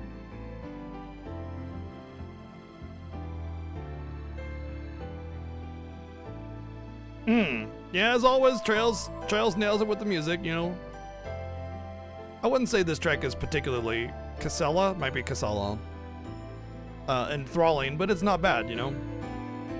Well, if it isn't Kevin, I see you managed to avoid having your promotion rejected by the top brass. Kisara, that's what it is.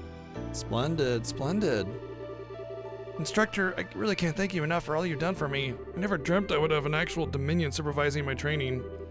By the way, her name, Ein Selnate. I don't know what Selnate means, but Ein is either 1, the number 1, or A, like as in a bucket. So like if Selnate was the word for bucket, I'm not sure if it even actually is a German word, but it's definitely German. Ein is anyway. Her name could just be a bucket or a broom or a table. Don't know what Selnate means though. You know, let's find out actually. Well, I think Zyfreak is here. He's German. He would know. But I'm not sure. If he's not here, I'll just look it up. If it even is a German word, I'm not sure.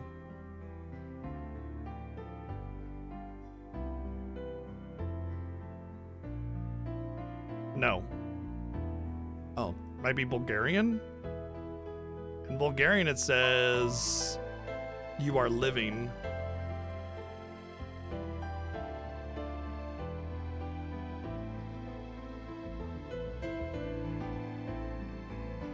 So this is a nonsense name then. That's like saying your name is now a Slayin Asher or a Drudicius Dragon or a Berserk Now or a I Am Jeff, you know, as opposed to your name. Why is it Ein Selnate and not just Selnate? Maybe Ein has to do with her position, her rank. Like there are a number of knights, so there'll be, you know, Ein. But it'd be Eins, right?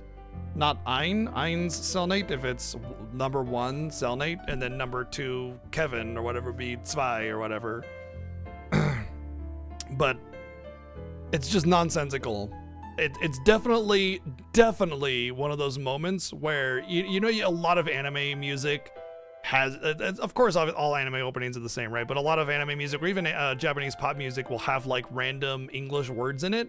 But if you actually translate it meaningfully, it's nonsensical, you know?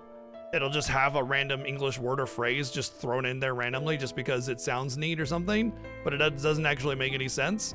That's what this is. It's nonsensical. How sweet of you to say. Hard to believe you're the same boy who waltzed up before the congregation for the sacrament shouting, "Make me a knight, please." I'd appreciate it if you'd chuck that memory back into the furthest reaches of your mind, thank you. Oh, but how could I? Had I missed your groveling, I never would have taken an interest to you in the first place. And not in a million years would I have thought you were related to Rufina. You could have asked her to take you on as her pupil before resorting to such drastic measures. Well, I had my reasons. Let's leave it at that. Very well, it doesn't matter at this point anyway. Congratulations, you're now a dog of the church just like the rest of us. It's good to have you aboard. Thank you. I'm not sure that's the most reassuring metaphor to be used on new recruits, though. You might scare some of them right off. Please, you're not trying to position yourself as some sweet doe-eyed thing, are you? Besides, I think it's a perfectly apt description for us. We go around sniffing out sacraments wherever they may be, tearing through the throats of heretical fools who are enamored but with them all the while. Can you spot the difference? Come on, instructor. I'm used to you at this point, so I don't really care if you call me a dog, but you care if I call your beloved Rufina one, don't you? Not to worry, Kevin. I can read between the lines well enough. Well, did I guess right? I owe her a lot, but I wouldn't call her my beloved. She's just like a big sister to me, that's all. You're making it sound like like you what exactly? Rufina, thought you were in Remiferia on a mission. I was, but I tried to finish as quickly as possible so I could come back for your appointment ceremony. So proud of you, Kevin. It's amazing how fast you've grown. Now you're a full-fledged adult like me? Oh no, we're going into creep territory again, aren't we? Because it's more than likely as, like, Kevin's like 12 or 13 at this point because he just became a squire. Because, like, he was found on the street at, like, 8. A few years later, became a squire, and then he's been a squire for, like, what, like 8 or 10 years or something like that is what I think what the game said. I don't remember. Either way, ain't no way he's an adult, but the way she words it, we've already seen some mega creepy interactions between Rufina and Kevin that are... So I'm getting the ick again. Honestly, I think the major thing that the major problem I've had with all of the Trails of the Sky storytelling is it's so aggressive with the underage sexuality. It's constant, and it just feels like the writer's poorly veiled fetishing, you know? And it's too common. It's too common. Thanks for going out of your way to come. I'm not sure I deserve to be called an adult yet, though. I've got a whole lot of work ahead of me if I want to be half the knight the two of you are. Why use the word adult? Why not knight, you know? And I don't know if it's the localizers or the original writer, by the way. So that's... yeah. Oh my, how modest of you. By the way, have you let Reese know about all of this yet? Not yet. I'm planning to write her tonight. She's been real mad at me ever since I decided to become an Arteria, though. Hopefully this will cheer her up a bit. There's not much else I can do to make up with her short of going home. Perhaps we should do that together at some point if you can find the time. Oh, and while I have a chance, thank you so much for looking after him all this time, Ein. You've given up so much of your free time, and I really do appreciate it. Think nothing of it. It's proved quite a fun way to kill time. He has a fair amount of potential in combat arts and thaumaturgy too. It's a shame all his skills are on the practical side of things, however. His academic side is less than stellar. I had this feeling in the pit of my stomach that may be the case. Oh, right. I've got to get going. I have to pick up my new room key and medal from the general affairs guy. Sorry, I'll talk to you later. Oh. What's this? You look so concerned. Feeling guilty because he followed you into such a dangerous line of work? Not at all. That was completely up to him and him alone. I would never try to dictate his life choices. It's just that I think he'll make a fine knight, personally. He checks all the boxes. He got the potential. He's got the determination. All in all, I can see why you're so proud of him. And call it a hunch, but I wouldn't be surprised if a stigma manifested in him just like it has in you. Well, I'm impressed. I didn't think you could sense that in of others if you didn't possess one yourself. Yet one more reason to feel frustrated that you aren't a Dominion. I know we're friends, but there's no reason for all the flattery. My combat and thaumaturgy abilities are average at best. I wouldn't be cut out for that job at all. I'm grateful enough to have been promoted from squire to knight. That's the upper limit for someone with my lack of potential. If only you saw things the way I do. Someone with average at best abilities couldn't have handled your Ouroboros case half as well as you did. Fighting off a man of that reported strength to a swift enough conclusion would be a pretty feather in anyone's cap. It was just my luck that we both came to an understanding. As far as Kevin goes, he wouldn't need to rely on luck. His potential for growth extends further than I'll ever be able to go. But he has one weakness holding him back. That poor boy is just far too kind. So kind, in fact, that I can see him driving himself into a corner because of it one day. Yeah, Casala is the one with the poop sock. Chapter 4, Dark Stigma.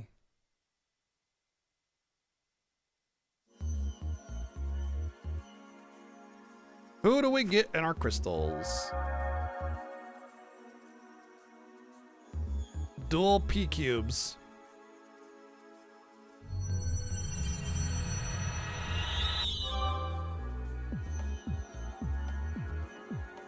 Who would come as a pair? I don't know. I can see Estelle and Joshua, but that looks like... oh, okay.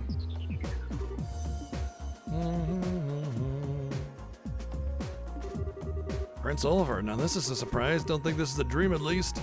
Indeed, it is not. I would be overjoyed to share a sweet date with Shara in my dreams. One with a fine drinking companion, not so much. This is real, all right. Still doesn't Shara count as a drinking companion, too? In a way, it's fine to be drunk with the joy of her company, but it is very much the opposite to be drunk with alcohol involved. Once again, the singular personality trait of Olivier and Shara is just drinking. That's one of the most important lessons I learned during my stay in the barrel. Truer words have never been spoken, but all right, enough playing around. You guys mind filling us in on what kind of situation we've gotten ourselves into? Well, they just really discarded the whole what's going on bit real fast, didn't they?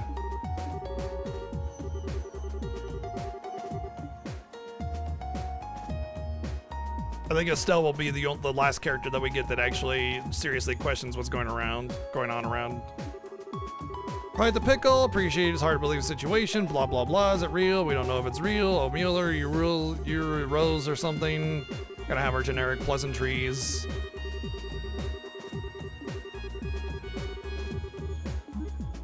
And he's gonna be a creep as well.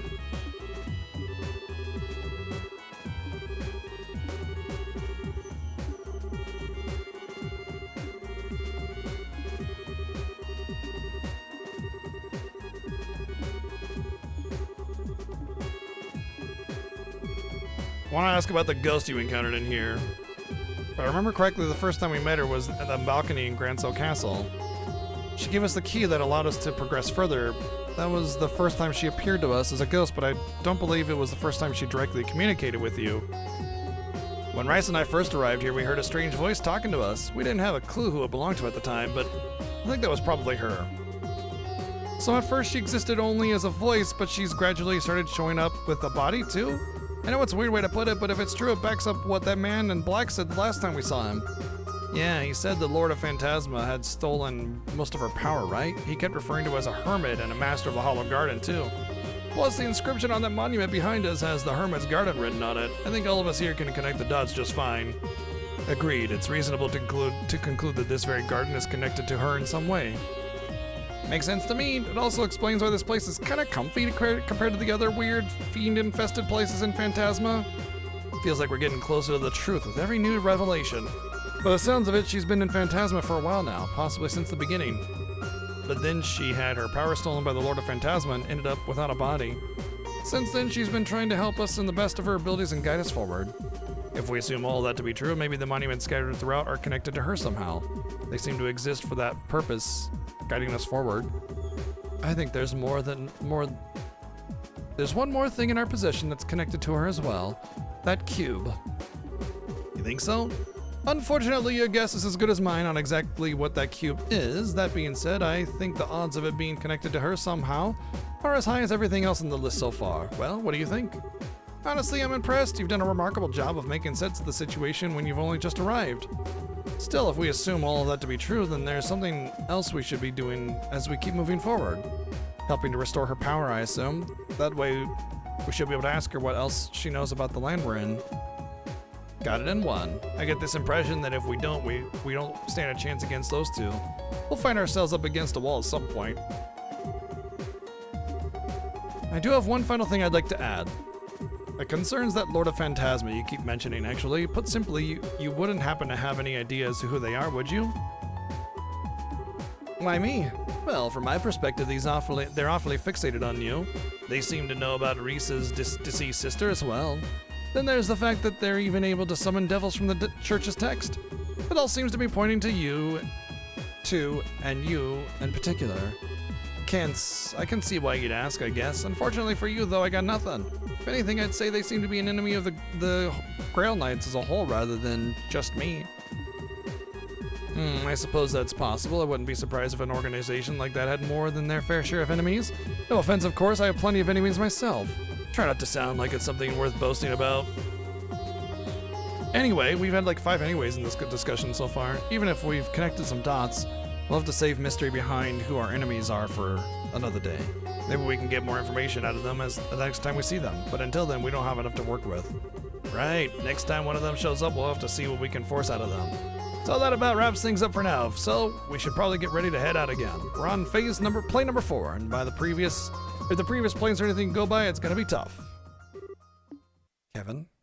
I really gotta pee. Fuck me, man. What's up? Did you have something else you wanted to add? No, it's just that I'm not feeling very well, so I'm gonna sit the next plane out. What? I'm sorry for the trouble, everyone, but please look out for him on my behalf. He shouldn't cause you too much trouble, but I'm sure you know he can be a little careless at times. And she just said she's not feeling well. Let her go. You're not gonna go after her? Sorry, I'll be back in a minute. Oh, fuck. I just want to get past the scene so I can pee, for fuck's sake. Hey, wait a sec. What's with you all of a sudden? Oh, I know. Are you feeling that because I'm the only one you know here and everyone else is all buddy-buddy? Sorry, Reese. Probably wasn't fun to have to sit through the whole happy reunion deal over and over again. Should have noticed earlier. I've been pretty insensitive. When are you going to stop acting? Huh? It's true that I felt a little left out for a while. You've clearly gone through so much together, and it's made you that much more fun of each other in the days since. Yeah, we had some amazing times. Hard to come out the other end of stuff we did without growing closer through it all. Watching you all, how could I have not felt lonely? How could I have not felt jealous? You've been avoiding me for the past 5 years, Kevin. The thought that you'd grown close to so many others while going out of your way to keep me out of arm's reach did make me sad. You know, I didn't mean it like that. But at the same time, I was still happy you did. I knew how badly what happened to Rafina had hurt you, how you were still blaming yourself for it. I knew how you were driving yourself into a corner over it, and how you were taking on nothing but dirty jobs, as if you were trying to punish yourself. And I couldn't confirm it for myself for sure, but I just knew the rumors that you were desperate to burn yourself out through them was true. So that's the reason. That's why, as lonely as I felt, when you were off making new friends without me, I was really, really happy more than anything. Rice, you do know that. Except it turns out you haven't made any new friends at all. You're pulling the same exact thing you pulled with me on them. Every single one at arm's length. They can't get close to you. You won't get close to them. On the surface, you're a cheerful person having fun with everyone, but on the inside, you're as cold as can be. All you're doing is manipulating your own emotions so people don't think you're someone you're not. Says the absolutely completely deadpan, emotionless, copy-paste, poorly written lady character in this game. Like, she hasn't shown one single iota of emotion. It's all just deadpan. And the same goes for someone like Shara or most of the guild hall ladies or whatever, as well as a number of the other characters. After watching you ever since we were reunited, that's become plain as day to me. Man, I'm happy you're worried about me, but you've totally got the wrong idea with this one. Sorry, I'm good at a lot of things, but pretending to be someone I'm not isn't one of them. When I'm happy, you'll know about it. When I'm mad, well, I think you know I'm not so good at hiding that either. I'm the same transparent guy I always was. Oh, I didn't say you weren't easy to read, for me at least. Yo, what's up, Darian? Thank you for those 80 mods subbing. Dang, time is flying for sure. Thank you. After all, I know how... Cat just bolted. After all, I know how genuinely shaken you were by the Lord of Phantasma's message. Their words and the words of the Black Knight always came across as cryptic, but not to you. Deep down, you know what they're talking about. You just constantly keep it from the rest of us and try to keep us in the dark. Well, maybe you've even managed to pull the wool over your own eyes, too. Oh, come on now. You can't seriously devour the new offering presented to you and display your seal once more? You know exactly what that means, don't you? Go on. You know what? Maybe you should sit things out for a bit. You're clearly really tired. I get you're as angry as you are upset with me, but I think it's starting to make you jump to some really out there conclusions.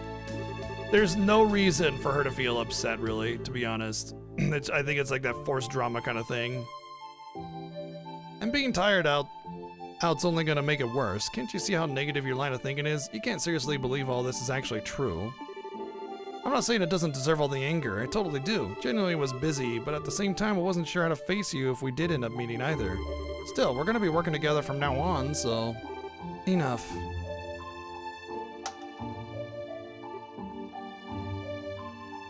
I knew that was coming as soon as she stepped forward, and I was like, "Don't. There was no emotional impact for that. That's just forcing it out once again. Everything you're saying is just meaningless. Maybe the others don't realize it, but how dare you think I, of all people, would fall for it?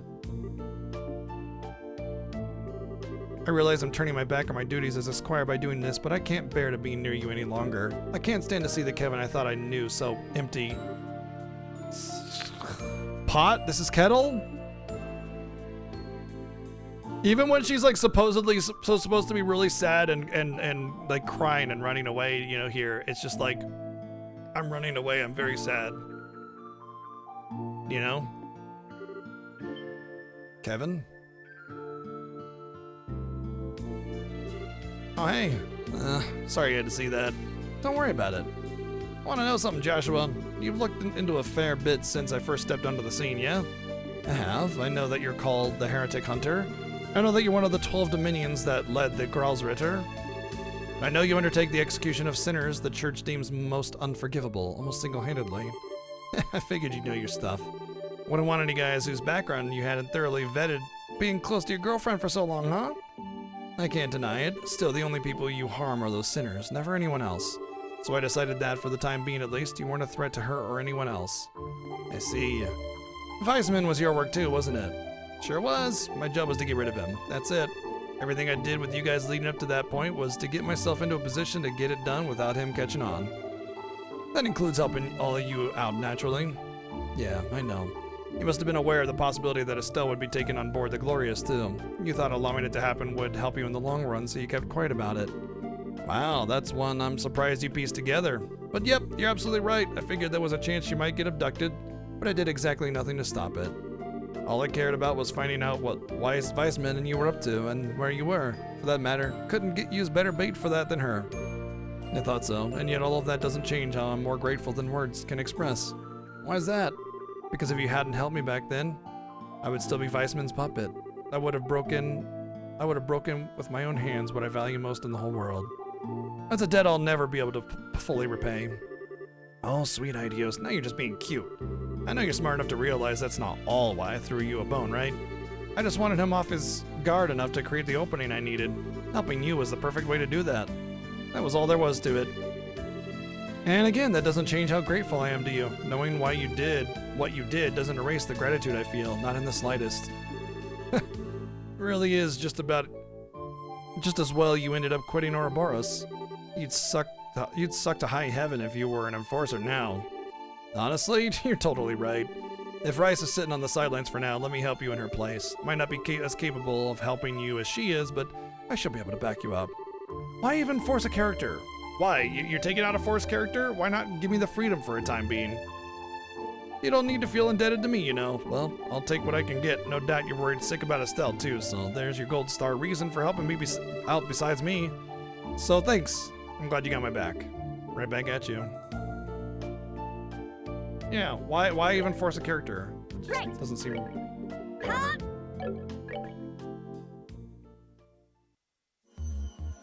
Alright, I can finally go to the bathroom and grab a snack, because that was like another hour cutscene for no reason. I'll be back in a minute or two. Hang tight.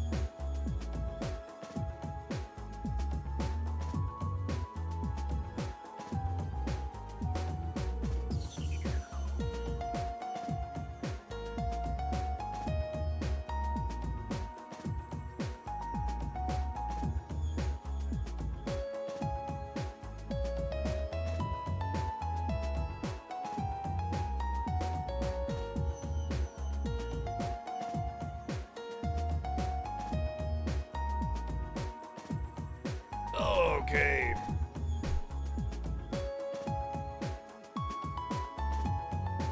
Whew.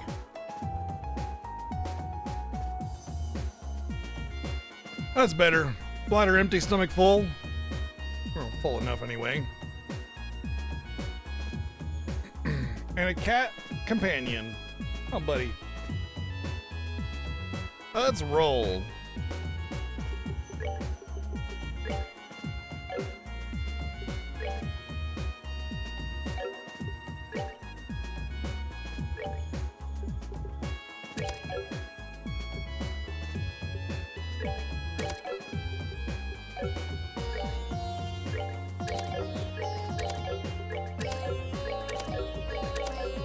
I should probably hold off on taking too much away just yet, because I might want to go to one of the doors. But I do know I want EP Cut 3 on Hill, so I'm definitely fine with taking that away.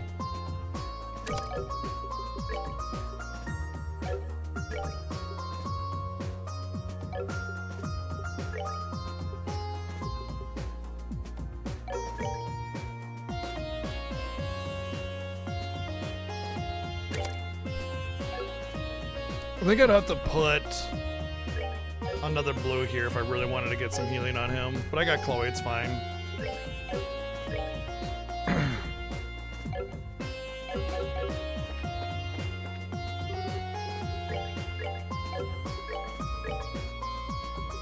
I'm gonna go down the spot first, see if anything opens up.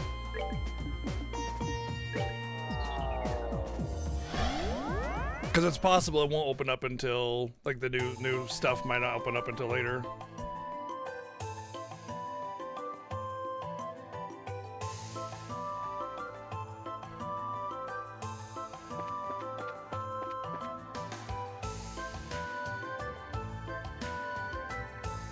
Hope y'all were behaving while I was gone. And here's the entrance to the next plane. I doubt the pattern will change up now, but so yeah. We won't know what kind of place that's going to be until we step inside, though. Whenever it is, there's probably going to be a bunch of weird fiends there. We'll have to be sure we're ready before moving on. My guess is that we'll get Estelle in this next area. Entrance exam results?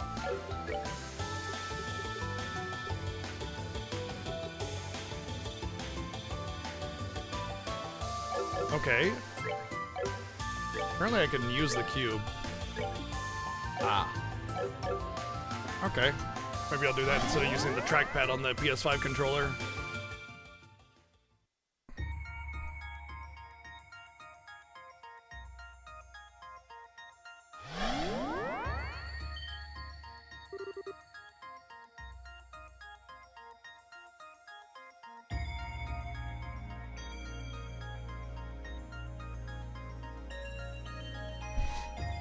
Where are we now? Not where I've ever been before, judging from where I'm standing.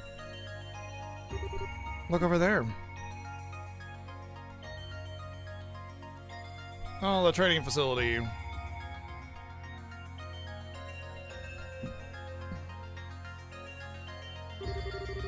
That's a heck of a nice view. Wow, well this is a lot prettier than the last plane at least. This must be another real place that's been recreated here in Phantasma. Much like the capital was. Most likely, yeah. Just where is it though? Somewhere in the barrel? I doubt it. Not familiar to me at all. My best guess would be somewhere along the Crone Mountains, but the air suggests otherwise? Oh. Maybe we'll get Annabelle. Oh, that could be a character we could get. Annabelle. Annalise, whatever. So yeah, that would be Agate, Annalise.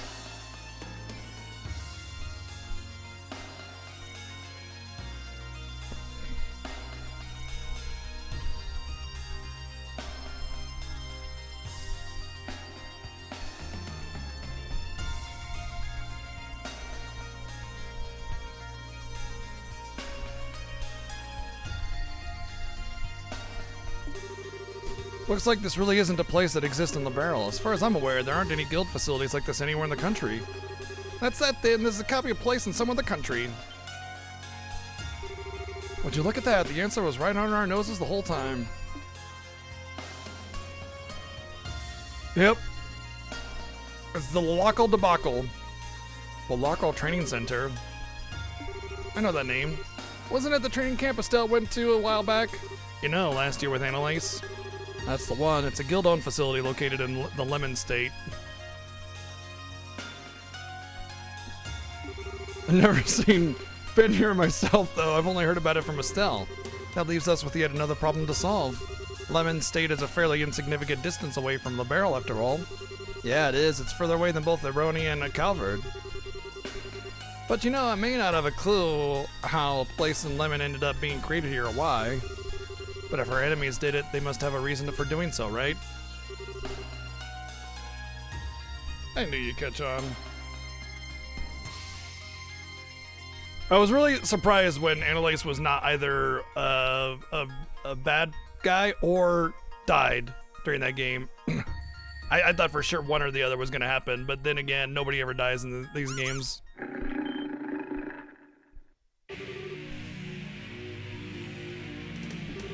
That sounded like, yep, we got company, guys. Oh no, is that Madame Mio from Redwall? I suppose Beastmen would be the best term for these things. This is probably what your next destination is, the path the Beast was referring to. Another mystery solved. Yeah, that was such a mystery. Watch out, there's a lot of them. This could get ugly.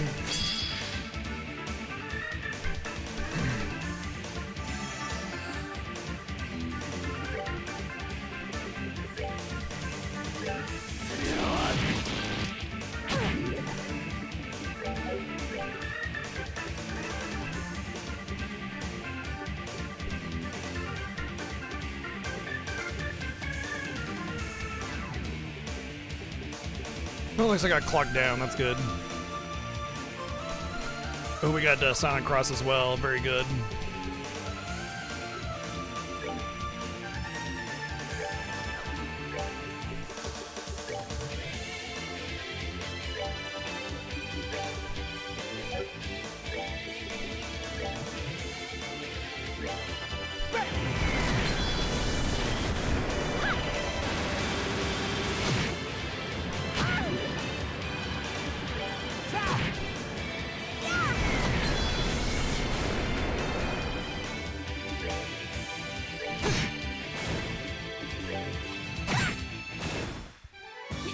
Nicely done. And everybody leveled up.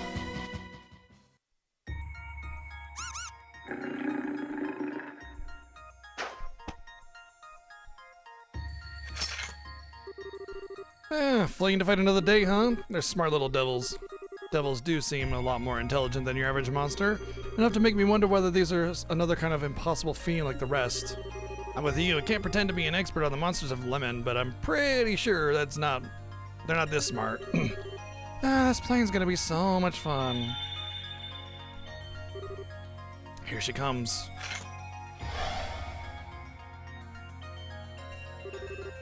You have done well to come this far. On this plane there are 3 ordeals to overcome. If you overcome them all, the next path will open. Take this map of the Lockle. Be forewarned, the Lord of Phantasma's goal is your... Oh, ... ellipsis right at the most important word. Oh, damn. Curses. Well, she sure didn't stick around long. She's probably got a little power left now. It's difficult for her to show herself to us. So it seems it must be a frustrating thing for her to deal with. Still, she left with us with a useful gift. Okay, it looks like the lodge in the top right is where we are now. Then there's the Balster Channel place to see to the left. Maybe this is the ordeal she mentioned, or one of them at least. She mentioned there being 3 of them, but there's only one place that could fit the description marked on the map. I wonder where the other 2 could be. From what I can see, these 2 roads lead to them. The ones that seem to just stop all of a sudden. But this plane most likely has its own rules that we need to follow. If we follow these roads now, there's a big chance we'll find a whole lot of nothing at the end of them. Unfortunately, well, those are the cards we've been dealt, so let's try heading over to the Ballstar channel and see what comes of it.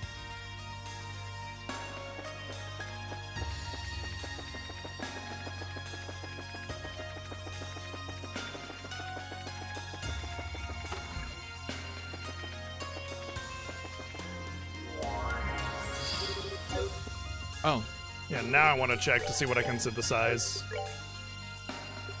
I think, yeah, there's a couple 4s in here.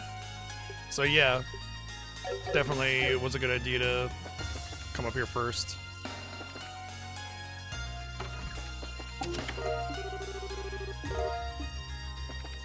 Hit a right at the Cinnabon. I can right at the Cinnabon. Cinnabon. Carnelia bracelet. That's gonna be fire elemental on attack probably. Oh, prevents strength, defense, and ADF down. That's actually kind of neat. That's a neat one. Preventing debuffs like that. So the thing is that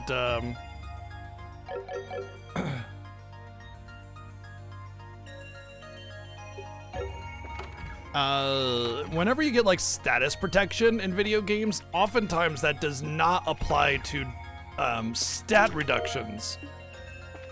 So having an accessory that prevents stat reductions is actually really neat. I'm about it. Alright, so luck, huh? Maybe I can put that on him. It would be better. Ooh, Earth Wall! Yeah, I need that. Cool. So this is straight up upgrade from what I have up there right now, because it just gives me more. However, I need to be a little cautious because I do need that cast 2 on him. So the more important thing is cast 2. But I wonder if I can replace, like I could replace cast 2 here and nothing changes, okay? But the EP3 I'm gonna have to replace with action 5, and I wonder what I would lose. So I would lose Lacuria, which is AoE debuff. And then I'm not sure what else I would lose, if anything.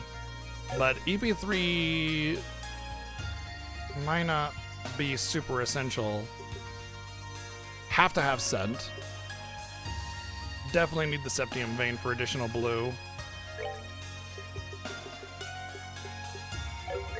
This actually doesn't really give me much, interestingly.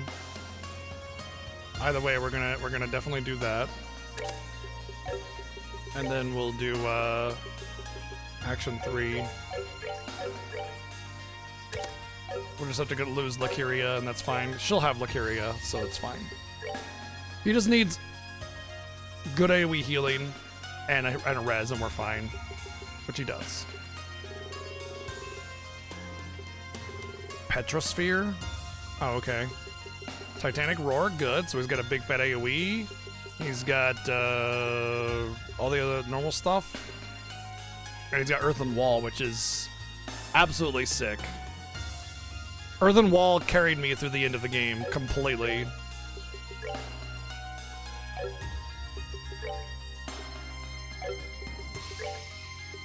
Okay, we need a better EP cut.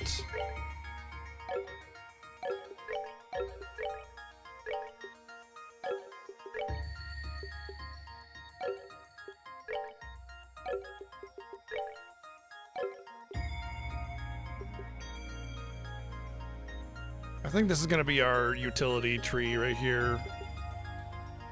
Although to be fair, it'd actually be better if I put the utility here, because this one is Forced Earth. And with Forced Earth, it means that I may not get the spells that I want. Not Forced Earth, it's Forced... This one is Forced Earth, rather. Sorry. Which means I may not get what I want. So if I switch them around to put more of my weaker utility in there, like detection, and then put the attack up 1 here with action, and I guess Haze is fine, we'll probably end up getting more out of it since I'm able to have a little bit more of a choice here.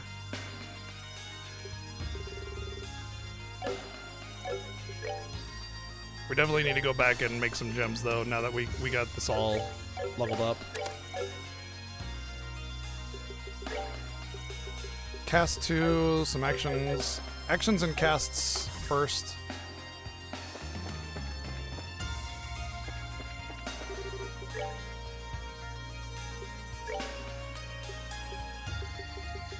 And EP cuts. Oh, I only have up to cast 2? Oh, I can't make any EP cuts. Damn.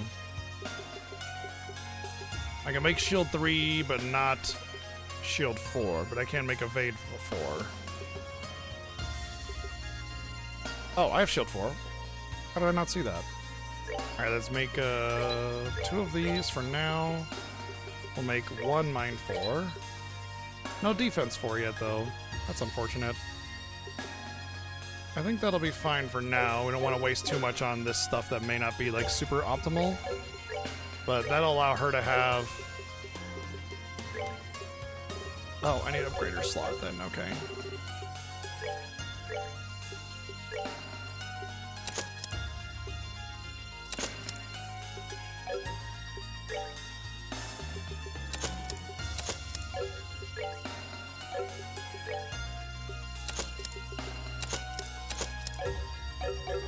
Just get everybody on 2. Everybody's gonna want to be on 2 at least anyway. Maybe not 3.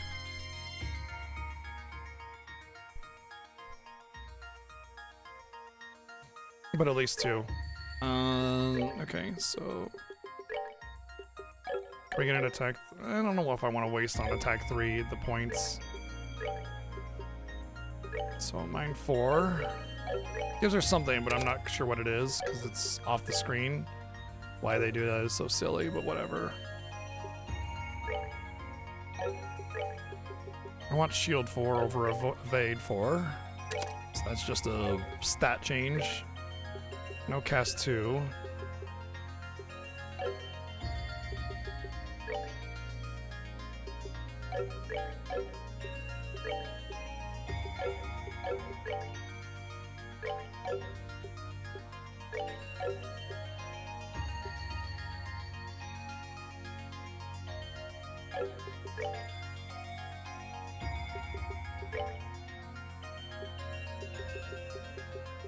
Still only EP cut 1.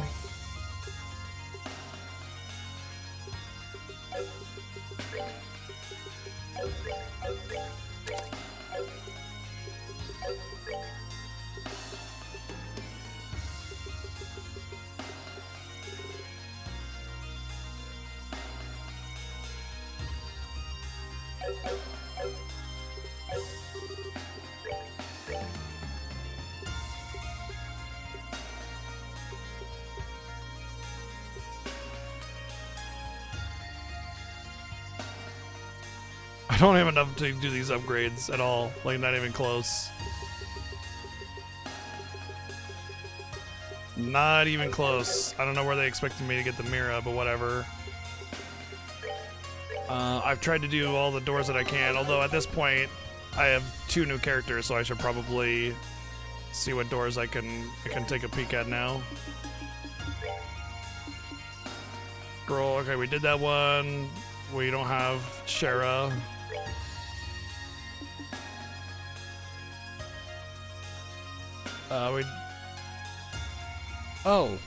Oh, that's what I meant by that. I just happened to be lucky that it happened to be Julia with me at the same time when they said and. See, for me, when you say bring me the guardian of the royal family and the blade that serves the imperial house, I thought they were the same person. 100 battles, I could probably go to that one now, I bet. We did that one. That's Zin.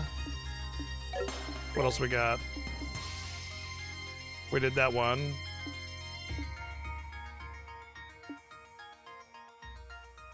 Estelle, that's gotta be Estelle. And that's also gotta be Zen, right? There's only one punchy dude in the entire game. Alright, so let's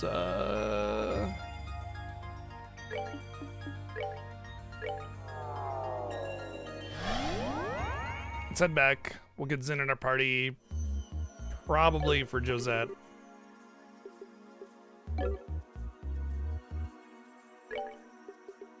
Got it! All right. Like, I won't have to use my party anyway, right? So it won't matter.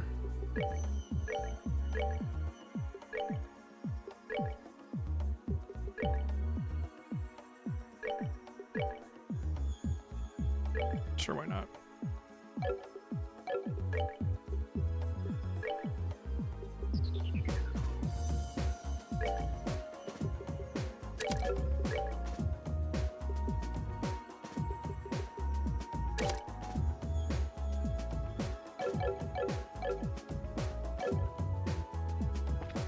Are you just talking about what you see on the ground? Did you poop in your living room again, Motzi? Come on. You know you're supposed to do that.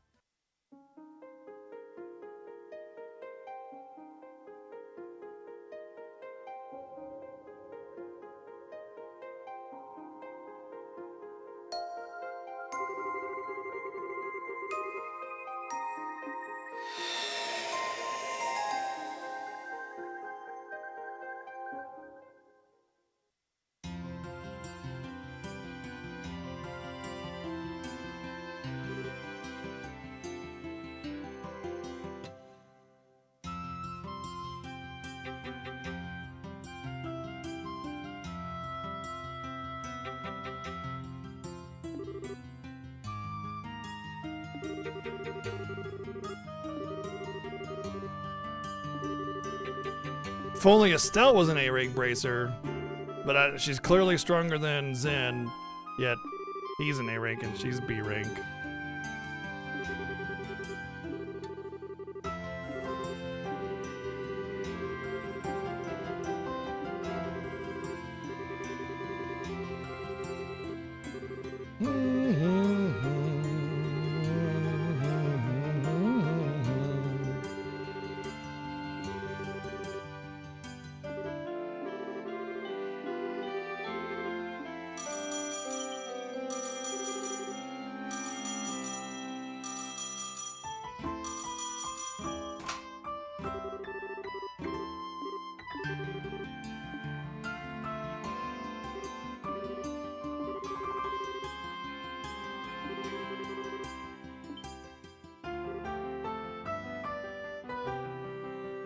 Damn, the ambassador has invited me to the hot springs.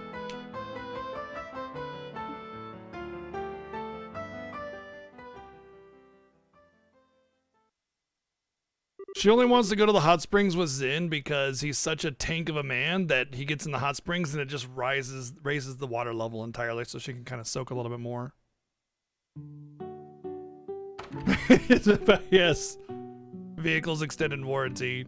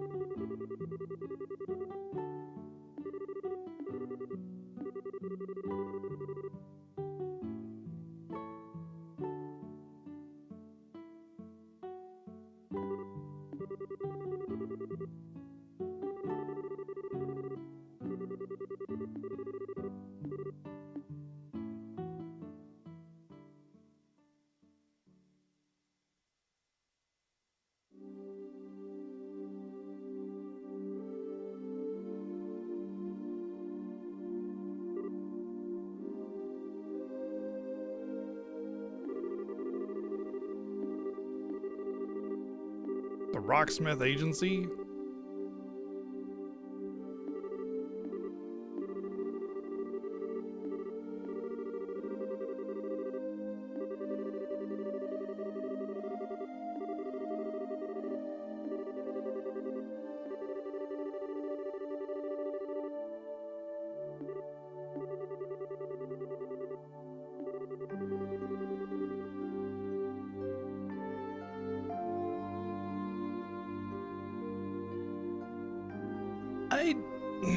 I can't tell what kind of message they're sending here.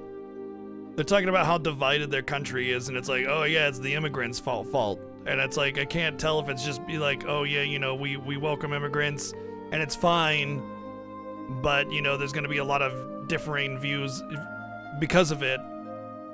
Or if they're just like, damn immigrants, or some shit like that. It's kind of a little shaky on the way it's worded there. But to be fair, from my understanding, Japan isn't too fond of immigrants as a whole, so wouldn't be surprised if that was the view of the writer.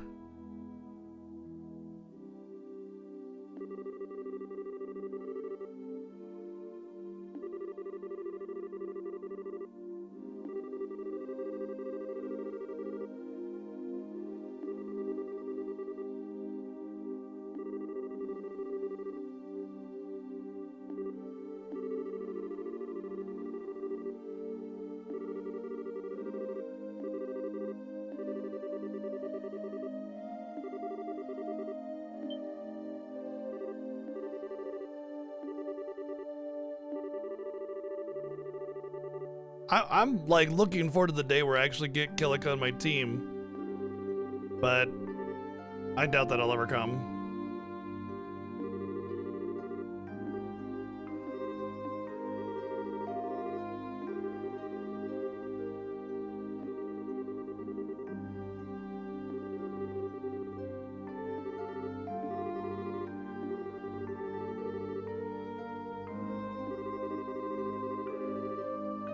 I like everything but the story so far, Demi.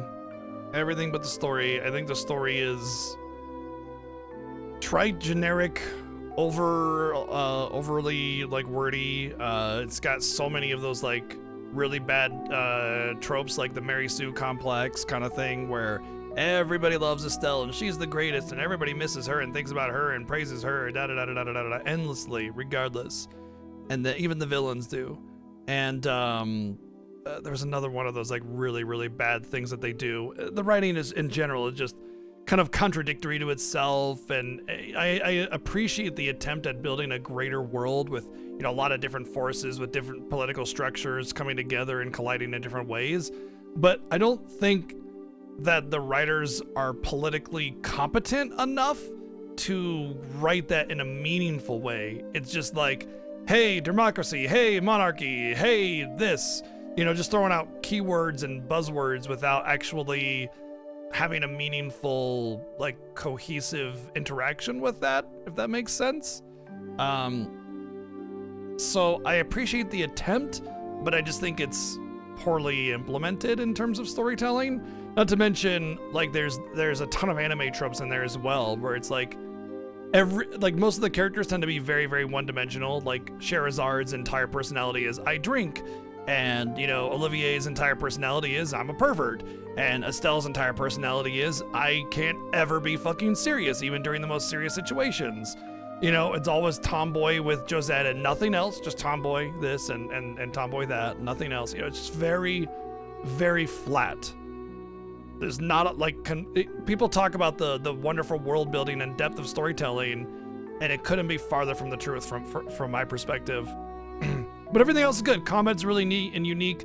I will say that the biggest problem that I have with the combat is that most of the time when the game is trying to offer you some kind of challenge, instead of giving you like a really neat mechanic in the battle, they just throw like 80 enemies at you and call it a challenge, and then summon ads constantly, you know? So as much as I enjoy the combat system, I feel like they could do better with like encounter design. But yeah, it's just unnecessarily overwordy without value, and other than that, it's great. So if you don't care about story, I would say Trails in the Sky is good, you know? So that's my take on it.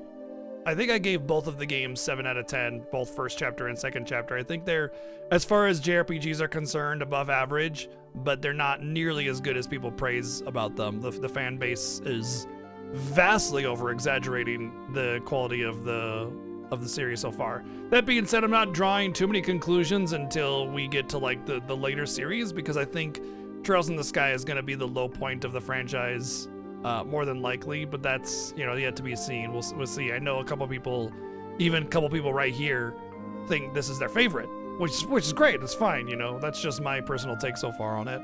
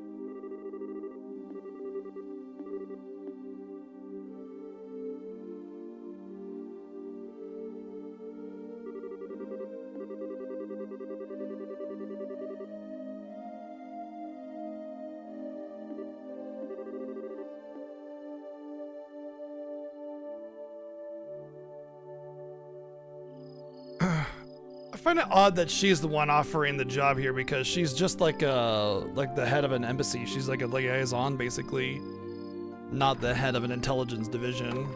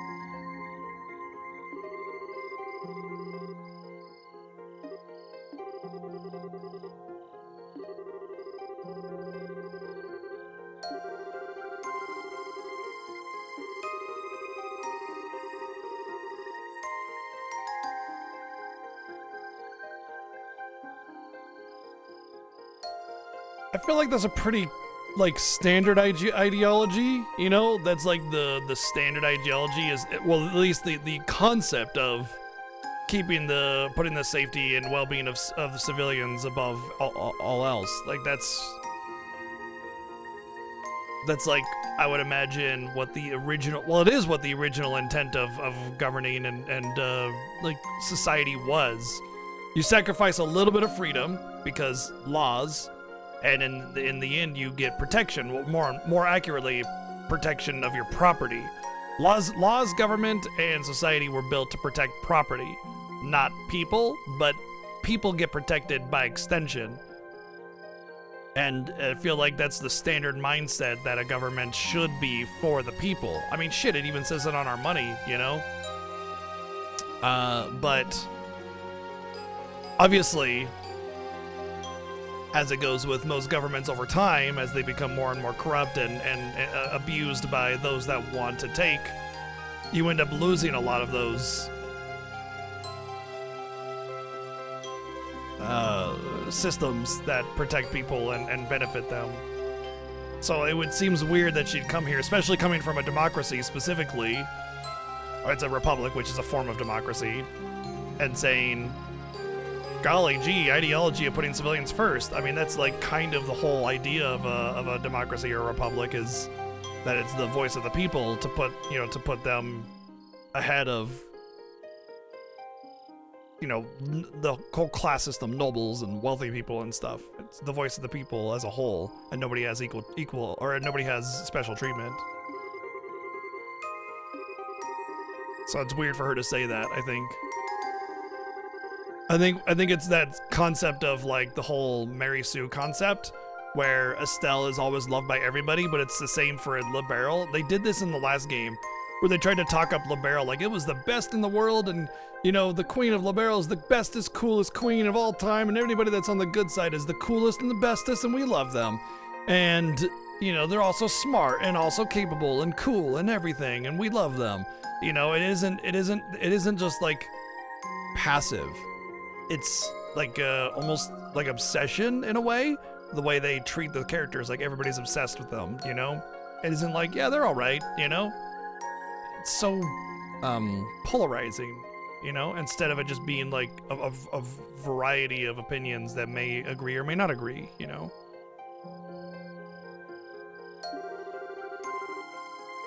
Gee, if you drop that mouse near me, I'll throw it for you. That is far away. I cannot get that.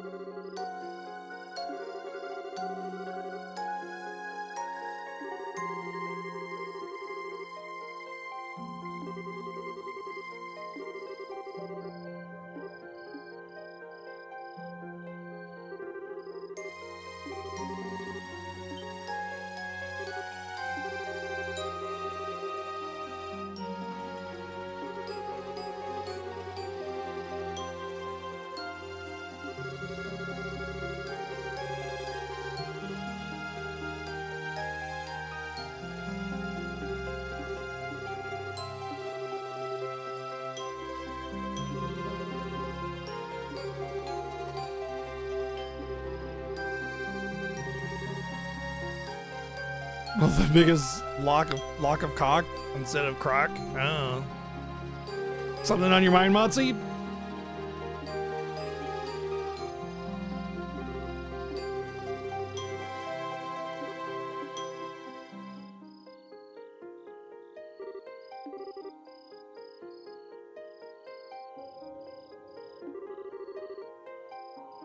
Yeah, that's what I'm saying.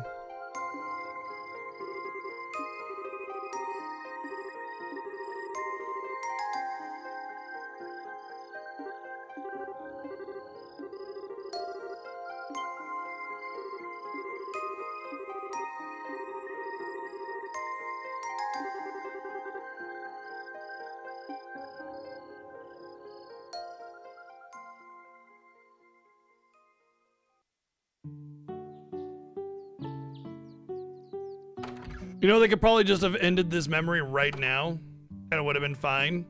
They said they accepted the proposal. Done.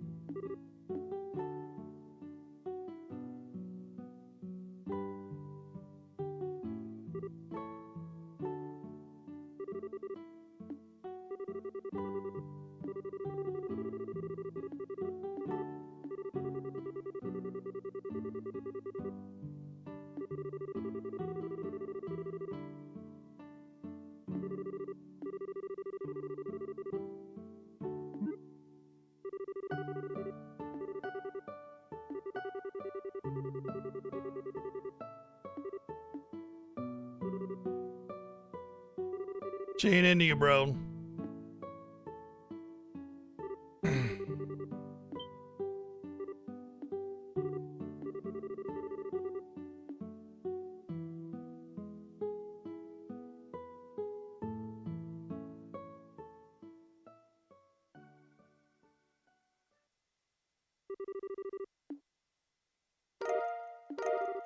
Hey, there we go, a good blue one.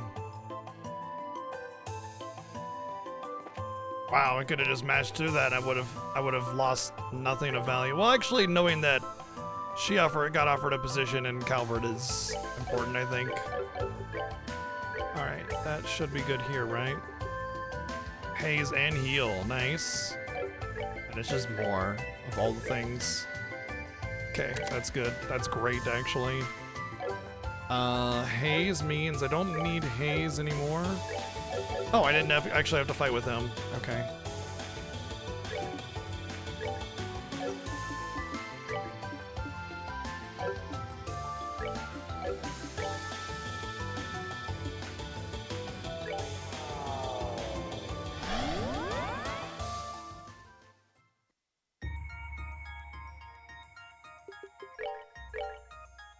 I think, what's her name has Haze, so I can take that off if it's not important now.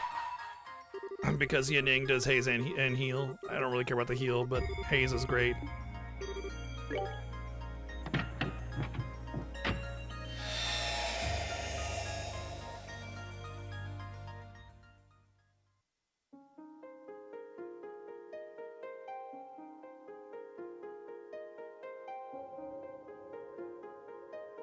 Oh, our whole team is here. Interesting.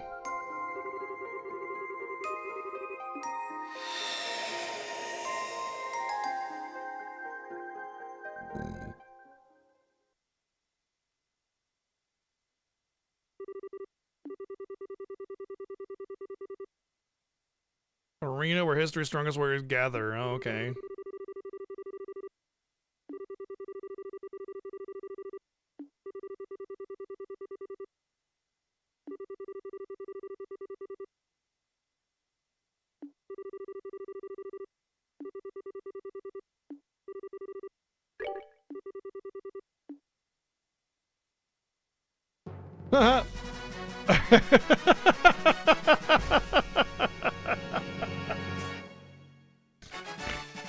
Okay, this is obviously a parody on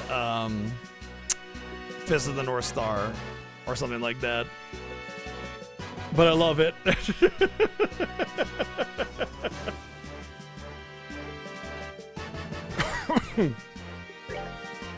Compete against 3 teams in 3 rounds, and you must defeat them all to win. Losing any of the battles results in losing the tournament as a whole. Or JoJo, yeah. At the end of each round, your HP and EP will be fully restored. Oh. Feel the sting of the Swordmaster's blade! Ha! There's no Swordmaster in all of that.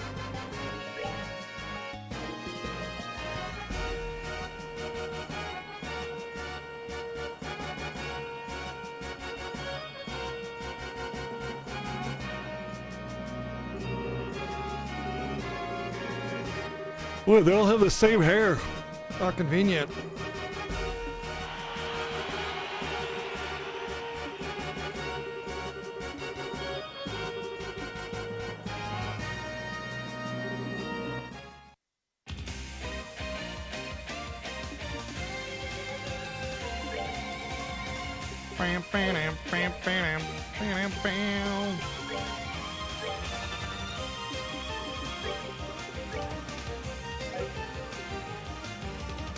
I thought Evil Eye was a targeted thing. Oh, it is, but I'm not close enough to target anybody to get the AoE off of them. I see. Okay.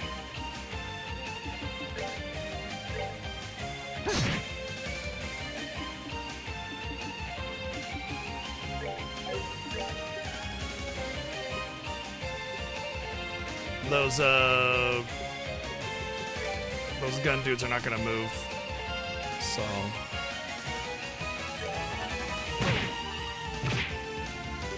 Oh, they did move. How interesting.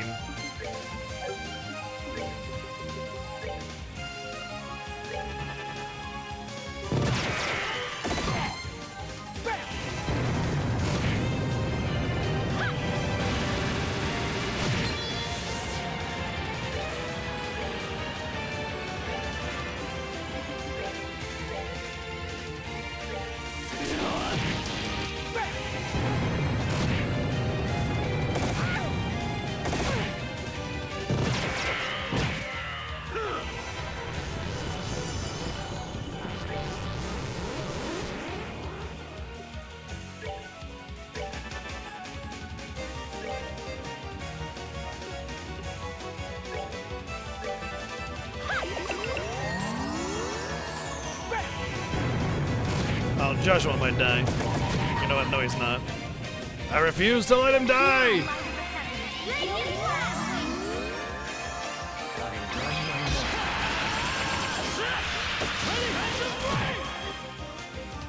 I hold in my hand the chalice of the lights that live It was a little overkill, but I panicked a little bit.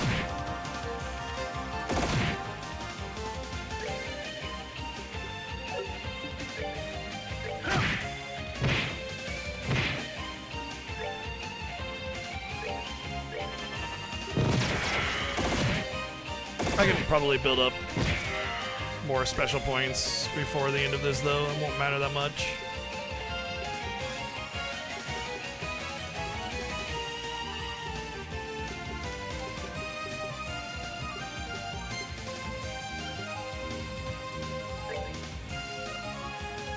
You know, for Air only having that line one, the line is really thin as far as like decent spells go for that element.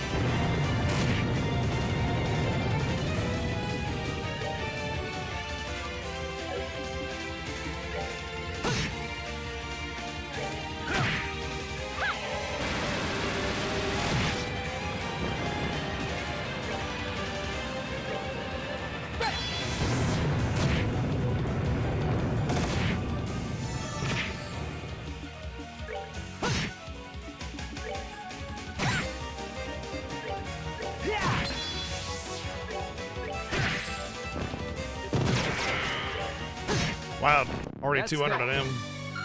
Let's move out. Don't need to worry about leveling up because they say I get full MP and EP after the fight, so yeah. Weird that it forces me to bring Zin here though, because it's not really a memory of his. Oh dear.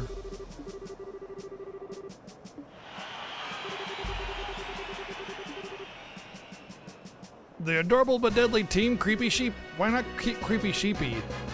Could have been Creepy Sheepy, but it's just Creepy Sheep instead. Come on. What a lost opportunity.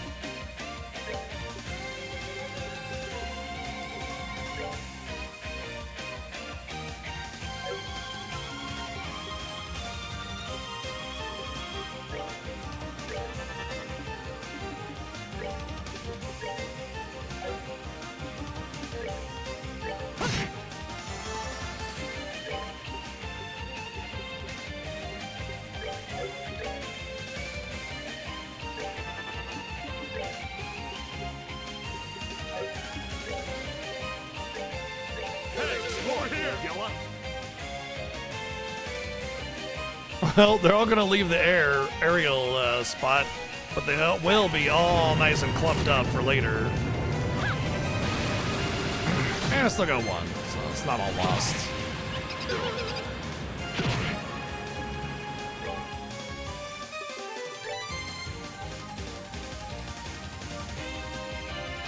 I don't want to risk this because I feel like they'll all just run away, so I'll just do that because they're all going to chase after him, yeah.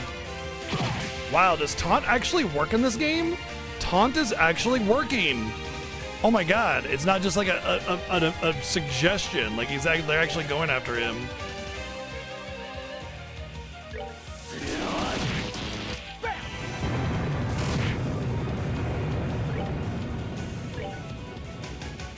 In the last game, it was more like a suggestion than it was like, hey, you've taunted them and now they're going to attack him, you know?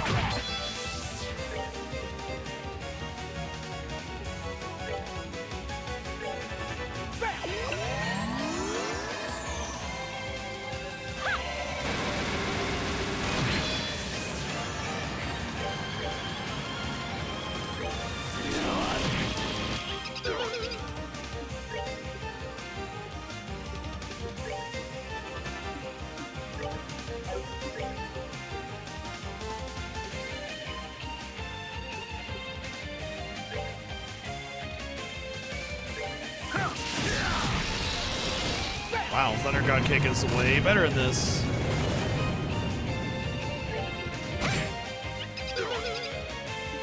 Oh, he's got that big strength up from the taunt that they do. That's why.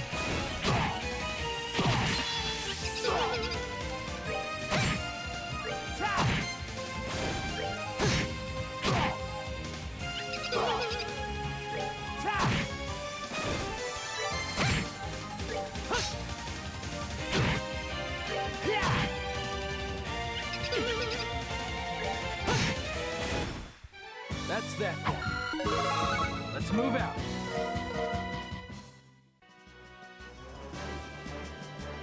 Well, guess we're having lamb for dinner tonight. Sweet.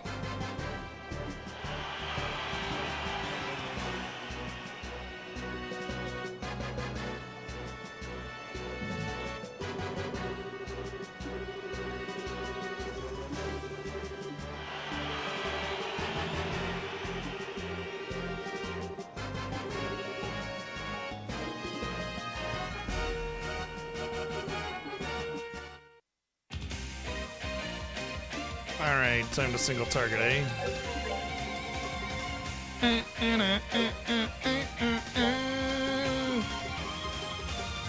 Ooh.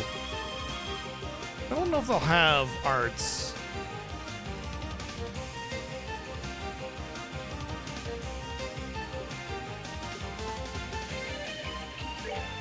But it might not be a terrible idea to set that up, yeah?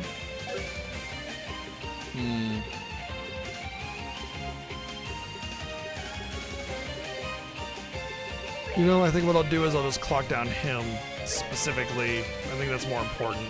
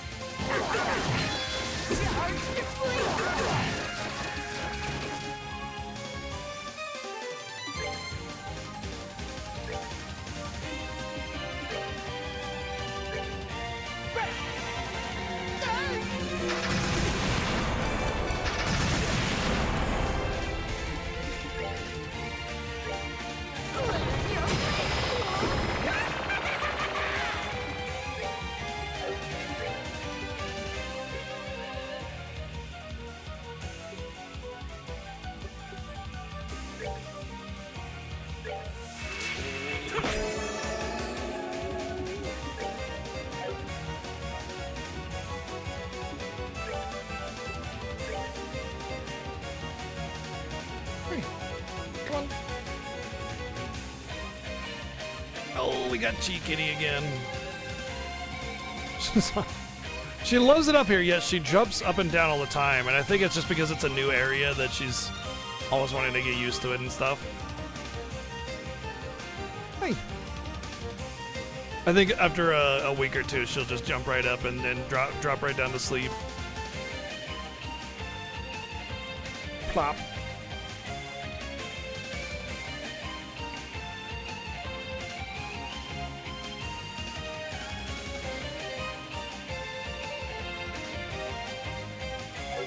Do I want to do this or do I want to heal? I think I should be able to live and then heal with Kevin. The reason is because I want Josh to be able to start tearing into him.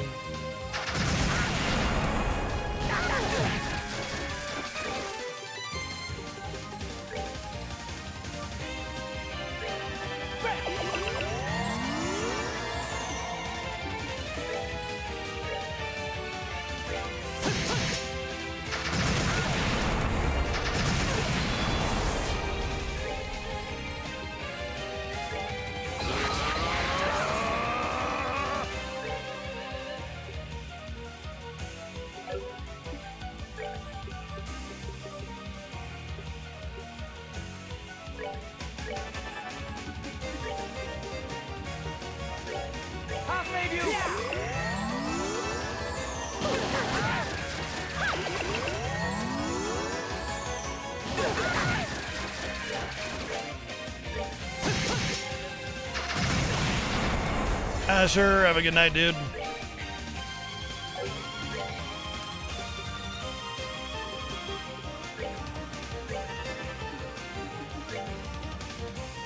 Oh, wow. Surprised he could reach. Hey, thanks for moving up a bit. We needed that, actually, so appreciate it, bud.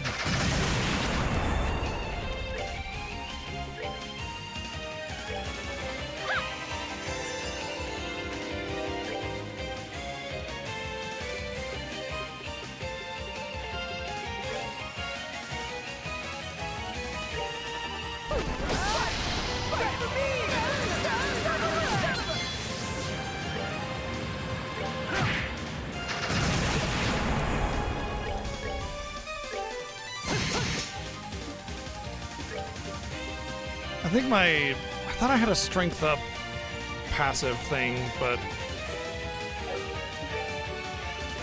that's fine. I'll just cast Fort on him.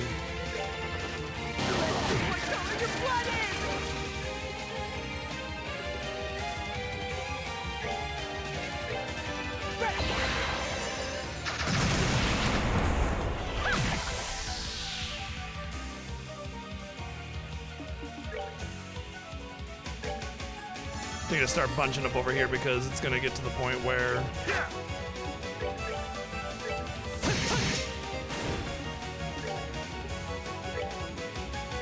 I want to stay grouped up now that the ads are dead.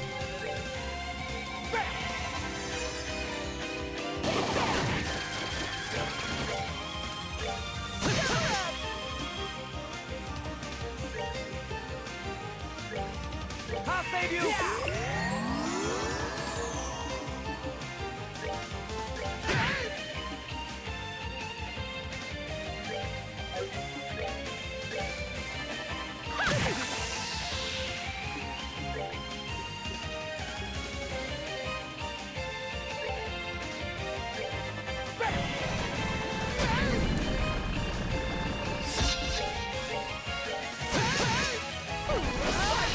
Fight for me!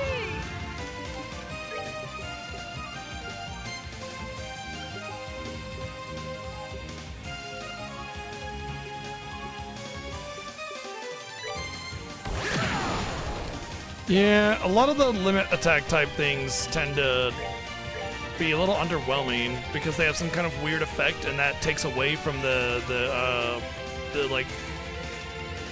skill level. So like usually the way abilities are designed or spells is that there's a certain coefficient, a multiplier to your stat that determines how much damage you're going to do. But if it applies a secondary effect, it usually takes away from the damage. It's like a item, like you have so many points to put into how much damage it'll do or what effects it'll have, and you go, oh, we only have 10 points to spend on things, so we're gonna put 8 in damage and then 2 into the special debuff that it applies. Unfortunately, what that does is any of those single target attacks that have a secondary effect on them, the damage tends to be about as good as your regular attack, maybe a little bit better, and ends up not being worth it, and you just sit there and wait for something to come along for it to be useful. Especially with ones that apply like a debuff, they're usually worthless on bosses, so you end up just doing regular attacks. That's one of the biggest flaws of this game's design, or just Trails in the Sky in general. Charge complete!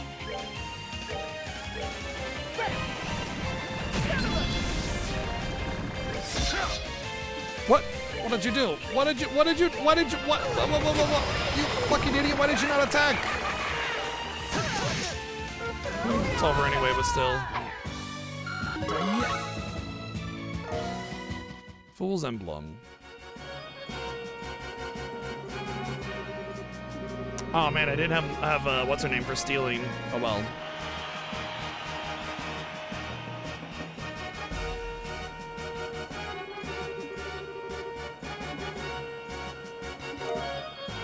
Physical. I don't think I've ever seen that one.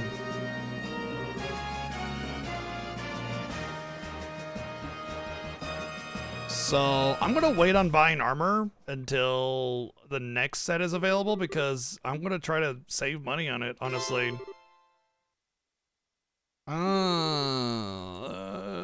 Okay. I think we'll hold off on that one. That was about at the difficulty that we should have been able to do it at. So I got an accessory, I think. Fool's Emblem. Various stats up, various stats down. Yeah, that's exactly what it does. 10 strength down, 10 ATS down, 10 ADF down. But 50 defense. Oh, 10 dex as well. 50 defense. A lot of speed. That's like 25 speed. 20 agility and 2 move. That's just straight up worth it. Honestly, the stat downs that you get from this, they're not even that big of a deal. Honestly, they're great. Like this is a great one. I'll absolutely equip that on him. I'll take the 10 freaking defense down for all that speed. Honestly, I kind of want it on Chloe because, yeah, I mean, she doesn't need the move necessarily, but defense and speed especially, yeah, that's huge. What I really like about this accessory is that it offers speed alternatives that aren't just the action materia thing, and I get so bothered by the fact that you basically need action. Because plus 20% speed, that's just action 2. It goes up to 5. 50% more speed is zooming, man. And it feels like it's required in order to keep up with the speed of the enemies and the way they scale. So having an accessory that gives a meaningful amount of speed is really nice. Hey, Chi, what's the matter? No, please don't go over there. You know, if you want to go in the basket, I can move you. Hey.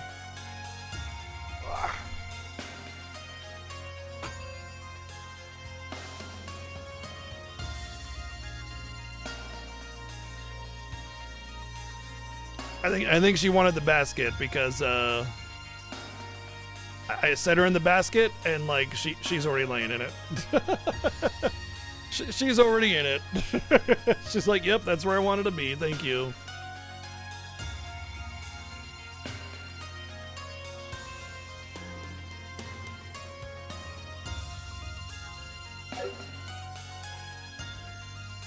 Oh, right. I wanted to switch him out, actually.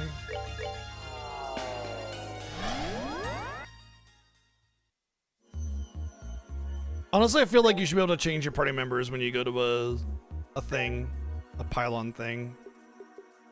Got it.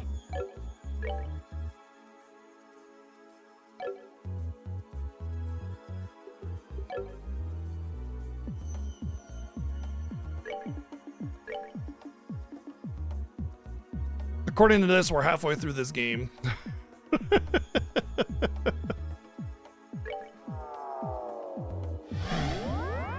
This is only the second day with it for a Trails game that's rather fast. Look, I'm not going to complain if we finish this game fast because I feel like it's really shallow as a game. It doesn't really offer very much. But more than that, it'll let me have something to do before Expedition 33 comes out that's not Trails in the Sky. And I'll be excited for finishing Expedition 33 because it'll mean that we finally get to start the ones with voice acting. And, you know, the I would imagine the quality would improve quite a bit, you know?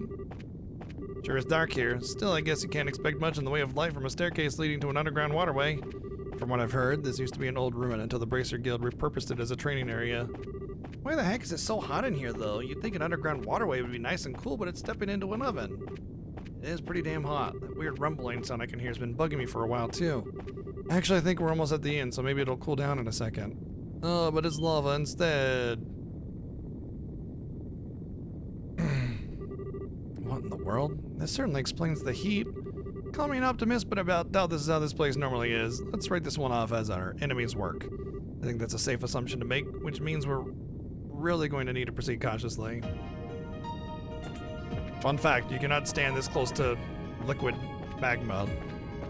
You will catch on fire. like your whole body will catch on fire from being this close to magma.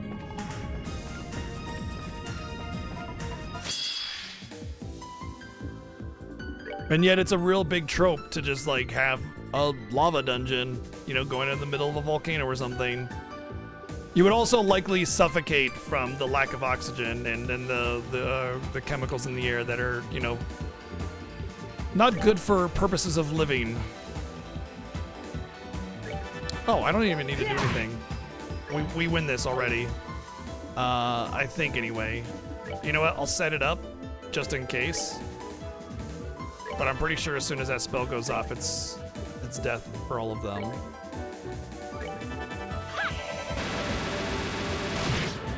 Okay, so it doesn't work with magic.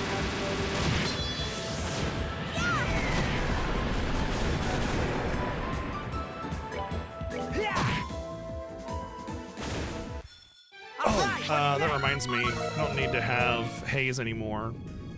So let's take a look at our orbaments. So we can change out this haze, which does offer some space and mirage element. But it's possible there's an opportunity. We're receive less physical damage but more magic damage. That's awful. That's just whatever. I guess maybe it might be good for, and it doesn't tell you the percentages either. It might be good for like, I don't know, specific fights that are all physical or something.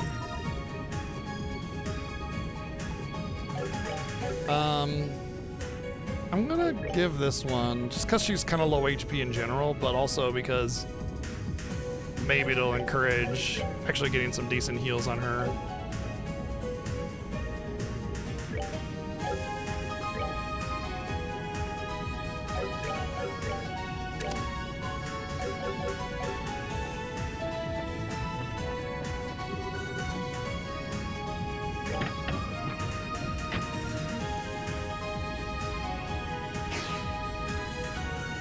Okay, so these are going to be different now.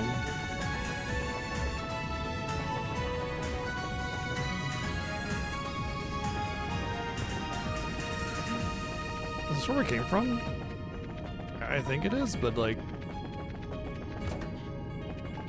Yeah, we went... Whoa! We did this, I think.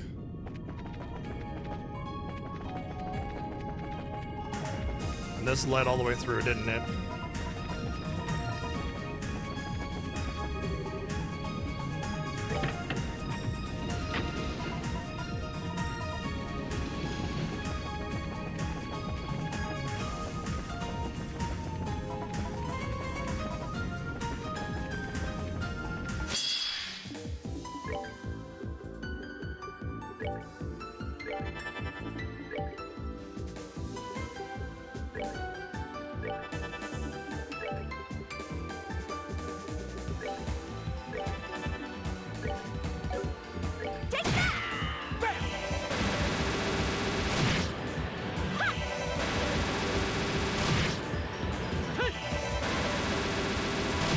That was inconvenient for my one aerial to get dropped on its ass there.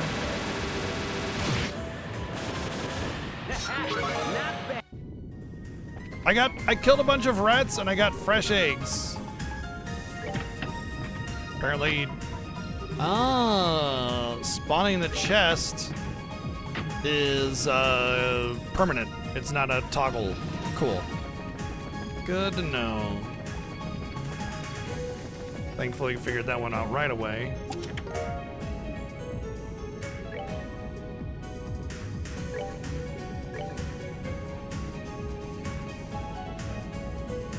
Cutting damage received walking on lava?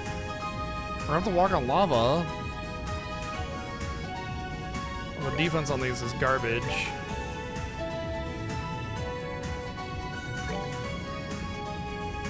And we lose 20 agility.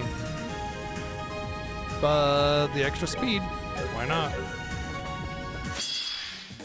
Apparently I'm gonna have to walk on lava. I want to take advantage of fighting these rats too because they're easy ambushes. And if I get ambushed, it's easy win.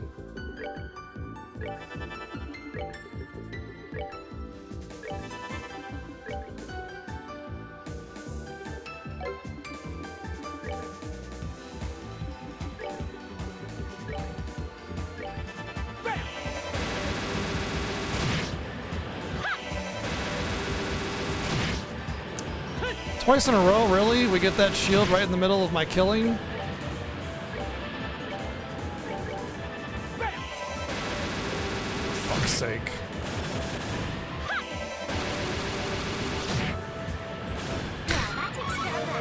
That was rather aggravating.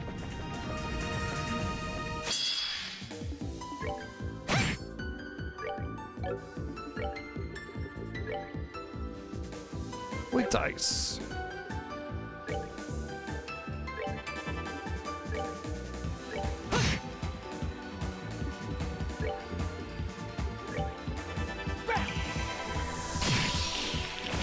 Very weak dice. Not bad. I do the humor of looting smelling salts from a snail type enemy, slug type enemy is not lost on me. Okay, I think that's the right way. I don't remember. I feel like I did the same thing the first time I did this dungeon. where I thought the way straight on was the right way, so I went back and went to the right, and that ended up being the right way, and I missed out on all the treasure in there. But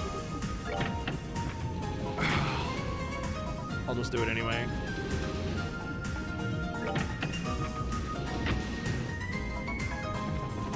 You know, there's that. Wait, no map anymore? No map anymore? What happened to our map? Wow, they took away our map. We used to have a map. They took it away.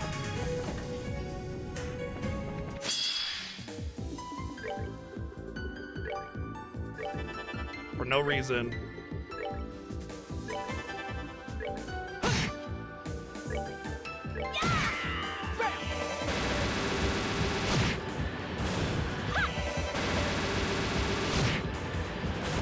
Well, that takes care of that.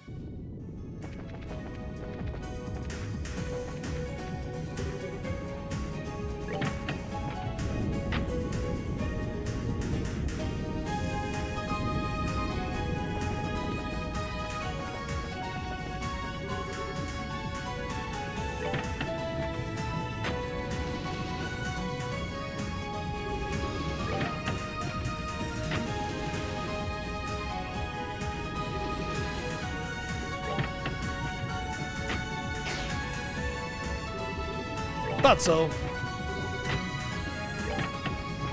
So the right position's the only one that matters. We can just leave it there.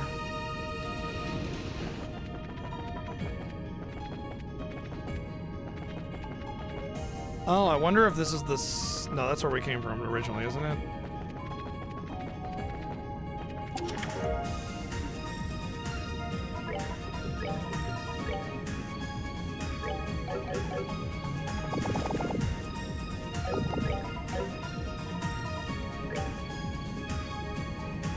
Doesn't seem like there's a whole lot of damage from walking in lava anyway. It's only lava.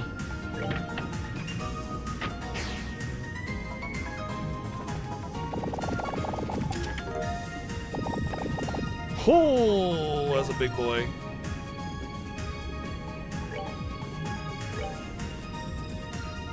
ATS 50, speed 5, and prevents death blows.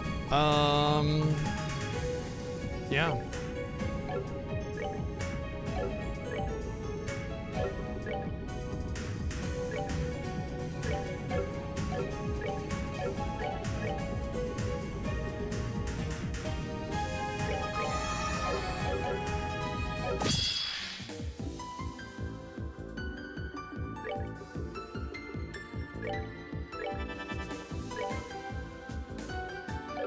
Actually, a weak to wind.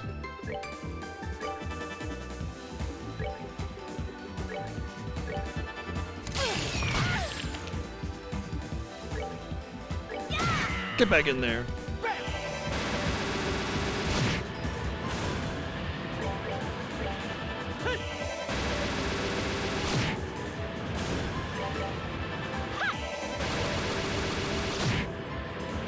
Well, that takes care of that. Might as well look around for anything else. Doesn't seem like it.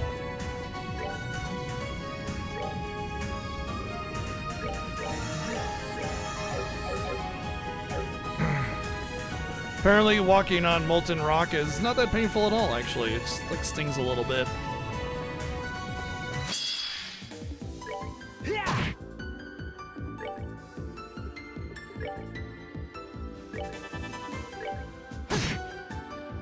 Take that! Nicely done. So this looks like a dead end for this room. And it does include treasure.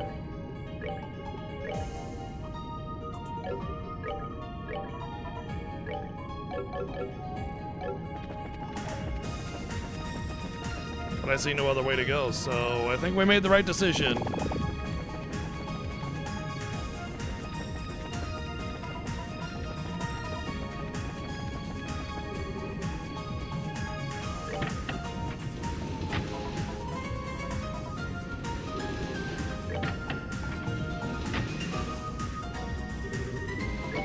Hey!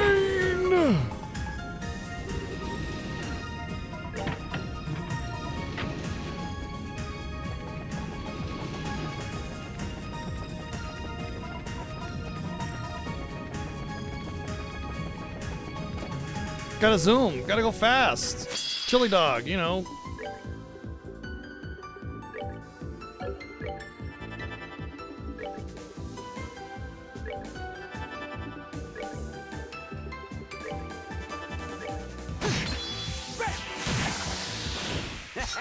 Not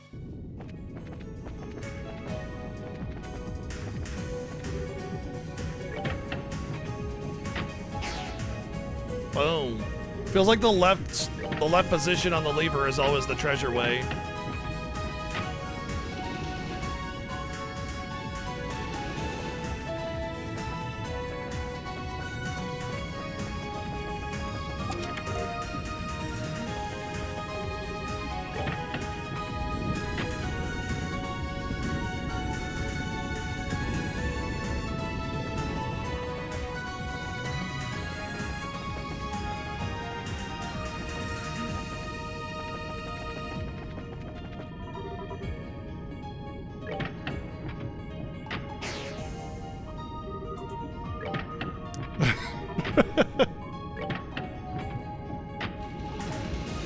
Left is treasure, it seems like. Every single time. Dragon Tree Jumpsuit. Now, who doesn't have a good defense? Her. Because I've had to skip armors for so long now. This chest armor is like gigantic leap. Uh-huh. Yeah, I mean, yeah, it's gotta go on her, right? Otherwise, she'll just die from lack of defense.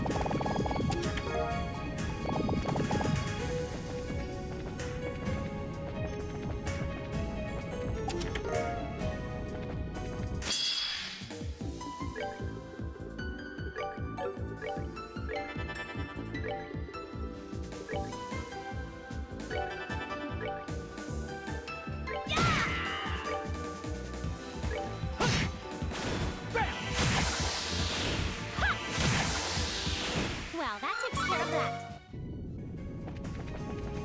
This feels like I'm going towards the end. There is that treasure, right? I feel like I need to go back a little bit.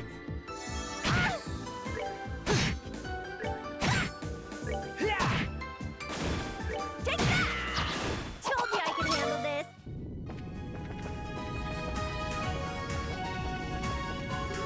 I'll hit this up because I'm right here and it doesn't seem like any of the switches are a choice kind of thing. Oh, this left was not a treasure. Does that mean the right is a treasure, or does it mean the left and right are both the same, which was what this switch did before? Left and right were both the same. Oh man, they're mixing it up finally.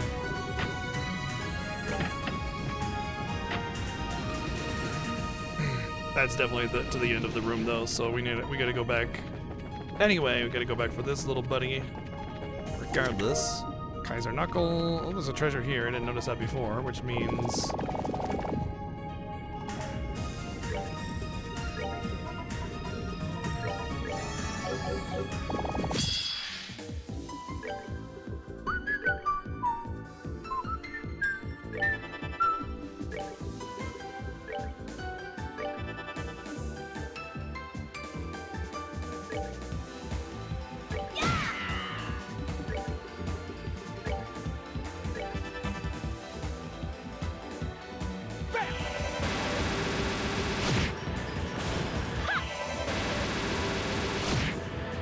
yeah, like I said, you know, it only stings.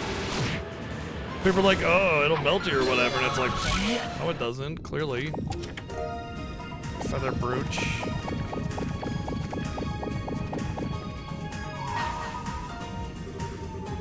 The girl who entrusts her feelings to her blade, only then shall lay the door open. Maybe Julia?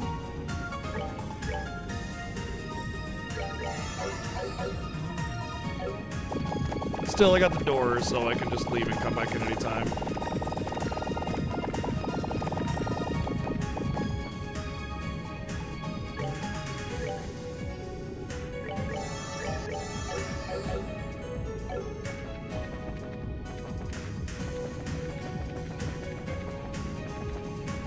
Man, I thought Trails in the Sky had all the tropes, and then I realized it didn't have the walking on lava trope.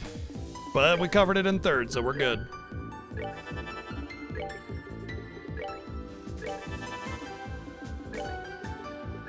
Take that! How's that?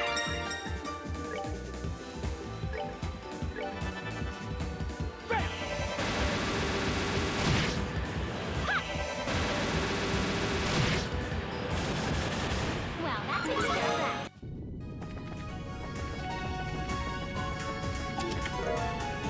I just want to know where the whole idea of like being able to walk through lava ever started, you know? Like what was the first game that said, yeah, you know what, maybe we should have them walk through lava? And like they were just like, that just seemed like, oh yeah, you'll take a little bit of damage, but it'll be fine, right? You know, like that was, who, what?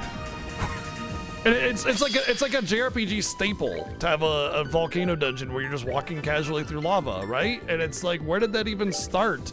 I know Final Fantasy I had it, but it was kind of vague. It wasn't really lava. It was more like hot rock, you know? Like it was, it didn't look like lava. It just looked like it could be lava, but it also could just be like heated rock, and you were just kind of skimming across it really quick and taking a little bit of damage because, you know, you have to have a game mechanic or whatever. But there was definitely a game first where you just like full on dunked into lava like it was no big deal.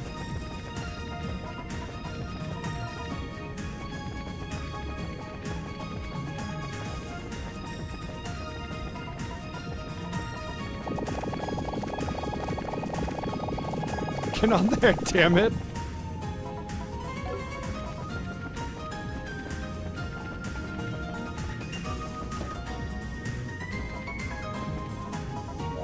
It's actually kind of funny because I know there are games where there are lava and you just die in it, like Zelda 2.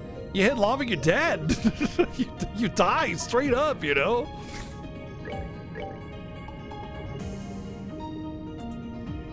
I'm gonna get one of these bracer coats for Joshua, just one. That's like more than half my money, almost. Well, it's almost half my money, rather, to be more accurate. But he's low on defense as well after changing his boots out.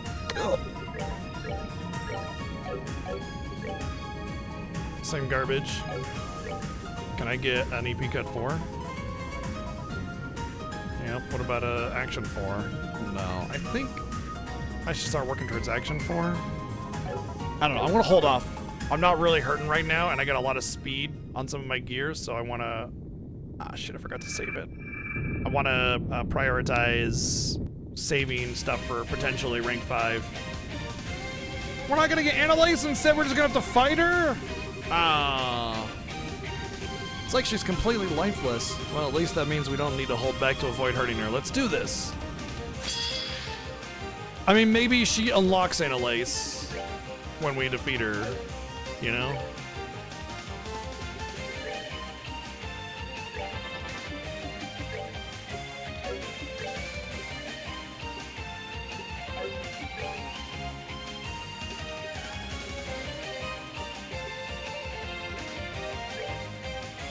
$20,000, yeah, we definitely gotta set that up there.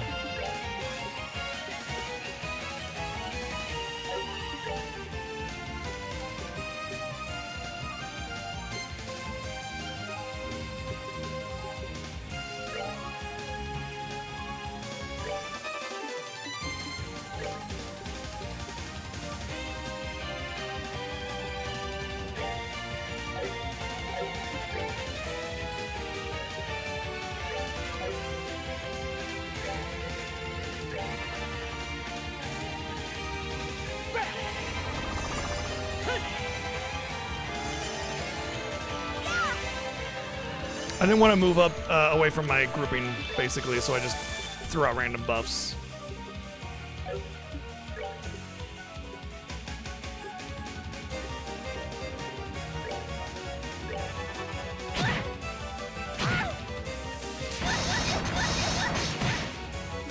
Good lord.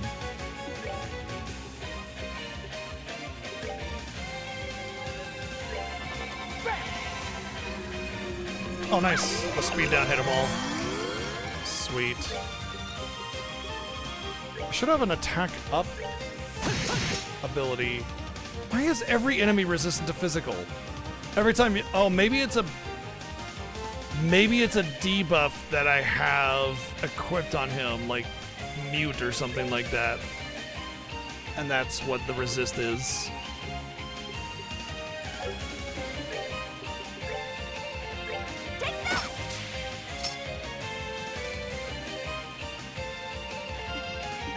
Okay, I don't think any of the mimics are gonna be carrying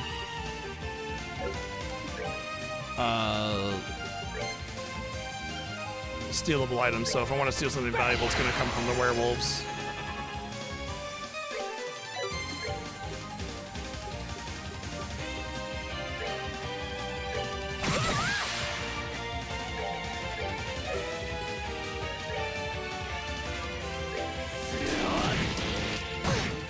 Nice, the AT delay did work on them.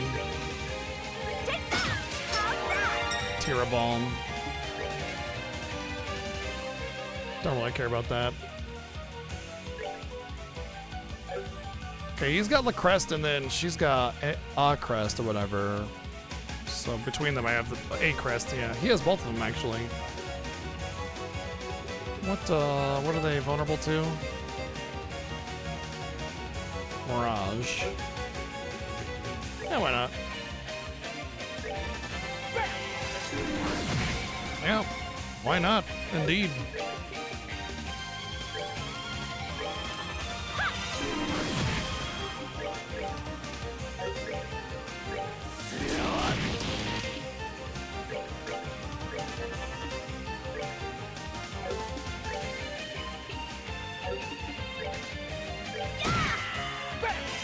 Way to go, 2,000?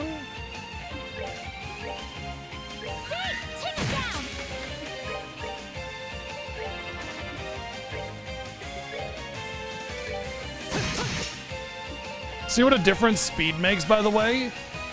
I'm using like speed down on them and speed up on myself, and all the extra speed I got from that gear on top of AT delays, and they're just sitting there doing nothing. Like I'm just like styling on them the whole time. Speed in games like this is so OP. And that was like the main reason why I was struggling in a lot of the earlier fights, is because I didn't have the speed.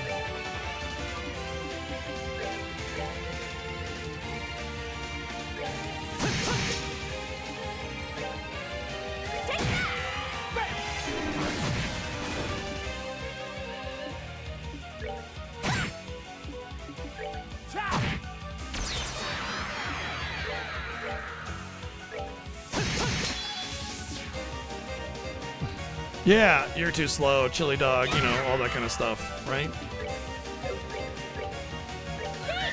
You're too slow.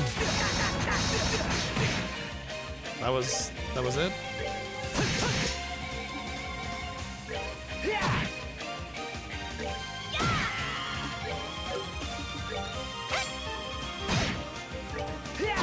It's kind of crazy how much less I need to heal myself when I'm not getting triple outsped by the enemy.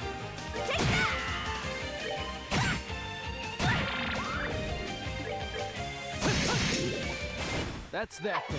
Let's move out. EP cut 3. Not 4, but I'll take it. I know somebody has it. I know there's at least one of my party members that has 2, so. Well, that wraps that up. Sure does. Probably no prize for guessing who's in the Sealing Stone either. Let's head back to base and let her out. Yeah, we do get Annalise. Finally. So there you go. We counted up to 12 characters, and then we got Agate, who we haven't unlocked yet, and then we got somebody else. We talked about, and then Annalise is now a party member, and then there's likely going to be another one. Maybe even adding a bunch of characters to give us 20. I mean, it makes sense, honestly, because like this kind of feels like the type of game where it's just like, yeah, we don't have content, so we'll just give you a bunch of characters that are already in the game and make them party members for no reason other than just to give you a bunch of party members. And with the whole split, woo, baby. Oh man, the whole split thing. makes me feel like we're really gonna be leaning into that aspect.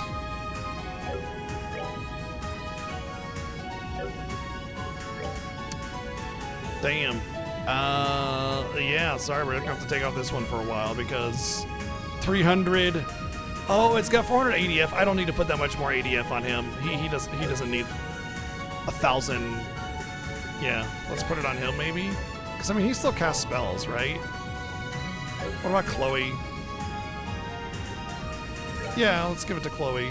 Because I mean, it gives her the magic power that she wants because as a caster, and it gives her defenses that she's in need of. Perfect. It's just a dead end.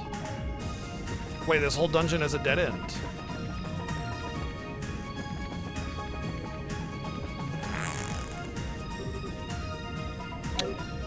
Whatever. Let's just go back. I mean, we always, whenever we use a cube, it always tells us what unlocks. So you know.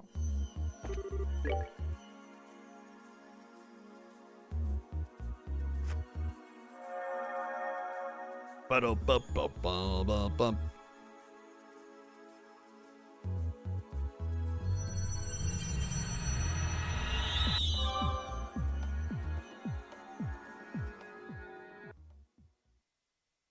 Oh, right, of course. That's why they're dead ends. I forgot about the map.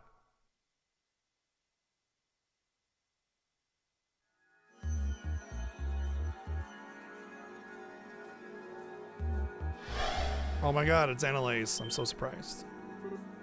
Huh? She sleeping?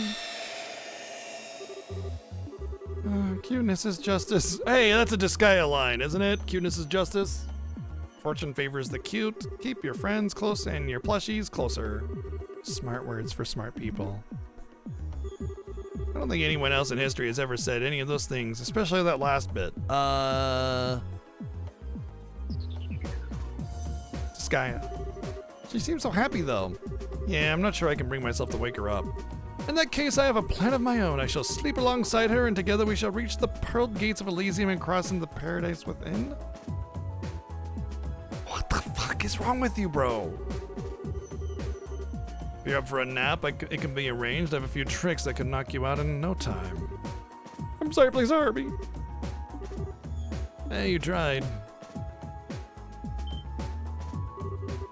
Seems she's finally woken up. Huh? Good to see you again, Annalise. Good morning. Have a nice dream? Sure sounded like you were.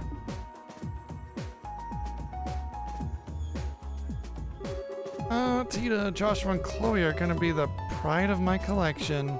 But Julia and that girl over there are pretty cute too. Huh? What are you talking about? Oh, but Sin's like a big fluffy bear, so he's actually kind of nice, and Kevin's hair kind of reminds me of a sea urchin. And that's not so bad either. I don't know who bought me all these new plushies, but they're the best. She thinks we're all life-size stuffed toys. Man, how drowsy do you have to be?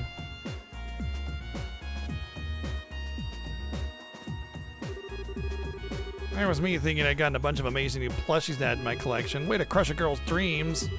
Oh, sorry for being a human being. Can't believe that's your first reaction to everything you've just been told. Yeah, sorry. I'll hop into serious mode now. Still having a heck of a time processing the situation, but I do know you're not lying. Besides, the proof that this is all real is right in front of my eyes. Only the real Tita can be that irresistibly cute. Well, just as long as you get it. So, what are you gonna do? Would you be up for helping us investigate? Put me in, coach. I wouldn't be much of a bracer if I wasn't willing to do anything in the face of a crisis like this, especially if it's true something's happened in Lelouch. Code Geass, huh? There might be another bracer there who's ended up in the same situation as me, and no way I'm turning my back on them. That's certainly a possibility. Other bracer? Really? That's a good point. We know quite a few of them, too. Well, we've overcome one ordeal, but that still means we have 2 left on our plates. And you know the drill, and now that we've done the first, let's go back to the 4th plane and see what's changed.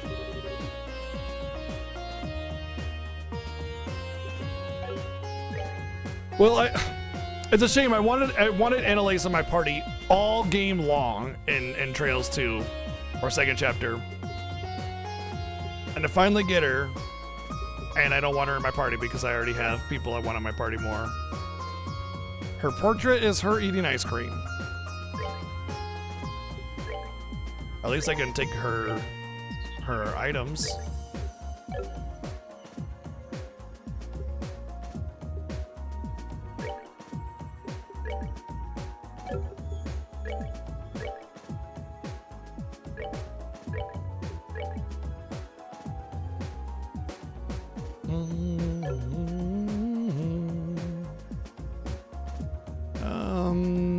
I think that's really it. Oh, let's check her armaments.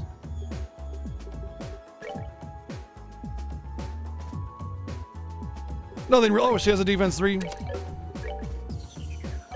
I can put that on Gisette. Nothing really of significance, but just one more little step, you know? Okay, so she wears a sword, though. I bet I have some doors with her name on it, eh? So... I guess I could probably dunk Chloe to make sure I have Josette for stealing, right? Wouldn't that technically be better? You know, yeah, because if I'm gonna have a fight, Let's go! then I would want to steal. Otherwise, it doesn't really matter. I got Kevin for healing, and yeah, it'll be fine. Okay. I guess I can give her some generics. Take those. And let's see what we got for doors. No.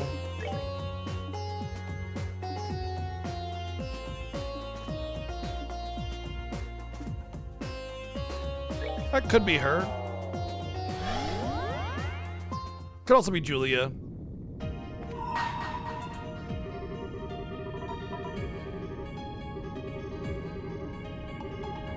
It's Annalise.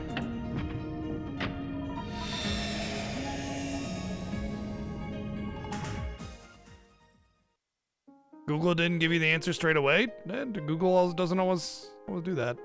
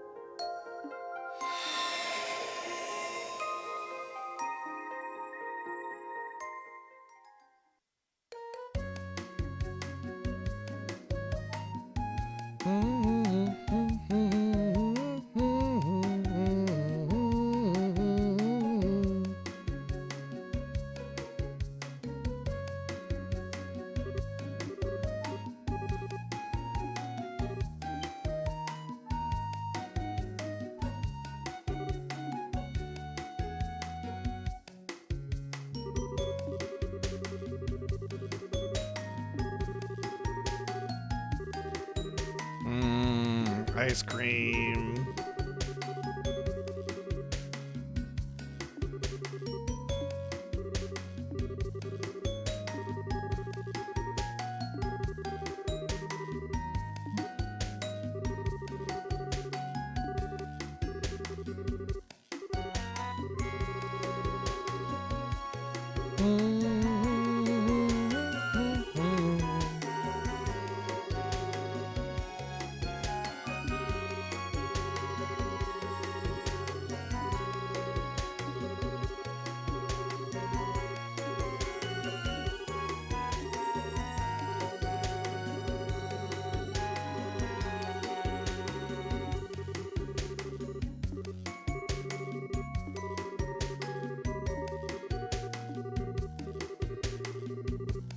Oh, sorry. Shouldn't yawn.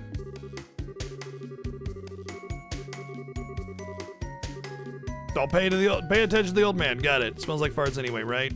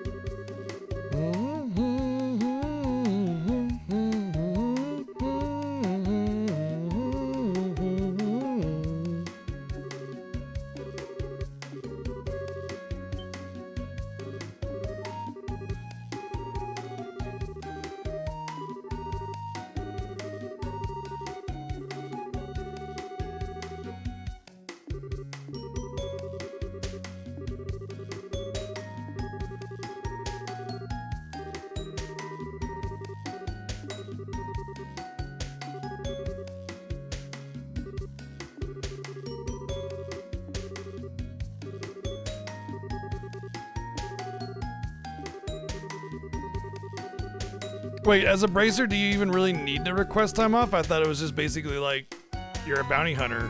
You go and find a bounty on the board, and then you go do it. You don't need to request time off. If you want to take time off, you take it. You know, you just might miss out on some bounties, and if you got enough saved up, then it doesn't matter, right?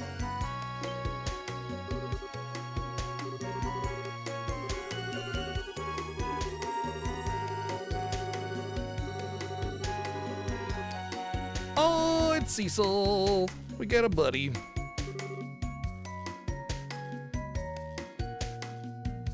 That's my water. You can't have it. Oh, do you want to get on my lap? Okay, hold on a second.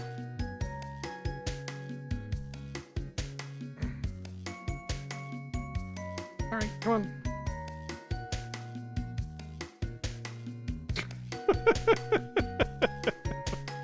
Oh, I really need a camera there. Like, so bad. That's so hilarious. Like, it looks like he wants to get on my lap, you know, he's kind of like looking down, right? And so I put my legs up and cross my legs so he can get on my lap. And then he just goes, plop. Just flops right onto the bed.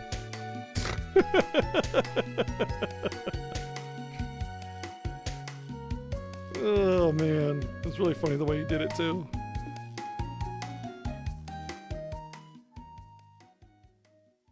It's almost like he was looking at me and just going, plop.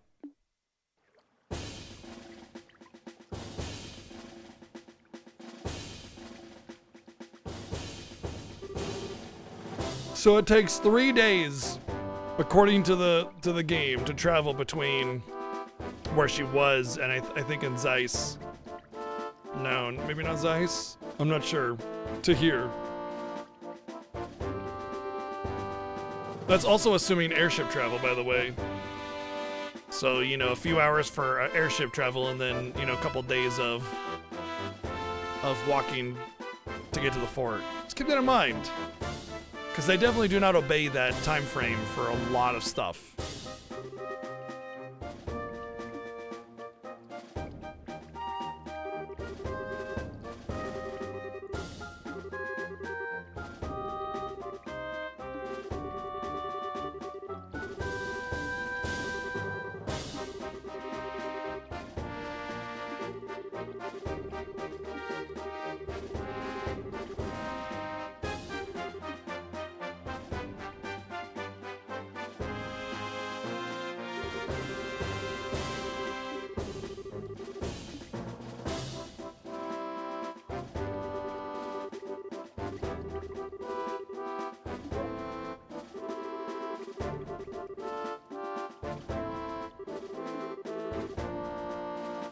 What?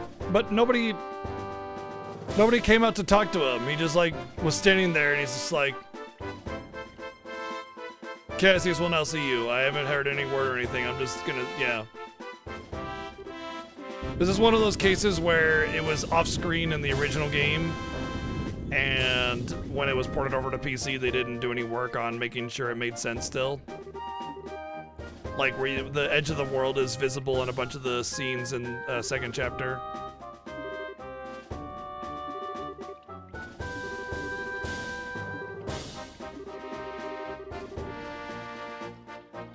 Well, you're just all over the place, aren't you, buddy? Oh my god. You're being a little cutie, aren't you?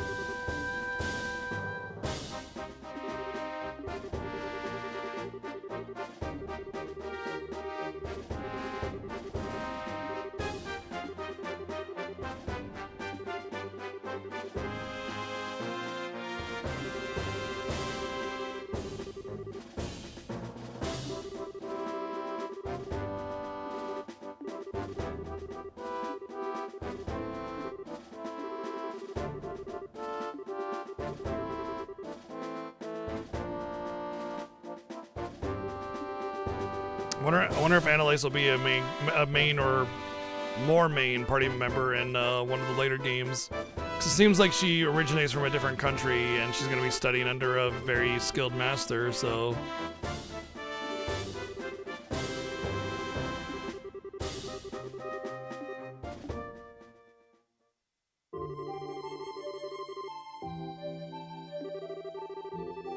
Oh, it's her dad. Okay.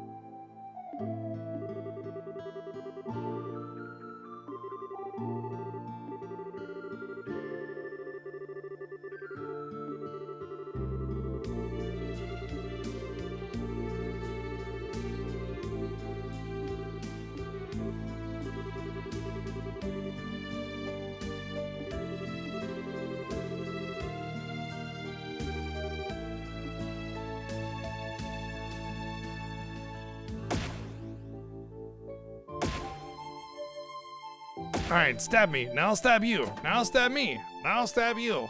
Good training sesh.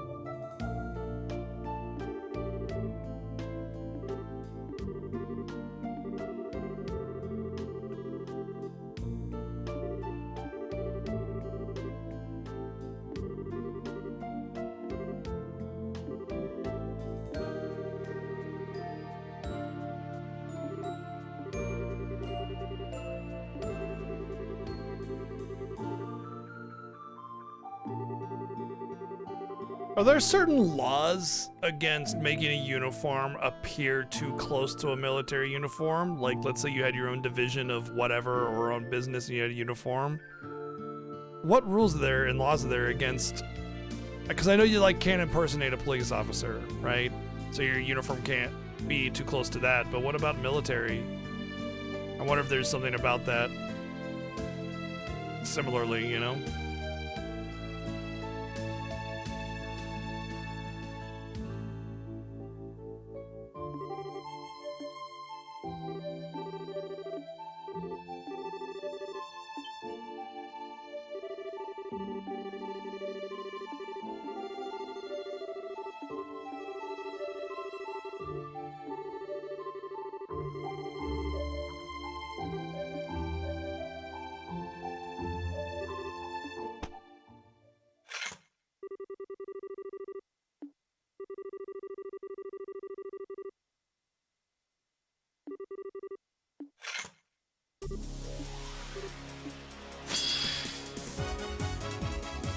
Hey, it's the good track. Seems like that you get a set of abilities and items, yeah, instead of what you gave her. So whether or not we can win this will be purely based on whether or not this has been balanced out appropriately.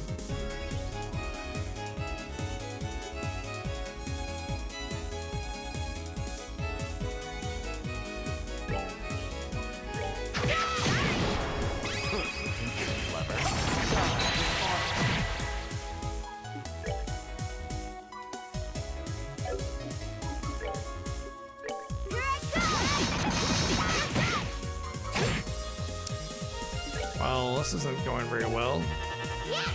This is just like the other one where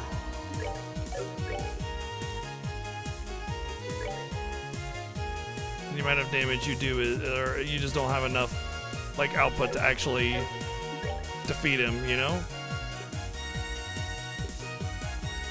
Like the only thing I can think of is Pedal Dance, which I think that's a bad idea with how much damage he already does.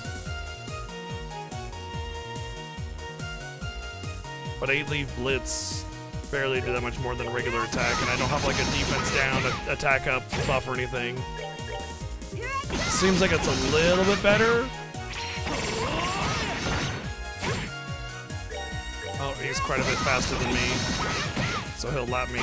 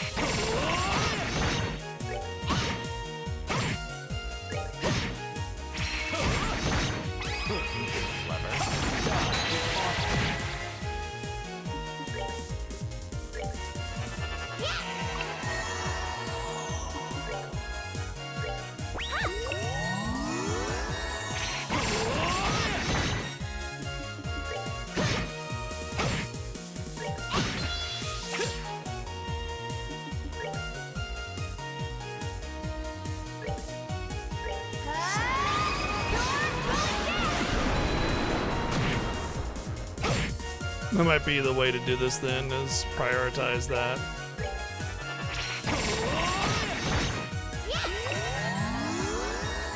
But that's pretty much the last healing I have.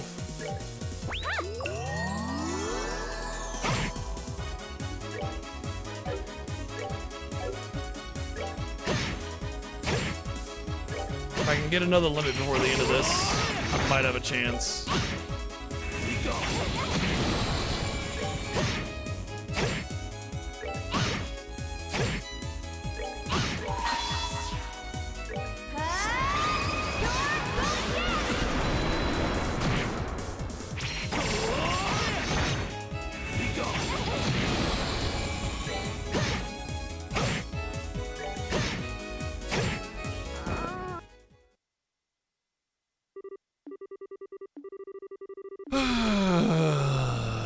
That's stupid. I hate fights like that. I really hate fights like that are really, really like, oh, you didn't do it perfectly, then you lose. You have to like math out. You need a fucking spreadsheet to know how to win the fight. And it's like some just obnoxious duel thing instead of just, you know, using your party and your mechanics to overcome a challenge. It's like this math problem instead, you know? And I probably get a lesser reward for this obnoxious story bullshit because I didn't perfectly get it the first time. So if I want the better reward, I'll have to do it again, and I'm just not going to. Like, I fucking absolutely refuse to. Well, this isn't a tactics RPG. It just has a grid-based, like, movement system on the field. It's a turn-based RPG. It's like Lunar. Very similar to Lunar, or even Grandia.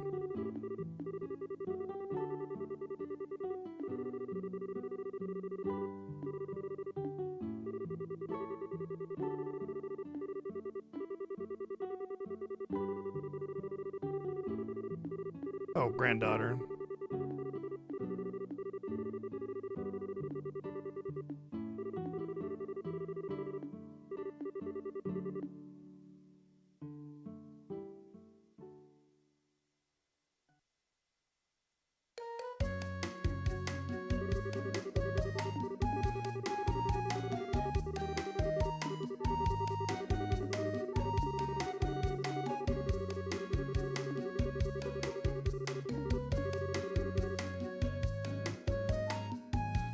Yeah, but you say that with, like, when you're talking, like, you say that right now, right? Which leads me to believe that you assume that this is a tactics RPG, and it's not. That's what I'm trying to tell you.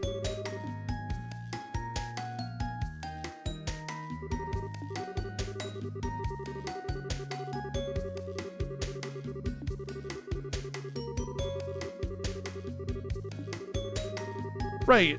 The grid battle movement does not make it a tactics RPG. Have you ever played Grandia? Just think of it like Grandia, except the boxes for like where your AoE hits are a little bit bigger.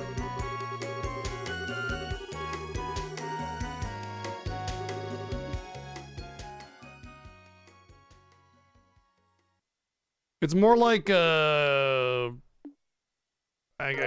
can't. Yeah. See, I only got Mira. I didn't get an item because I got fucked over. Fucking bullshit. Pisses me off, honestly. Wasted like half an hour of my time with this garbage trash story, only to get screwed over some bullshit mechanic. Just aggravating. Just makes me annoyed. Makes me just not want to play the game, you know?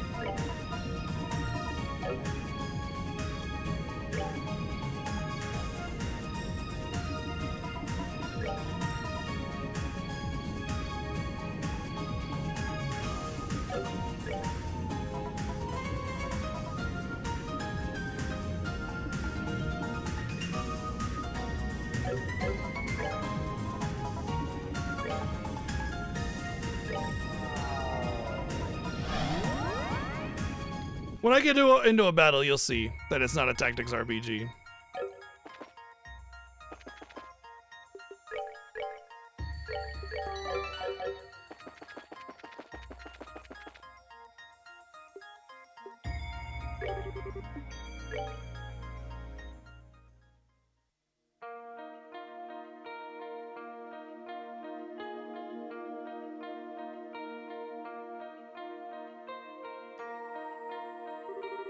Oh wow, look at all the how pretty the trees are. They were still green when Estelle and I were here.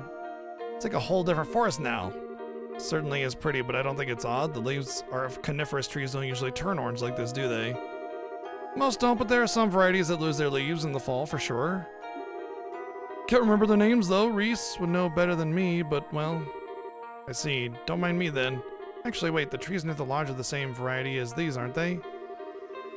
These weren't showing any signs of losing their leaves at all either. Yeah, so your first guess might have been wrong, but there's definitely something off here. We better be careful. I forgot I need to get my party back in order before we come back here.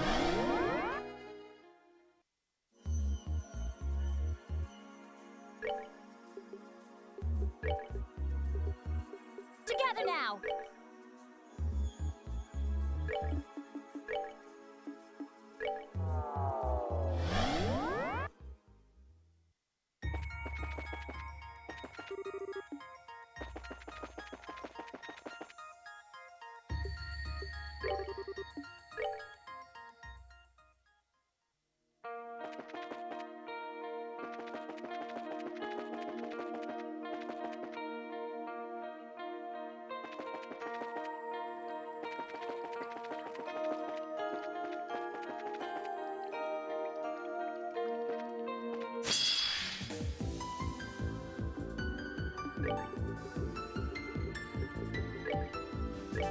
So when you see the grid, it's just a battle scene where you can move around, right? So you can move around on the field, and the blue is just letting you know how far you can move. Kind of similar to a tactics RPG in that regard. Sure, you have movement, but the movement is more about whether you can get in range to hit or something like that, or like where your target AoE will land.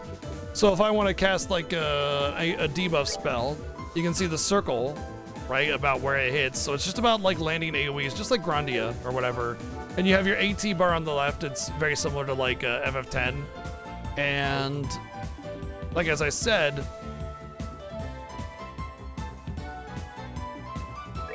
the boxes are really just about like, you know, being in range of your attacks, just like Grandia, which is still an RPG, not a TRPG. And usually you don't need to pay too much mind with the movement mechanic anyway.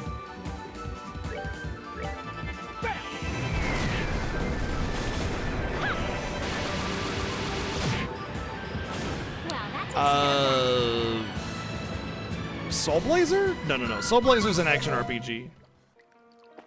This is a turn-based RPG.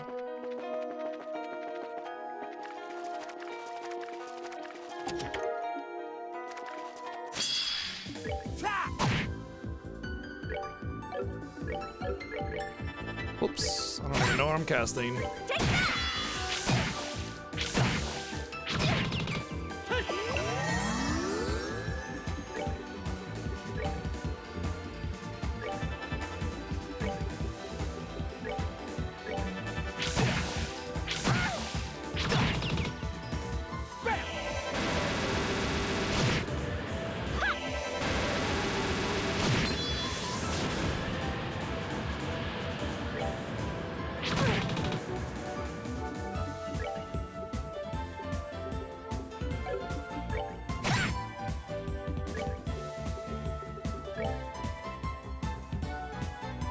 Weak to earth, apparently.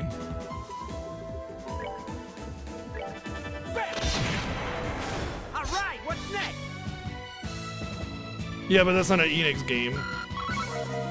I guess it was technically a Square Enix published game, but it was Tokyo RPG Factory or whatever that made it. Man, what an appropriate name for that company, though. They really are a factory churning out RPGs of questionable quality.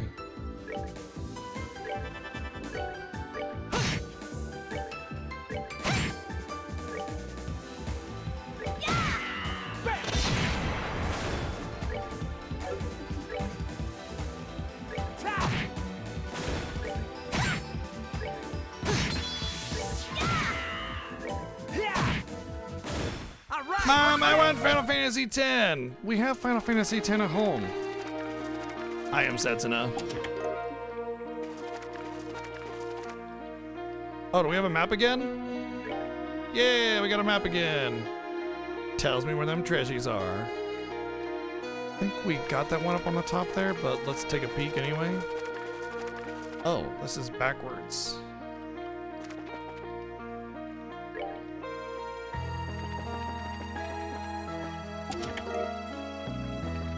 That means we probably came from over there.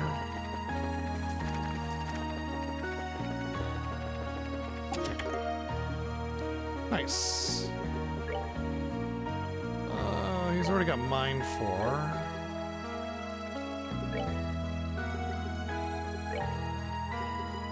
I don't really care about having healing on him, but her, I said that it's possible that I could actually do something here.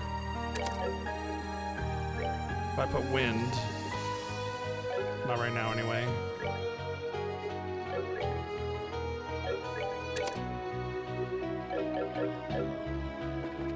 Well, I mean, like I said, technically it's Square Enix. It's just not. Oh, apparently they're vulnerable to all elements now. Will I actually be able to cast that, though? He'll probably run away right away. Oh shit, we got ourselves a golden metal slime enemy.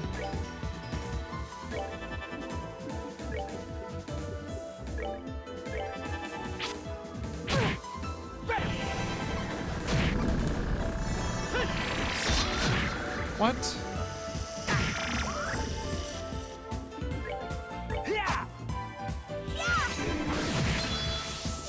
What do I hit him with now? I just figured out last game at the end of it how to hit them, and now you're saying I can't hit them because they got some kind of guard?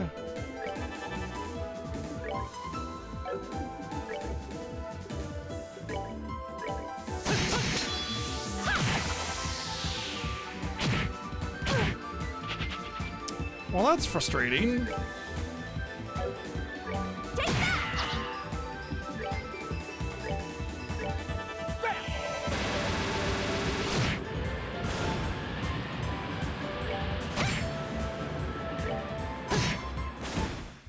That's that. Let's move out.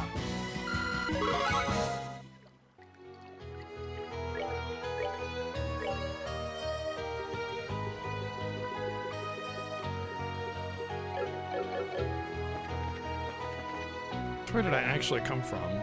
It's gotta be this way, right? Let's find out. No, it wasn't.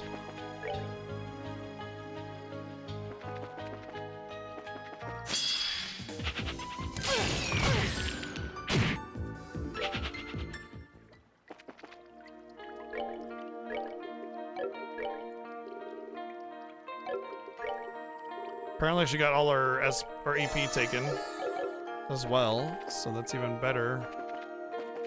Yippee.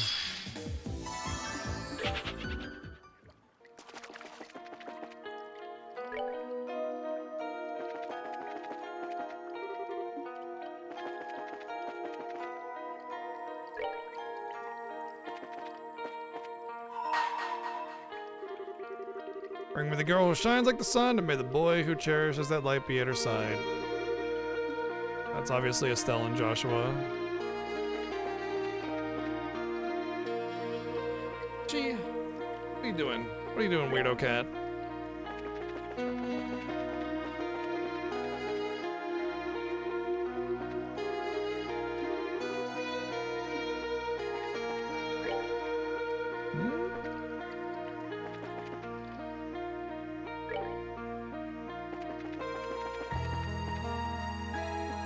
Okay, this is where we came from. Got it. I got a little lost because I had to swing the map around a bunch.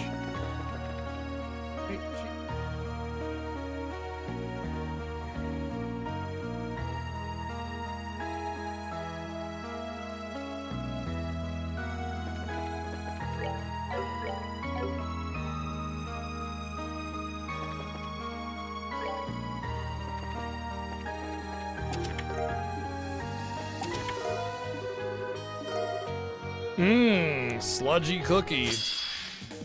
To be fair, I do like softer cookies, ones that almost are almost undercooked but not quite, so they're nice and soft. Those are my favorite by far. So you know, sludgy cookie kind of feels, I don't know, that feels like a gross way to describe it. Gee, please don't go that way.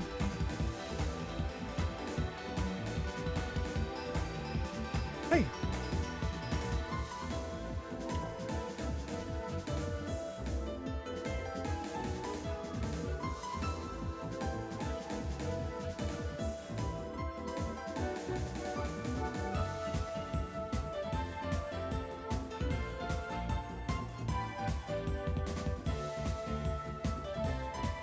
There you go. Okay. Just had to give Chi a bit of attention. I think she's trying to get into stuff so that'll give her more attention, you know? Which she's prone to doing.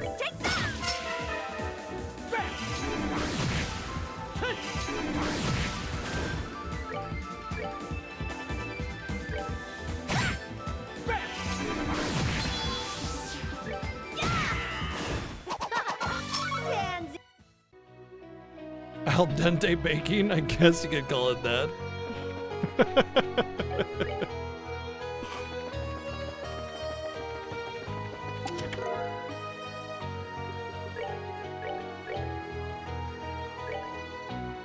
Yep, that's just great. That's just better. Straight up. A weapon that does more than just give me incremental offense.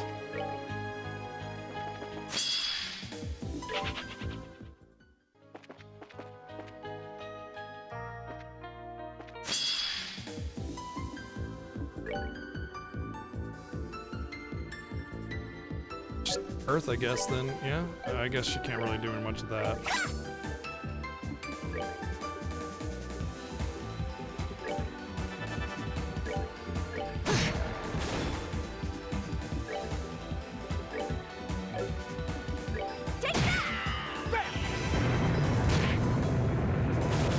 Not bad.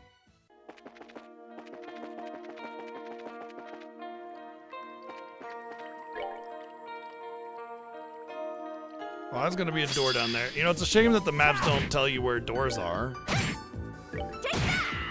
Oh shit!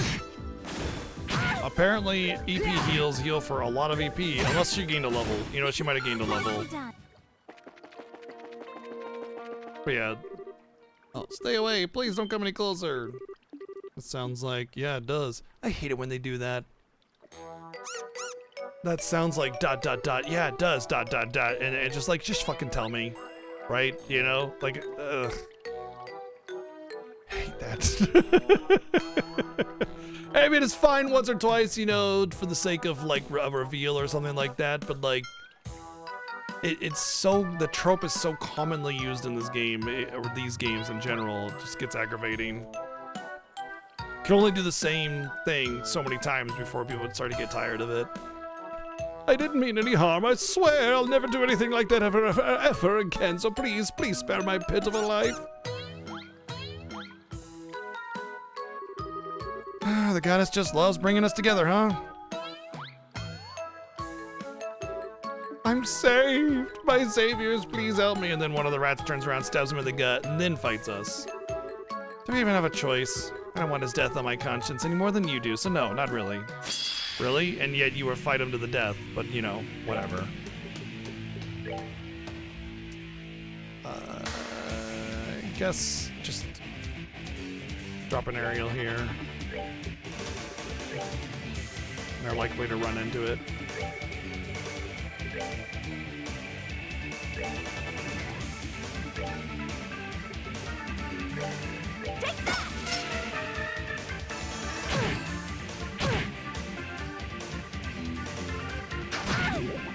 As I said, I'll walk right into it.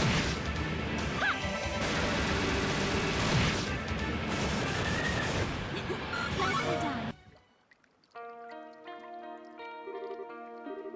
That was terrifying. Aren't you supposed to be part of Ouroboros? How do you keep getting yourself into these messes? You are so rude. I didn't end up in this situation because of my own error. It was a result of a tale so tragic anyone who heard it would be moved to tears. I think there's a more pressing issue here, to be honest. How did you even get here ahead of us? That's a good question. Did you get through the second and third planes warp circle before us somehow?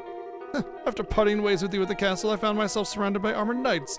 Naturally, I fought back with all the skill and grace I'm known for, but during the fight, I was engulfed in some strange vortex.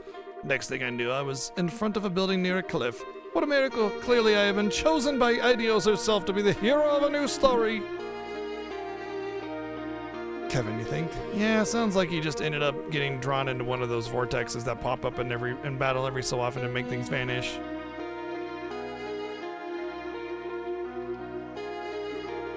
Damn though, ended up all the way here in the fourth plane just because of that is some luck. Seriously. Lost for words, I see. Not that I can blame you for being in awe of my good fortune. Well, we're in awe, right? Anyway, you said you ended up in front of the lodge, so how'd you end up all the way out here? Did you decide to start looking around? Well, and this time you're the one with the good question. You were saying things like, I don't mean any harm and I'll never do anything like that ever again earlier. What was that about? Whatever do you mean? I have absolutely no idea. Well, one of you say something. That was merely the result of me being so relieved to finally be out of mortal danger. I think his stomach groaned or something. I think I know what happened now. You were so hungry that you went and tried to grab those beastmen food, huh? I don't think you really have any reason to feel ashamed, though. Everyone needs to eat. Yeah, I can see where you're coming from. But having no food and being tied up by beastmen is even worse than just having no food. Do you want to come back to our base with us? That might be an idea. We've got plenty of food and water back there. Save your pity! I was able to steal at least a month's worth of food from them already. I'm not going to need any more for quite a while. It's like a tree full of acorns or something. And it's all mine and only mine. I won't give any of it. Not so much as a crumb. So long, losers. It'd be better if he tripped and then, like, got back up and ran again. He's incapable of listening, isn't he? Is he planning on staying here for over a month? Who knows, but all we can do is leave him to his own devices for now if he doesn't want our help. I wouldn't be surprised if he changes his mind. Well, we'll just have to be ready to give him a warm welcome when he does then.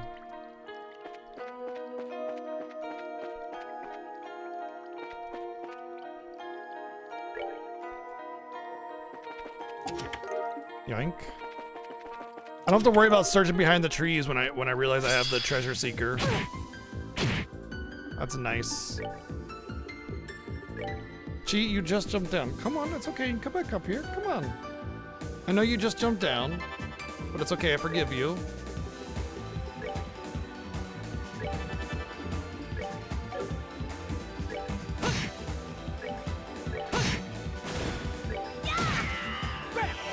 Triumph!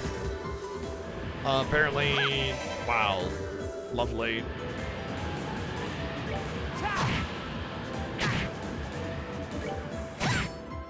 Well, that takes care of that.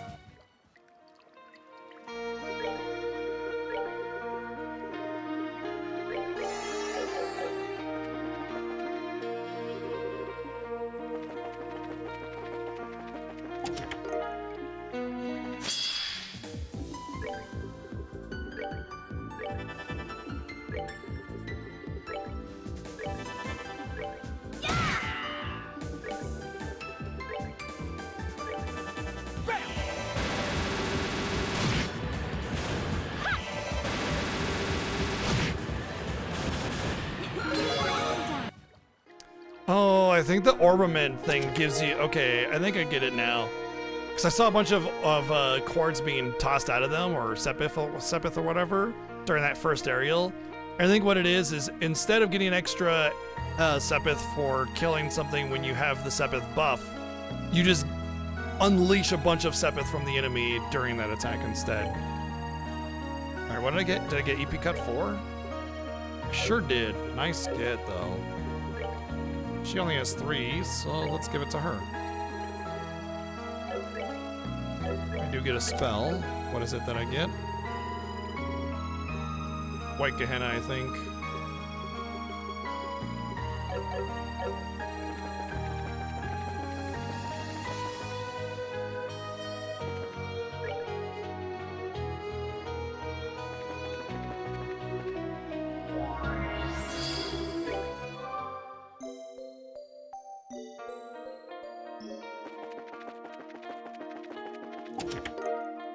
Kidney daggers, made from real kidneys.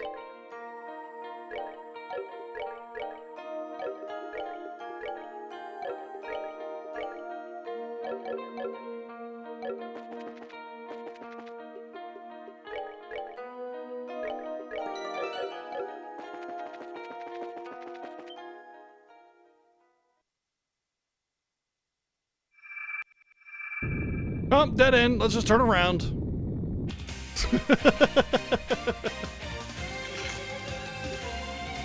Charizard. So she's our lady this time, huh? Makes sense that we'd find nothing but bracers on one of their training grounds. We'll have to defeat her so we can get her Sealing Stone. Here's hoping we have the real thing by our side. It's gonna be a hard decision not to put Shara in my party, but the steel is way too good so far. I don't know, every time I get into one of these battles with a bunch of freaking ads, it ends up being just be like, yeah, just use your limit, you know?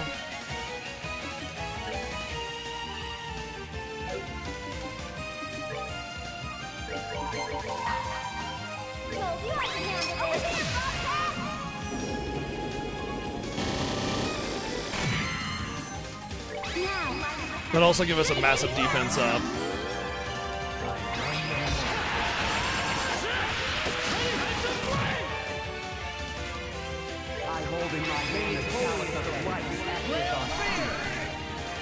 They probably won't even be able to get to us. That'll give us...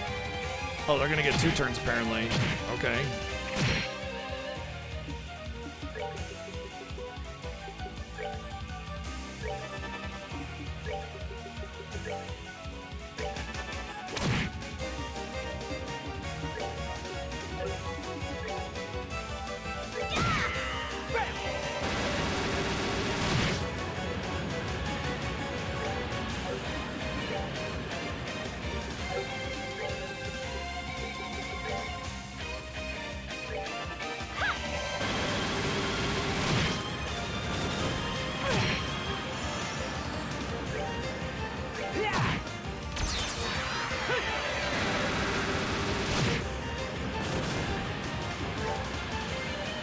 Weak to nothing. Take it down.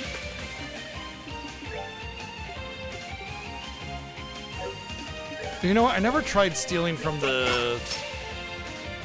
Okay. I always tried to steal from the original version of it, not the Doppel version of it or whatever.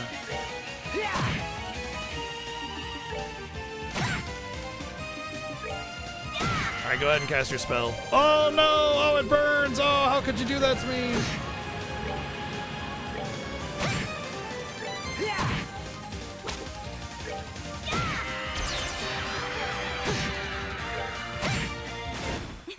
Nicely done. Line 4. Alright, we got the crystallized P cube.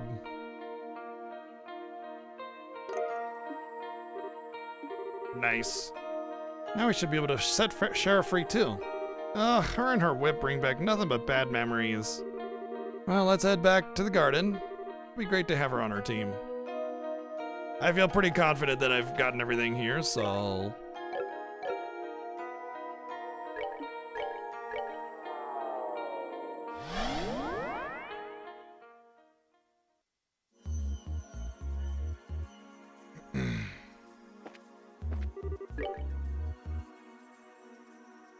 Ba-dum bum bum bum bum bum.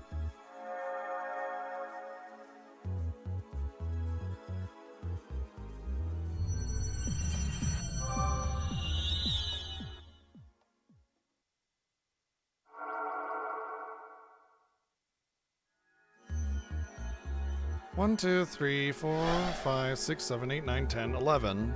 And then it still would make 12. But there's still agate left, at least. And somebody else. Forget who. That's not Shara, is it? Huh? Oh, what? Oh my goodness. She cut her hair, huh?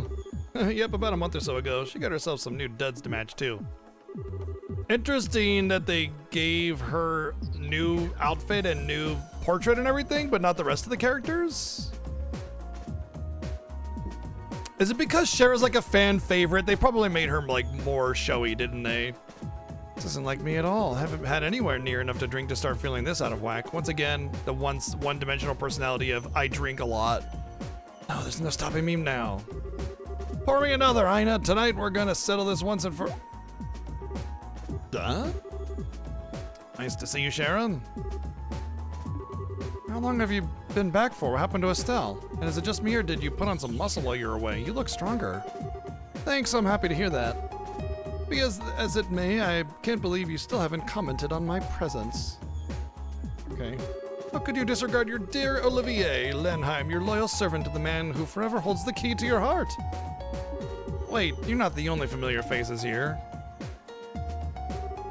Also, I like how it's a big deal that she got new duds, as if like everybody just wears the same outfit every single day or something like that. Which, I mean, obviously in an RPG you can't have like outfits for every day because that would be a lot of work on, you know, creating new skins and outfits and animations that would not interfere with the outfit and everything like that. So it makes sense that characters wear a single outfit, but like to comment on it as if like that's what they actually do seems a little off. You know, I guess what they could say is like, yeah, she got a new look or something after she cut her hair. I don't know. This whole place is kind of bizarre too. Can someone explain what's going on here?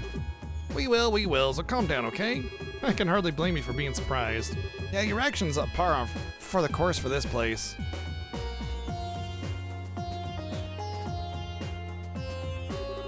Okay, I think I get what's going on now. Still, under ordinary circumstances, I'd have a pretty hard time believing all of you said what was even possible. It's easier to chalk this up to an alcohol-induced dream or another of Lucy's illusions. No doubt. Oh, woe is me. How could you look upon my fair countenance and beautiful locks and not believe that I am the one and only true Olivier? I said, under normal circumstances, Olivier, there's no need for the dramatics. First, what would be the point of showing me an illusion this bizarre to begin with?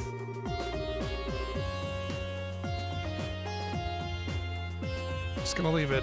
Not gonna say anything. As for the dream explanation, there's a bit too much internal consistency here for me to lean on that theory. Thanks for believing in us. I like how they just explain away trying to believe everybody, you know? Just this big hand wave every time a new character comes in, you know?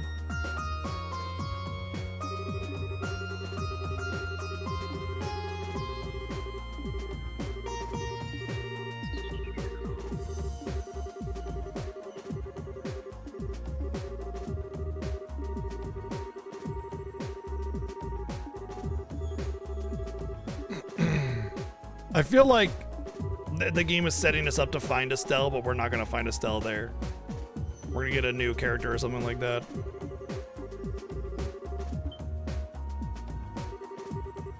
Oh, there we go. Agate has trained here.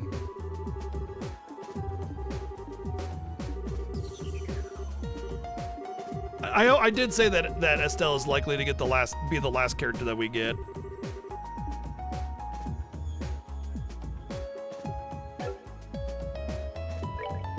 I just want to confirm something. Ready? I'm not going to use Shara because I'm comfortable with my party, but I just want to confirm. First off, I want to see, but I want to confirm something with her outfit. Yep. It's 100% as I said. They just wanted to make her more showy because she's likely a fan favorite, and they did. I mean, her outfit's fine and everything. It's just that, like, it's clearly a lot more showy than her previous one. You can also tell that the art has been upgraded on it. Like, you can see the art on this is kind of, like, very linear and stiff, right?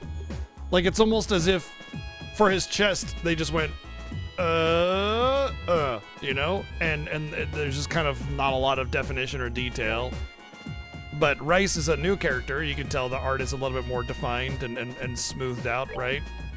Old one, old one, old one, old one. New, but it feels old. Old, old. But the two that are new, which is Shara and Reese, I think this one's new too. Maybe. You can tell the art is much different. Like there's a way that the shading works. But yeah, they definitely wanted to make her a little bit more because she's like the fan service character, I guess. And that's probably why they did that.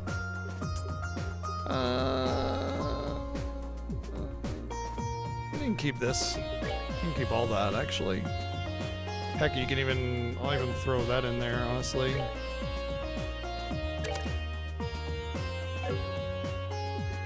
I wonder if it'd be better to do, like... Do that, and then just do the EP cut here. And then do the... Why would you even put attack here? Why would she even come with attack?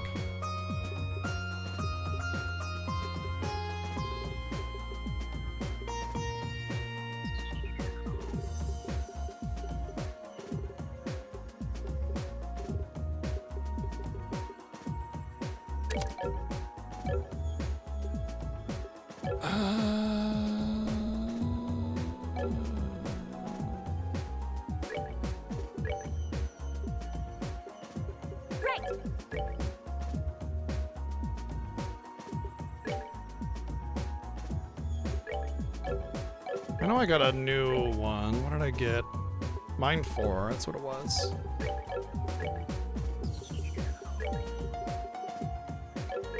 I mean, I'm having some cast spells like healing is not the worst thing, even though it only will be single target, but tier all, I mean, like, that's... Like, why wouldn't you want that, you know? I mean, that's pretty easy to snag, and then boom, you know, you got something. But I will say that Fire and Wind do work together. But I feel like if I'm gonna work... I feel like it's easier if you want to work on, like, just getting a spell type while getting the more important things like cast and the EP and all that kind of stuff action. The best thing to do is just go for Space-Time Mirage Magic and just own it, you know?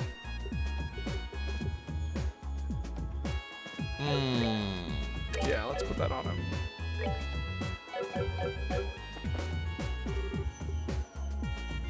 I don't think I want to synthesize anything just yet because I'm willing to bet that I'll get some better ones in the next chapter. But I do kind of want Action 4. Was it Action 4 or was it... I don't think it was EP 4.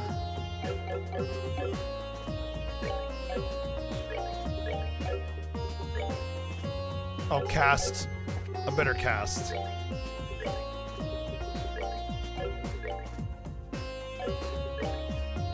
Yeah, I only have cast 2 right now.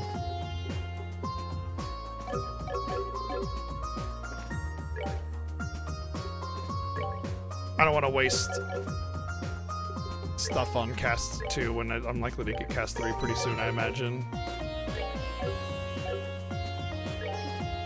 Well, we could do those Shara stories. I know that there's at least one, right? Let's just go ahead and do it. This ought to perk you up.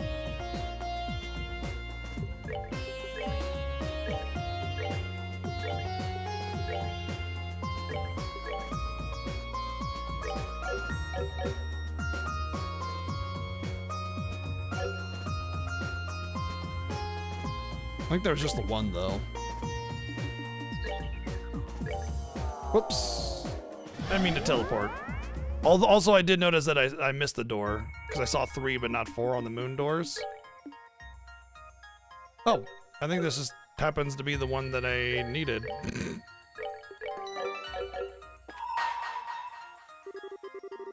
Hey, I accidentally teleported to the one that I wanted to go to.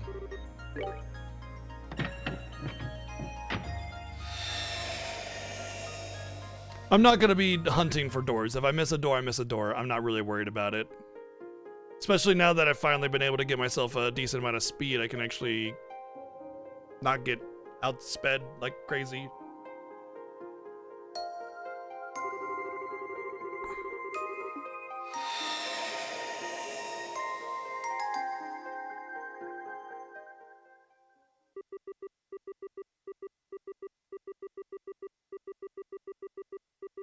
Year 1202 of the Septian calendar, Relent. I'm not sure what that is in relation to our current year.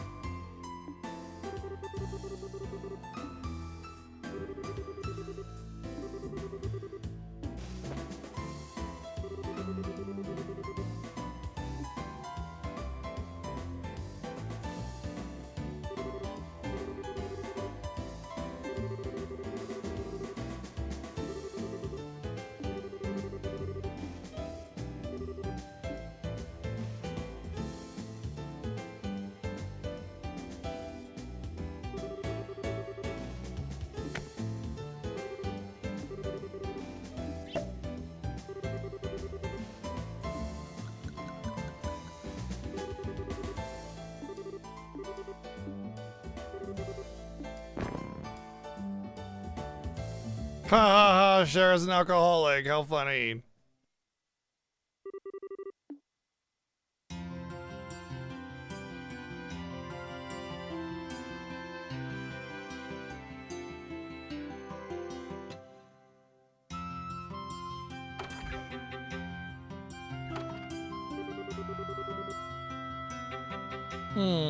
That's new art from her old outfit. Or maybe she's supposed to be young because her hair's not quite as long as it is, so they gave her a different portrait for also this, you know?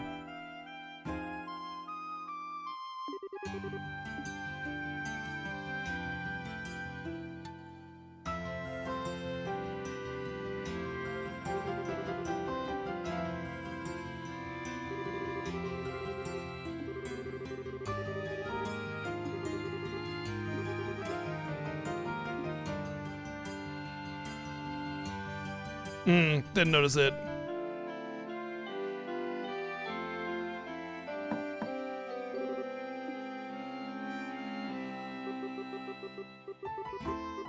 Little money.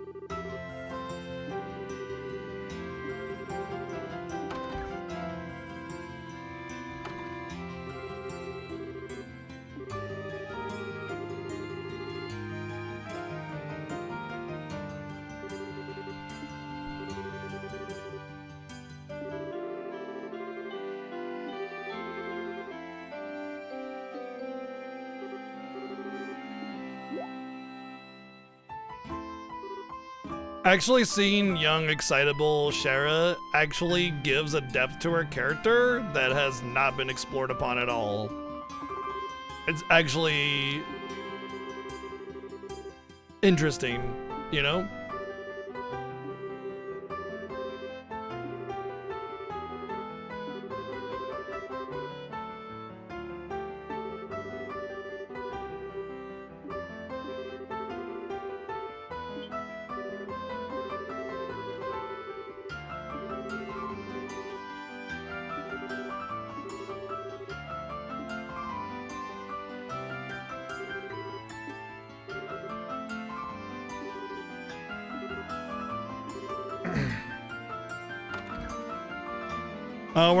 We're not gonna tell her how much it costs to hire me. We'll just be like, yeah, sure.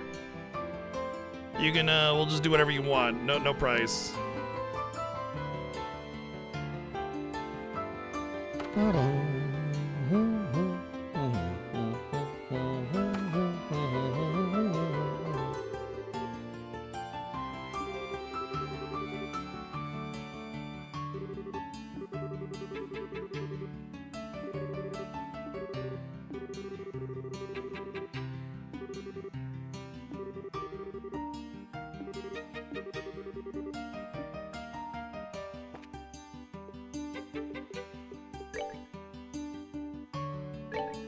Oh, I was hoping I'd have her in my team as well. Ha ha ha ha, I can take all of her gear. It's interesting that they gave her like a full-length portrait for her, like younger character model, you know?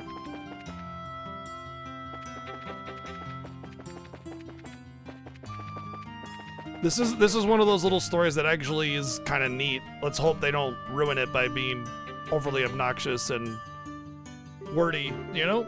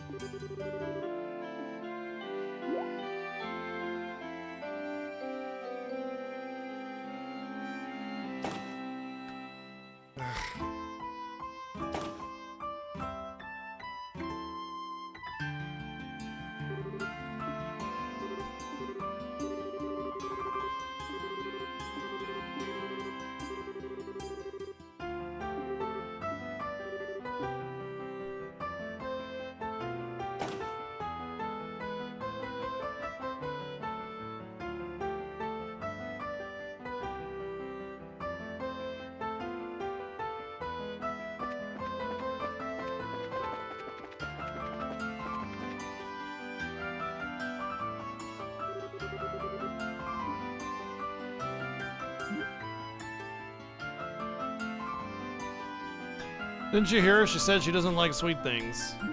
Throw it on the ground. Throw it on the ground.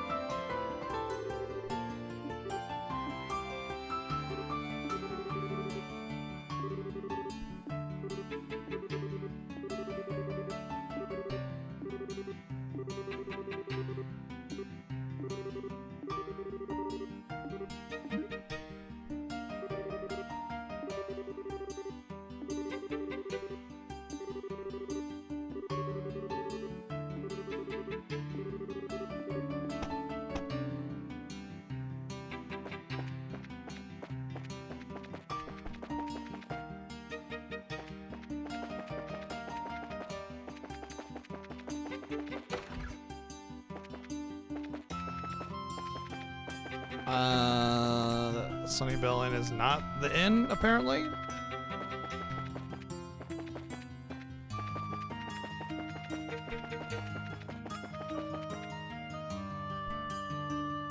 She said it was in the north, the south block, and then it was maybe she said north block. You know, I don't remember actually.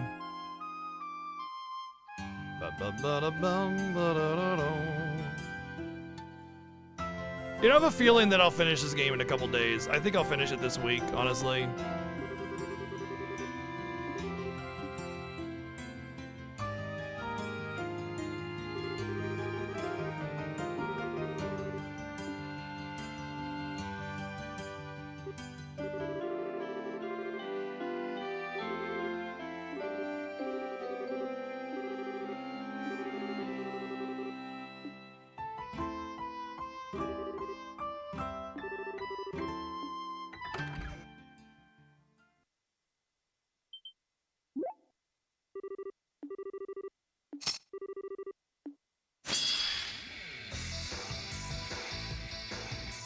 Protect all NPCs. Okay.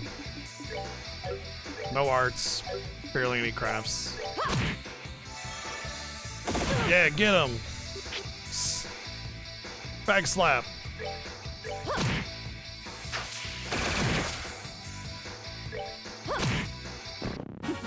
Seems you came up short. Oh, she's not level 1. She's level 10. Wow. Well, that's way different.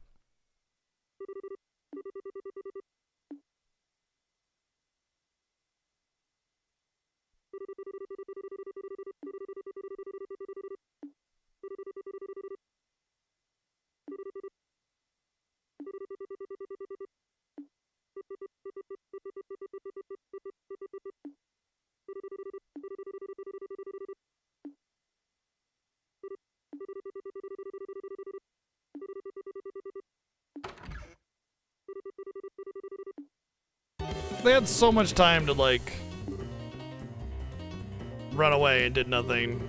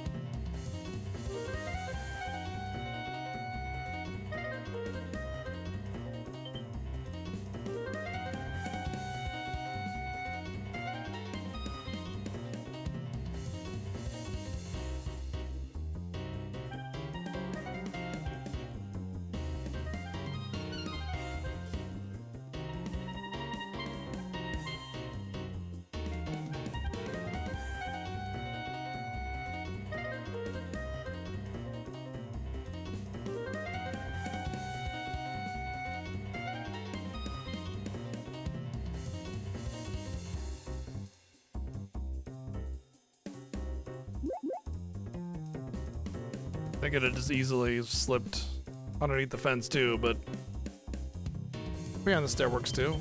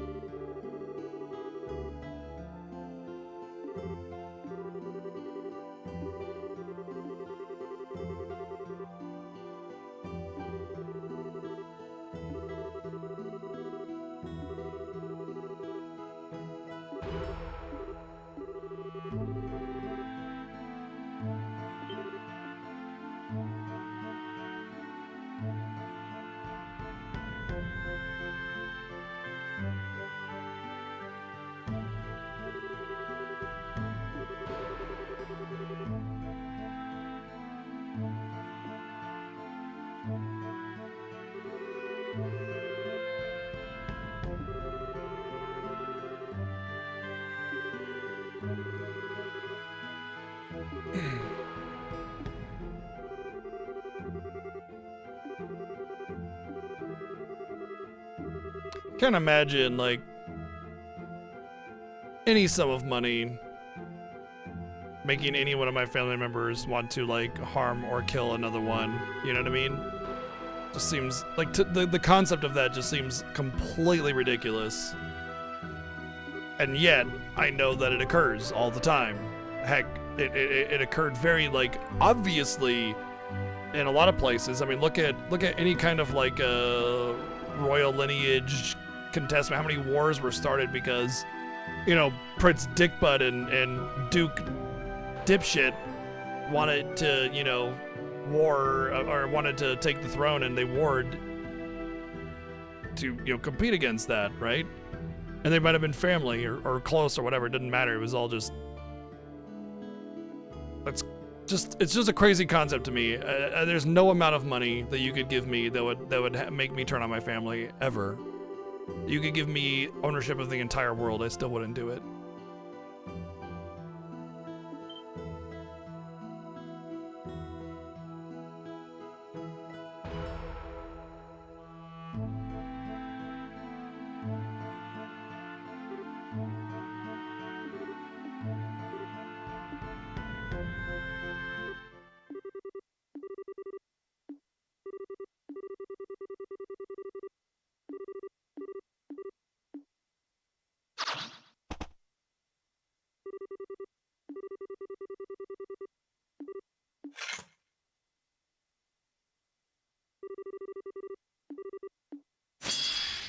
Oh, we gotta fight 2 now. At least they gave us a restore.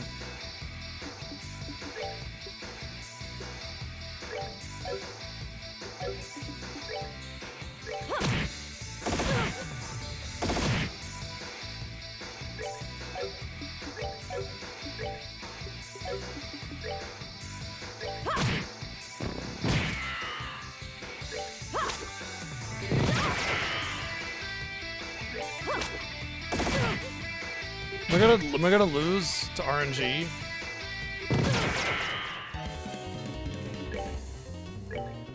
I'm dying to fucking RNG because I keep missing and getting knocked around. All I have is attack basically. So yeah. Seems you came up short.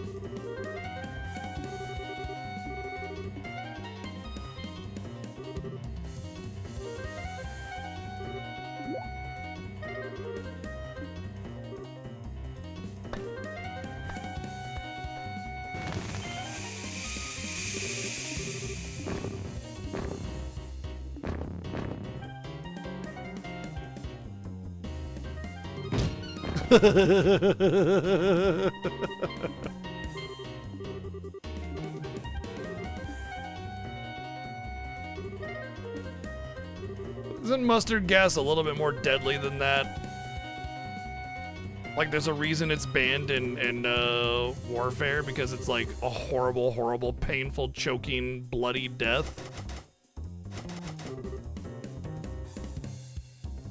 Duke Dipshit. Come here, Duke Dipshit.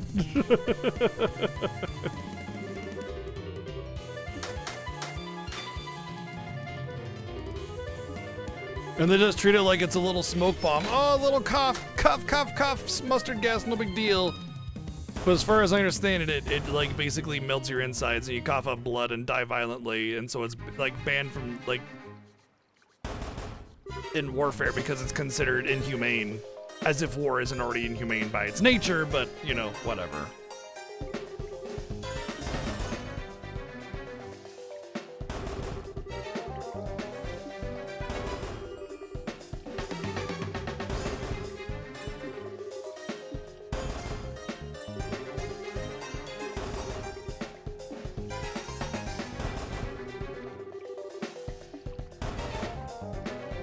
I mean, they know that we're in here, so...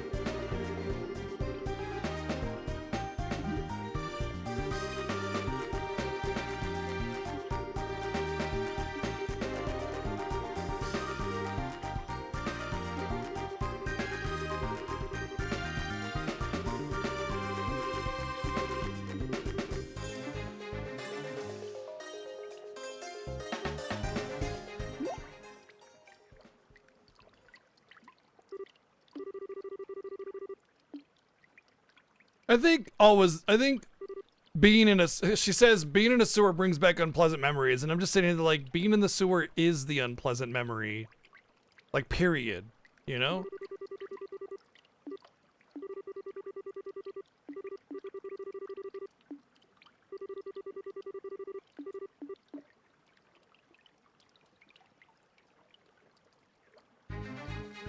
Wow, they're gonna give us like a whole dungeon for this little segment? That's a bit much, I think. Especially considering that I feel like none of the treasure is actually gonna benefit me. Oh, this is the battle music from the first game.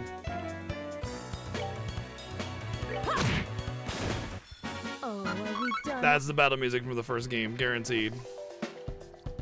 As soon as I heard it, it was like, oh yeah.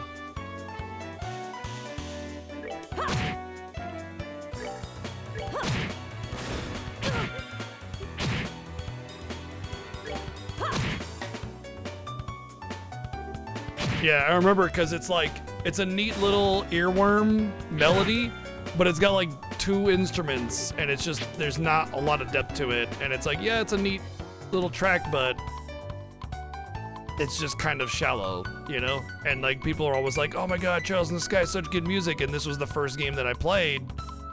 And I was like, this is supposed to be this like godly OST that everybody talks about? I'm not hearing it, you know? Nice, neat, you know, godly? Done already? No. You know?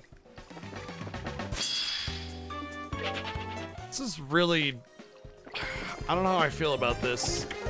Like giving us a whole dungeon for this, and none of the fighting matters, none of the loot that I get matters. It's just like a preset. Seems You just have lung damage. It's just a little lung damage. Like, come on, grow up, jeez. seem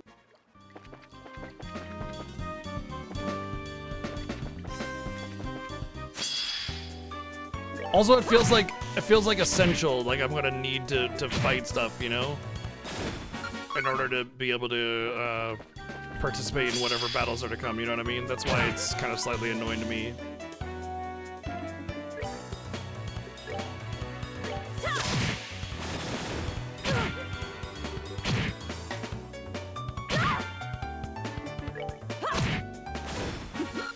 seem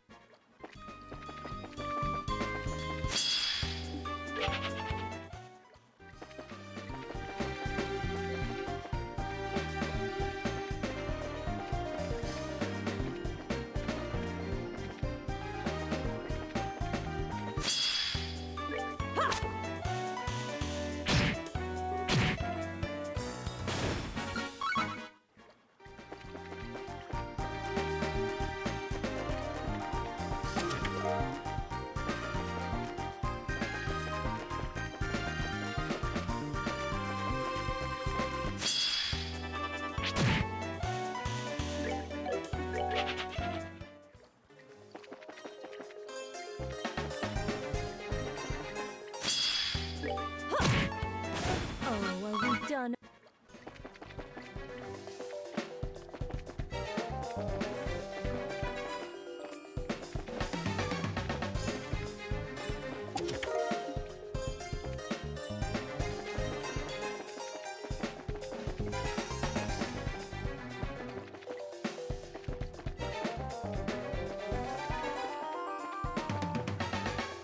Two ways down, eh?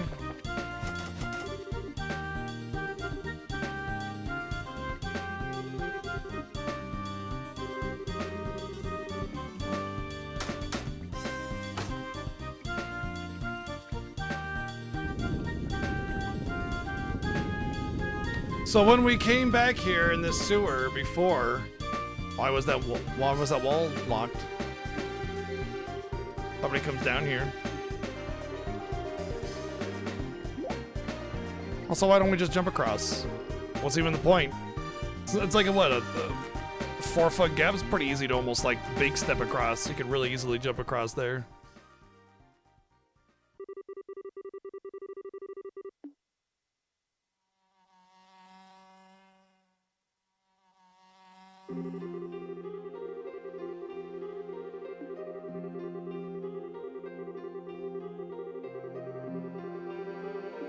Are we getting a backstory within a backstory within a backstory? I think we're getting a backstory within a backstory within a backstory. So we're getting a backstory about Shara after the island, and then they fall into a backstory about how they first met, and now we're getting a backstory about how sewers and the rotting smell bothers her within that.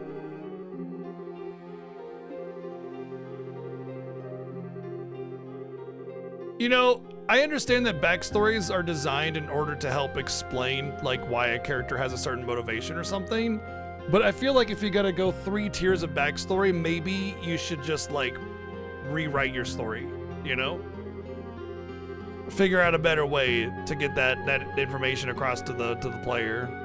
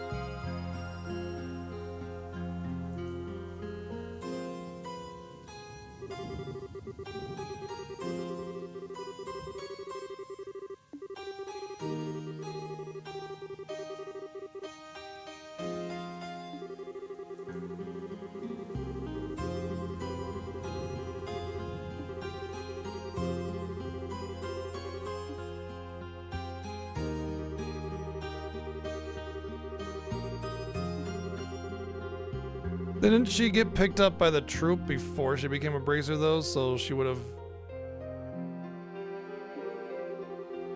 Yeah, there we go.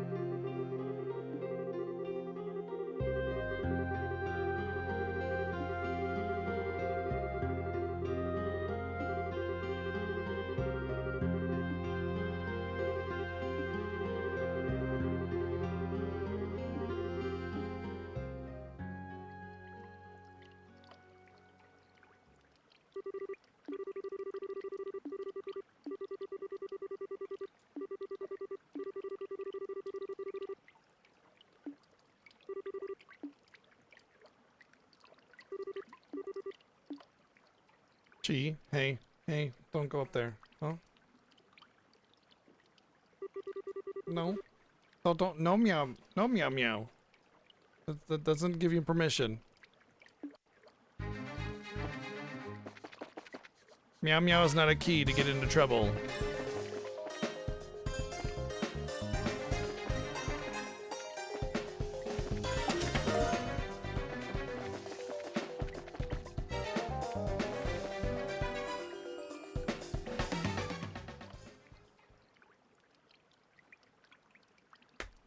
Oh, that was an odd snap.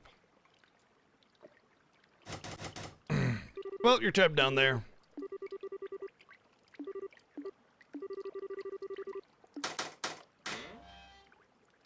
And then they're gonna be out there waiting for us, and we're gonna have to fight a boss battle, right?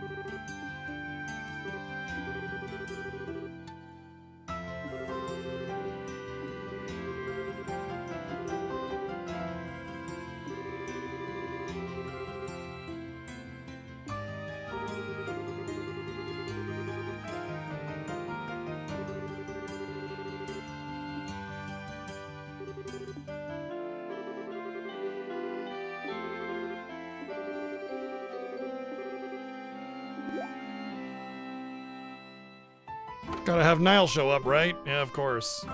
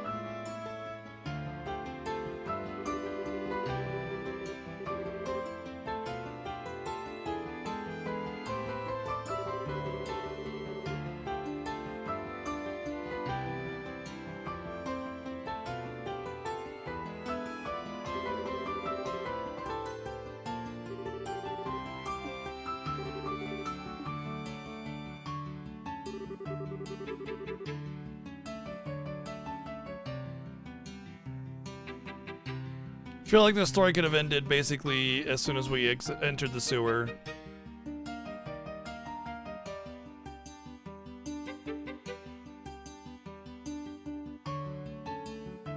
Made the mistake of playing Baldur's Gate 3 earlier while it was 90 Fahrenheit out? What the hell? Too hot to open the doors, too cold to run the AC. That's too cold to run the AC? What? That's too cold to run the AC? What? How is 90 Fahrenheit too cold to run the AC? Oh my god. We keep our AC at like 75, man. That's unbearable for me. 80 is borderline unbearable. Like when the power goes out during the summer and it's like even at nighttime and it's like 85 or 82 or something like that, we're just sitting here like, ugh, miserable.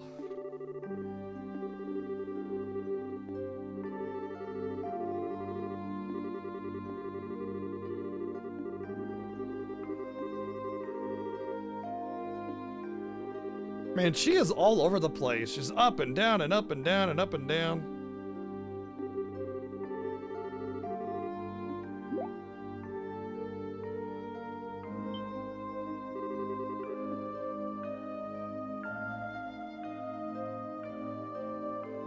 You do elderly care, so someone who's been an outside person must reside anything below 80 is in...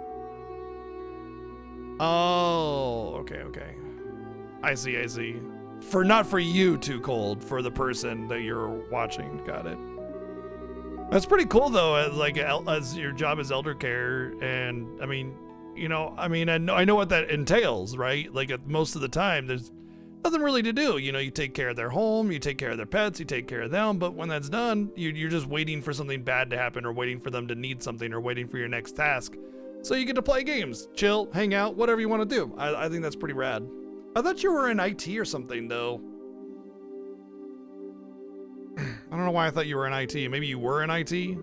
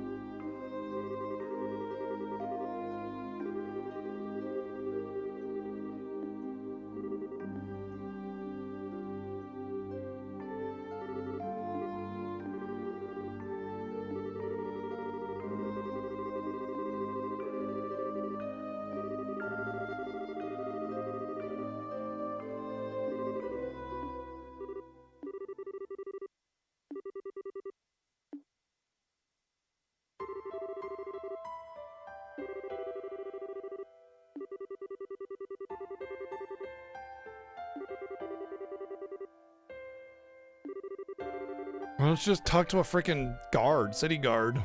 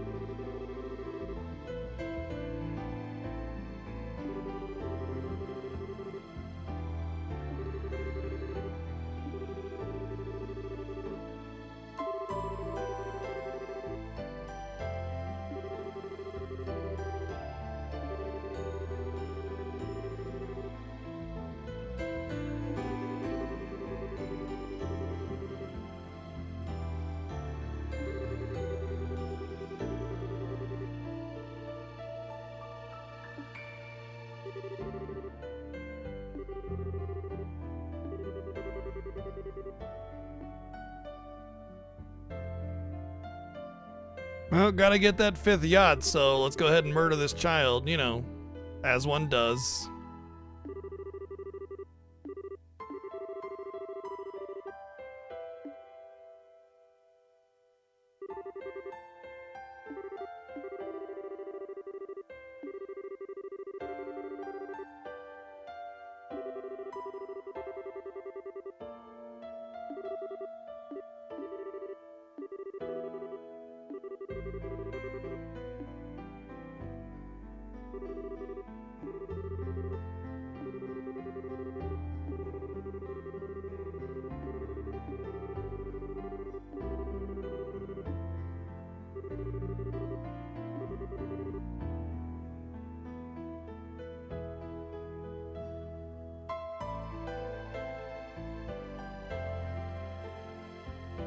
Hmm.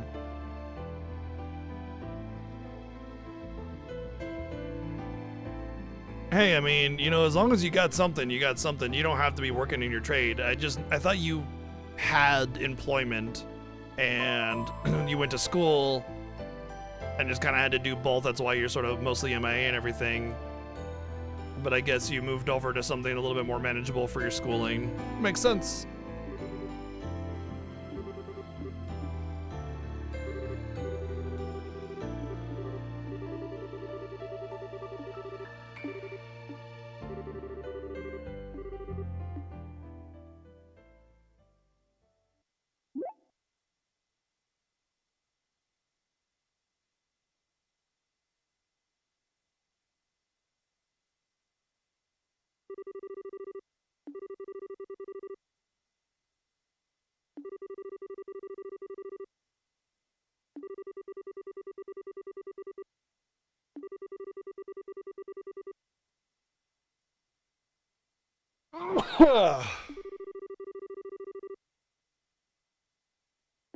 What? What? I'm not the one that feeds you, dude.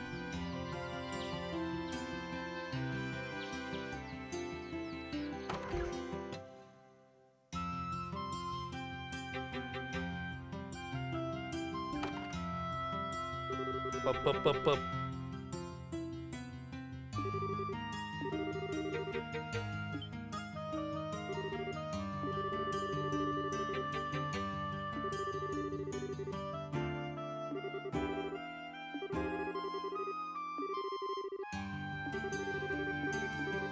Really? We're gonna go through this whole process? Oh my fucking god. Like, you don't really need all this. This is just irrelevant nonsense. Like, if it was part of the main story and tied in with the greater plot, it would make sense. It would be interesting, but this is just like obnoxious amounts of little detail for no reason other than to just bore the viewer. Like, it should have ended as soon as we entered the sewer, and then that's when Sherry gets really upset about what she's saying and like, what the hell's going on? She explains it. End story.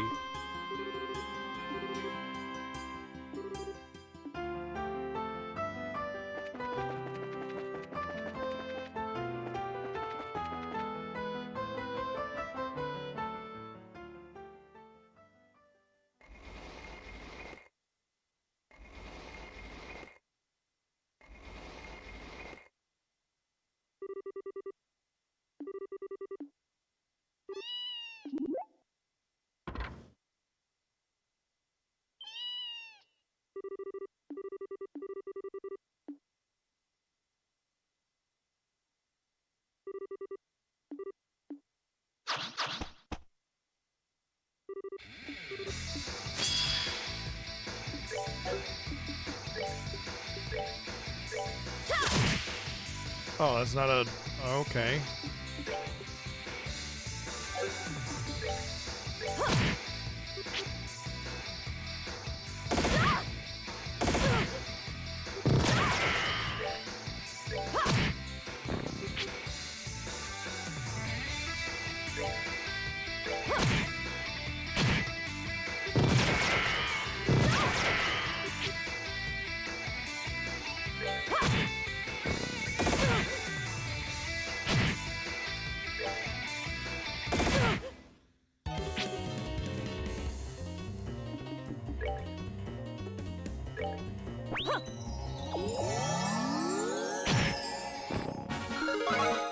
Figured I might gain a level. I was trying not to heal.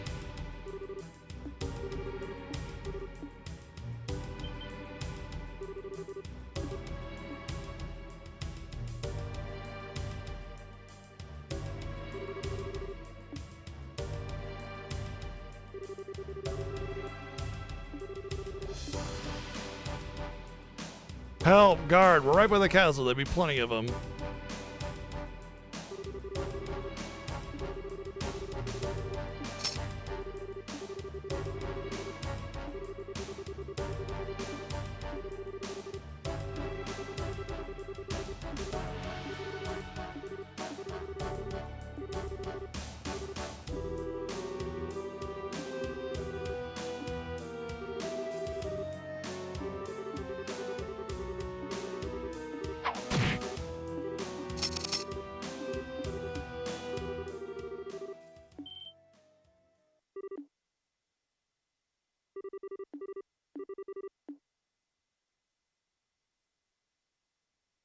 I figured Kurt was gonna make an appearance.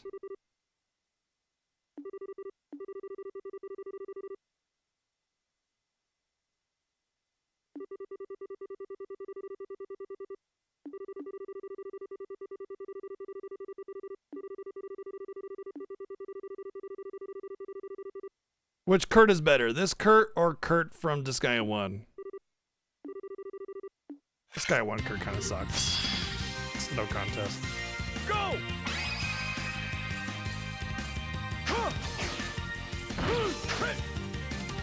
Rise, Storm, from the space between sky and sea! Well, they're all dead.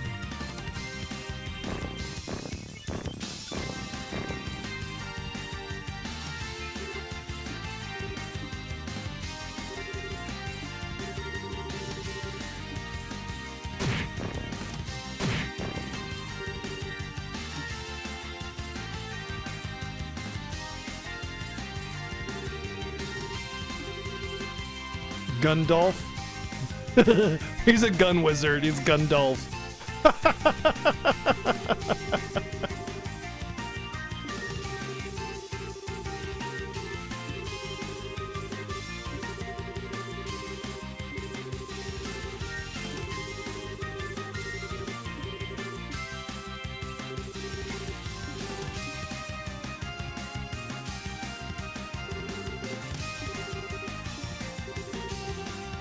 There would be castle guards here. This is ridiculous.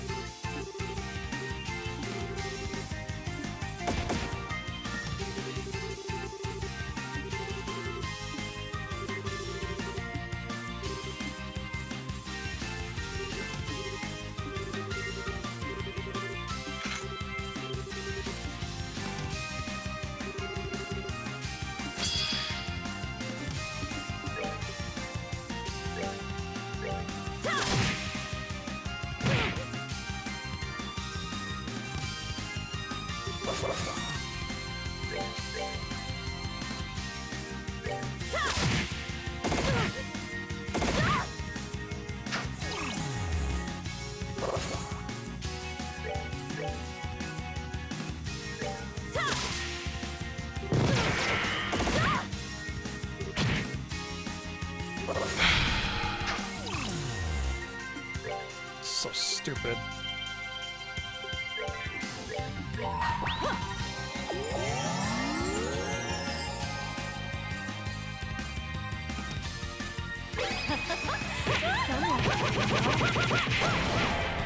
I'm not even blinded, I'm just missing like crazy and it's stupid.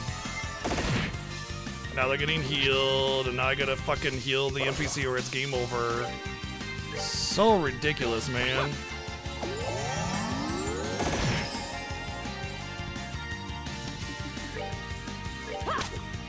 Oh my god! I'm gonna fucking lose because of this bullshit! Couldn't just give me a proper amount of accuracy so I could actually do this dumb fucking event? Fuck me, dude. What an aggravating...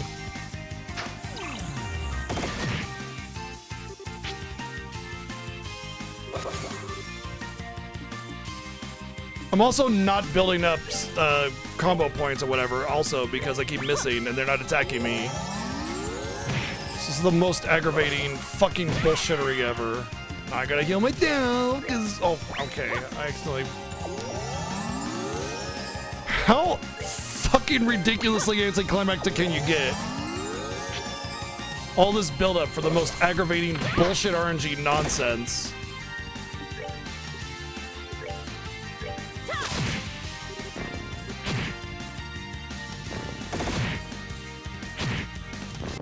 Well, now you want to just go for it, right? Fucking hell! So aggravating. Could just give me accuracy. Like you give me a loadout, right? And I'm stuck with that loadout. I can't do anything about it. You know, it's a structured loadout, and you're gonna give me a fucking 50% accuracy and just say, "Figure it out, idiot." Like it's so infuriating. Like the level of effort given to like give a reliable, actual experience is zero. They just cobbled some shit together and just threw it out there. It's ridiculous. Just an absolute disappointment of a video game, honestly, in every corner of it. Oh yeah, now the Royal Guards are out here, you know. Never mind guarding, I don't know, the rest of the fucking town.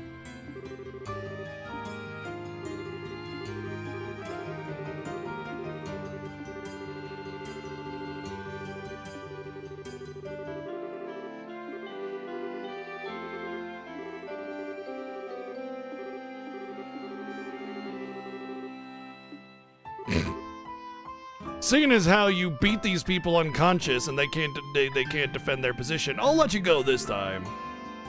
How convenient.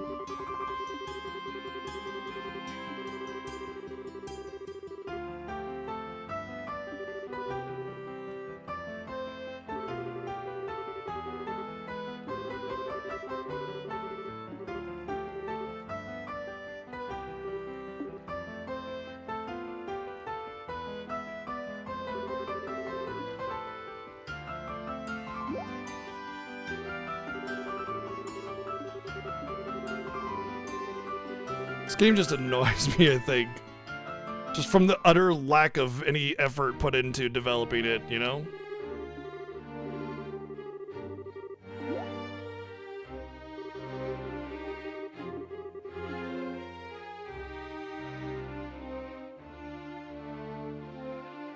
Are we really gonna go through this whole thing? This story should have ended ages ago, man! What the fuck is this? I thought Tina's story was bad, man. This is just awful. Can we get it over with? I have negative care. Negative care. Good for you, Ina. Way to go. You fucking signed some papers. Hallelujah. Let's celebrate. Let's go and talk to every NPC and listen to the whole fucking life story. Jesus Christ.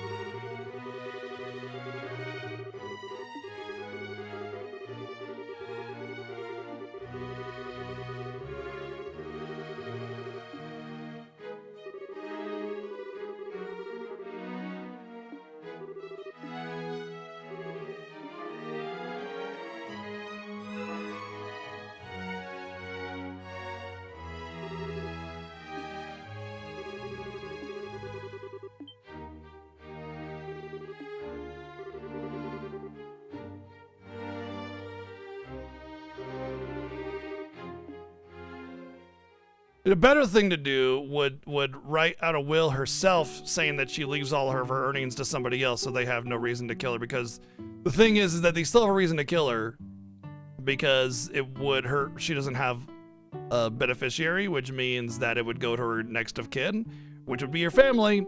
So she should also write a will stating that if she were to die, that all of her belongings would go to someone else.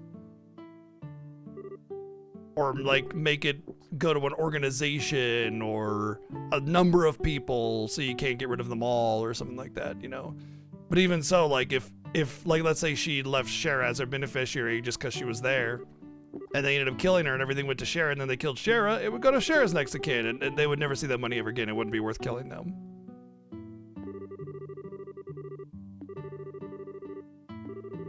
Can't believe this story is still going.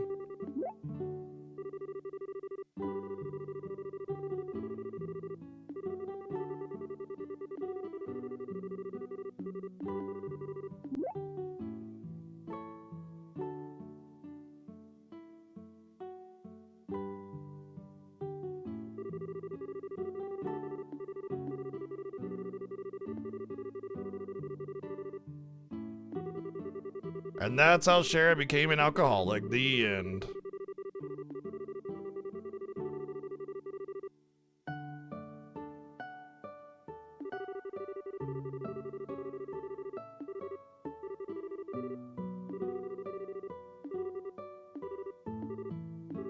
Once again, her only personality trait is that she gets drunk and she's an alcoholic.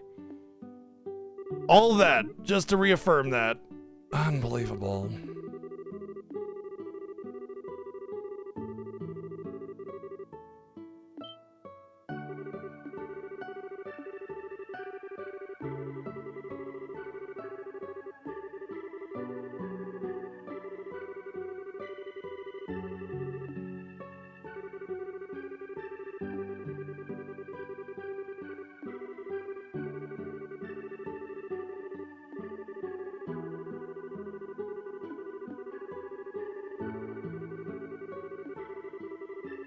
I think the RNG nonsense of that fight that they threw you into, like, made me a lot more annoyed with this story than I would normally be. You know what I mean? That was just frustrating.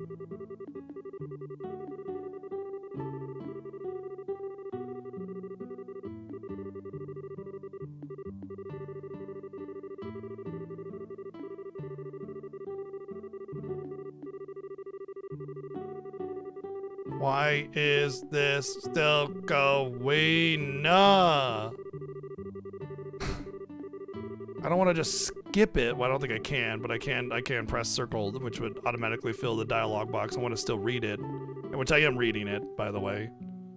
But still, it's just so unnecessarily long.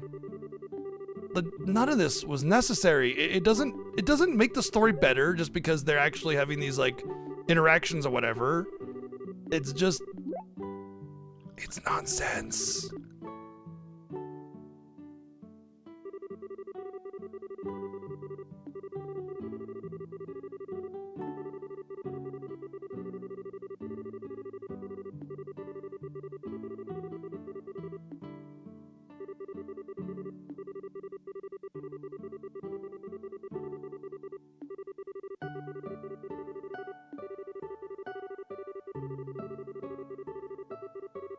Man, even Persona isn't this wordy.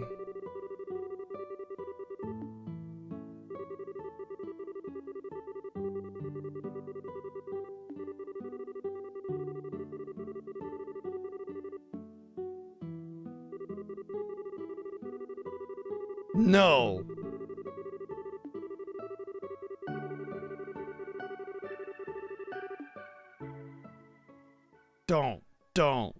Don't you fucking dare. Thank fuck. Heaven's Eye and Fourth. The Heaven's Eye is pretty decent. Oh my god, that was like an hour long of just nonsense. Fucking hell. Heaven's Eye is gold, right? So it's definitely not Earth. I don't think I have anybody. I think Tita is the one that has required for gold.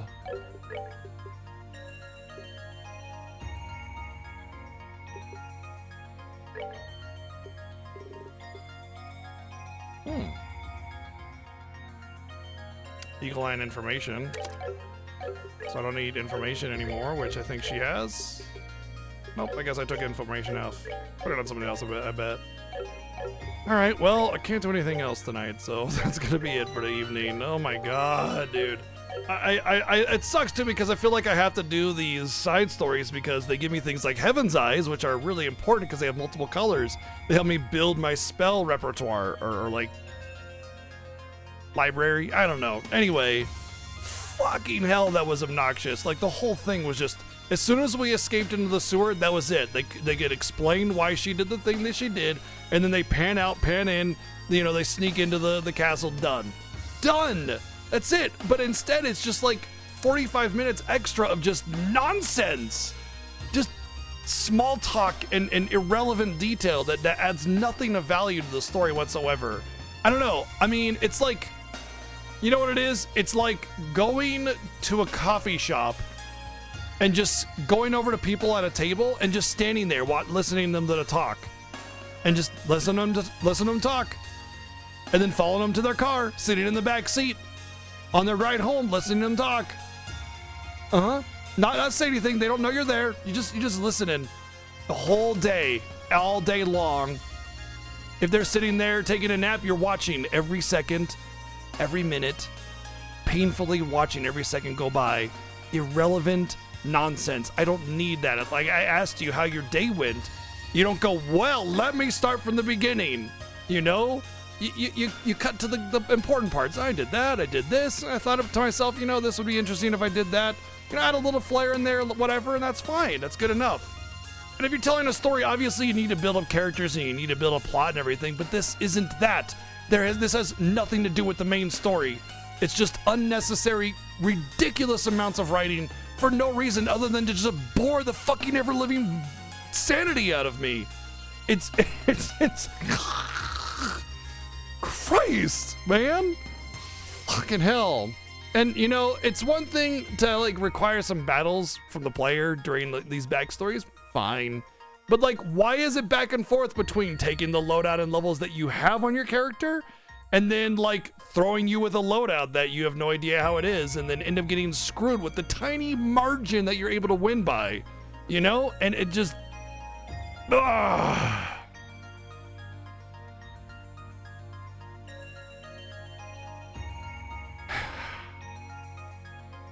Anyway, there's gonna be more of this tomorrow. Look, it's not all bad. Some of it's fine. This was just at a particularly bad spot. At the end of the day, it's Trails combat, Trails music, Trails gameplay. It's not all bad. Just those story segments that I have to smash my head on a desk until we get through. Thanks for hanging out. You guys have been awesome. You guys have been amazing audience tonight. Thank you very much for hanging out, and we'll see you tomorrow, 1 p.m. Pacific. More Trails 3rd. Yes, in all the good and bad that it might have. That is. I feel like half the reason y'all are here is to watch me play games I don't like, to be honest. So, you know, hey, it is what it is. Have a good night, everyone. Thanks for all the love and support. We'll see you tomorrow. Cheers.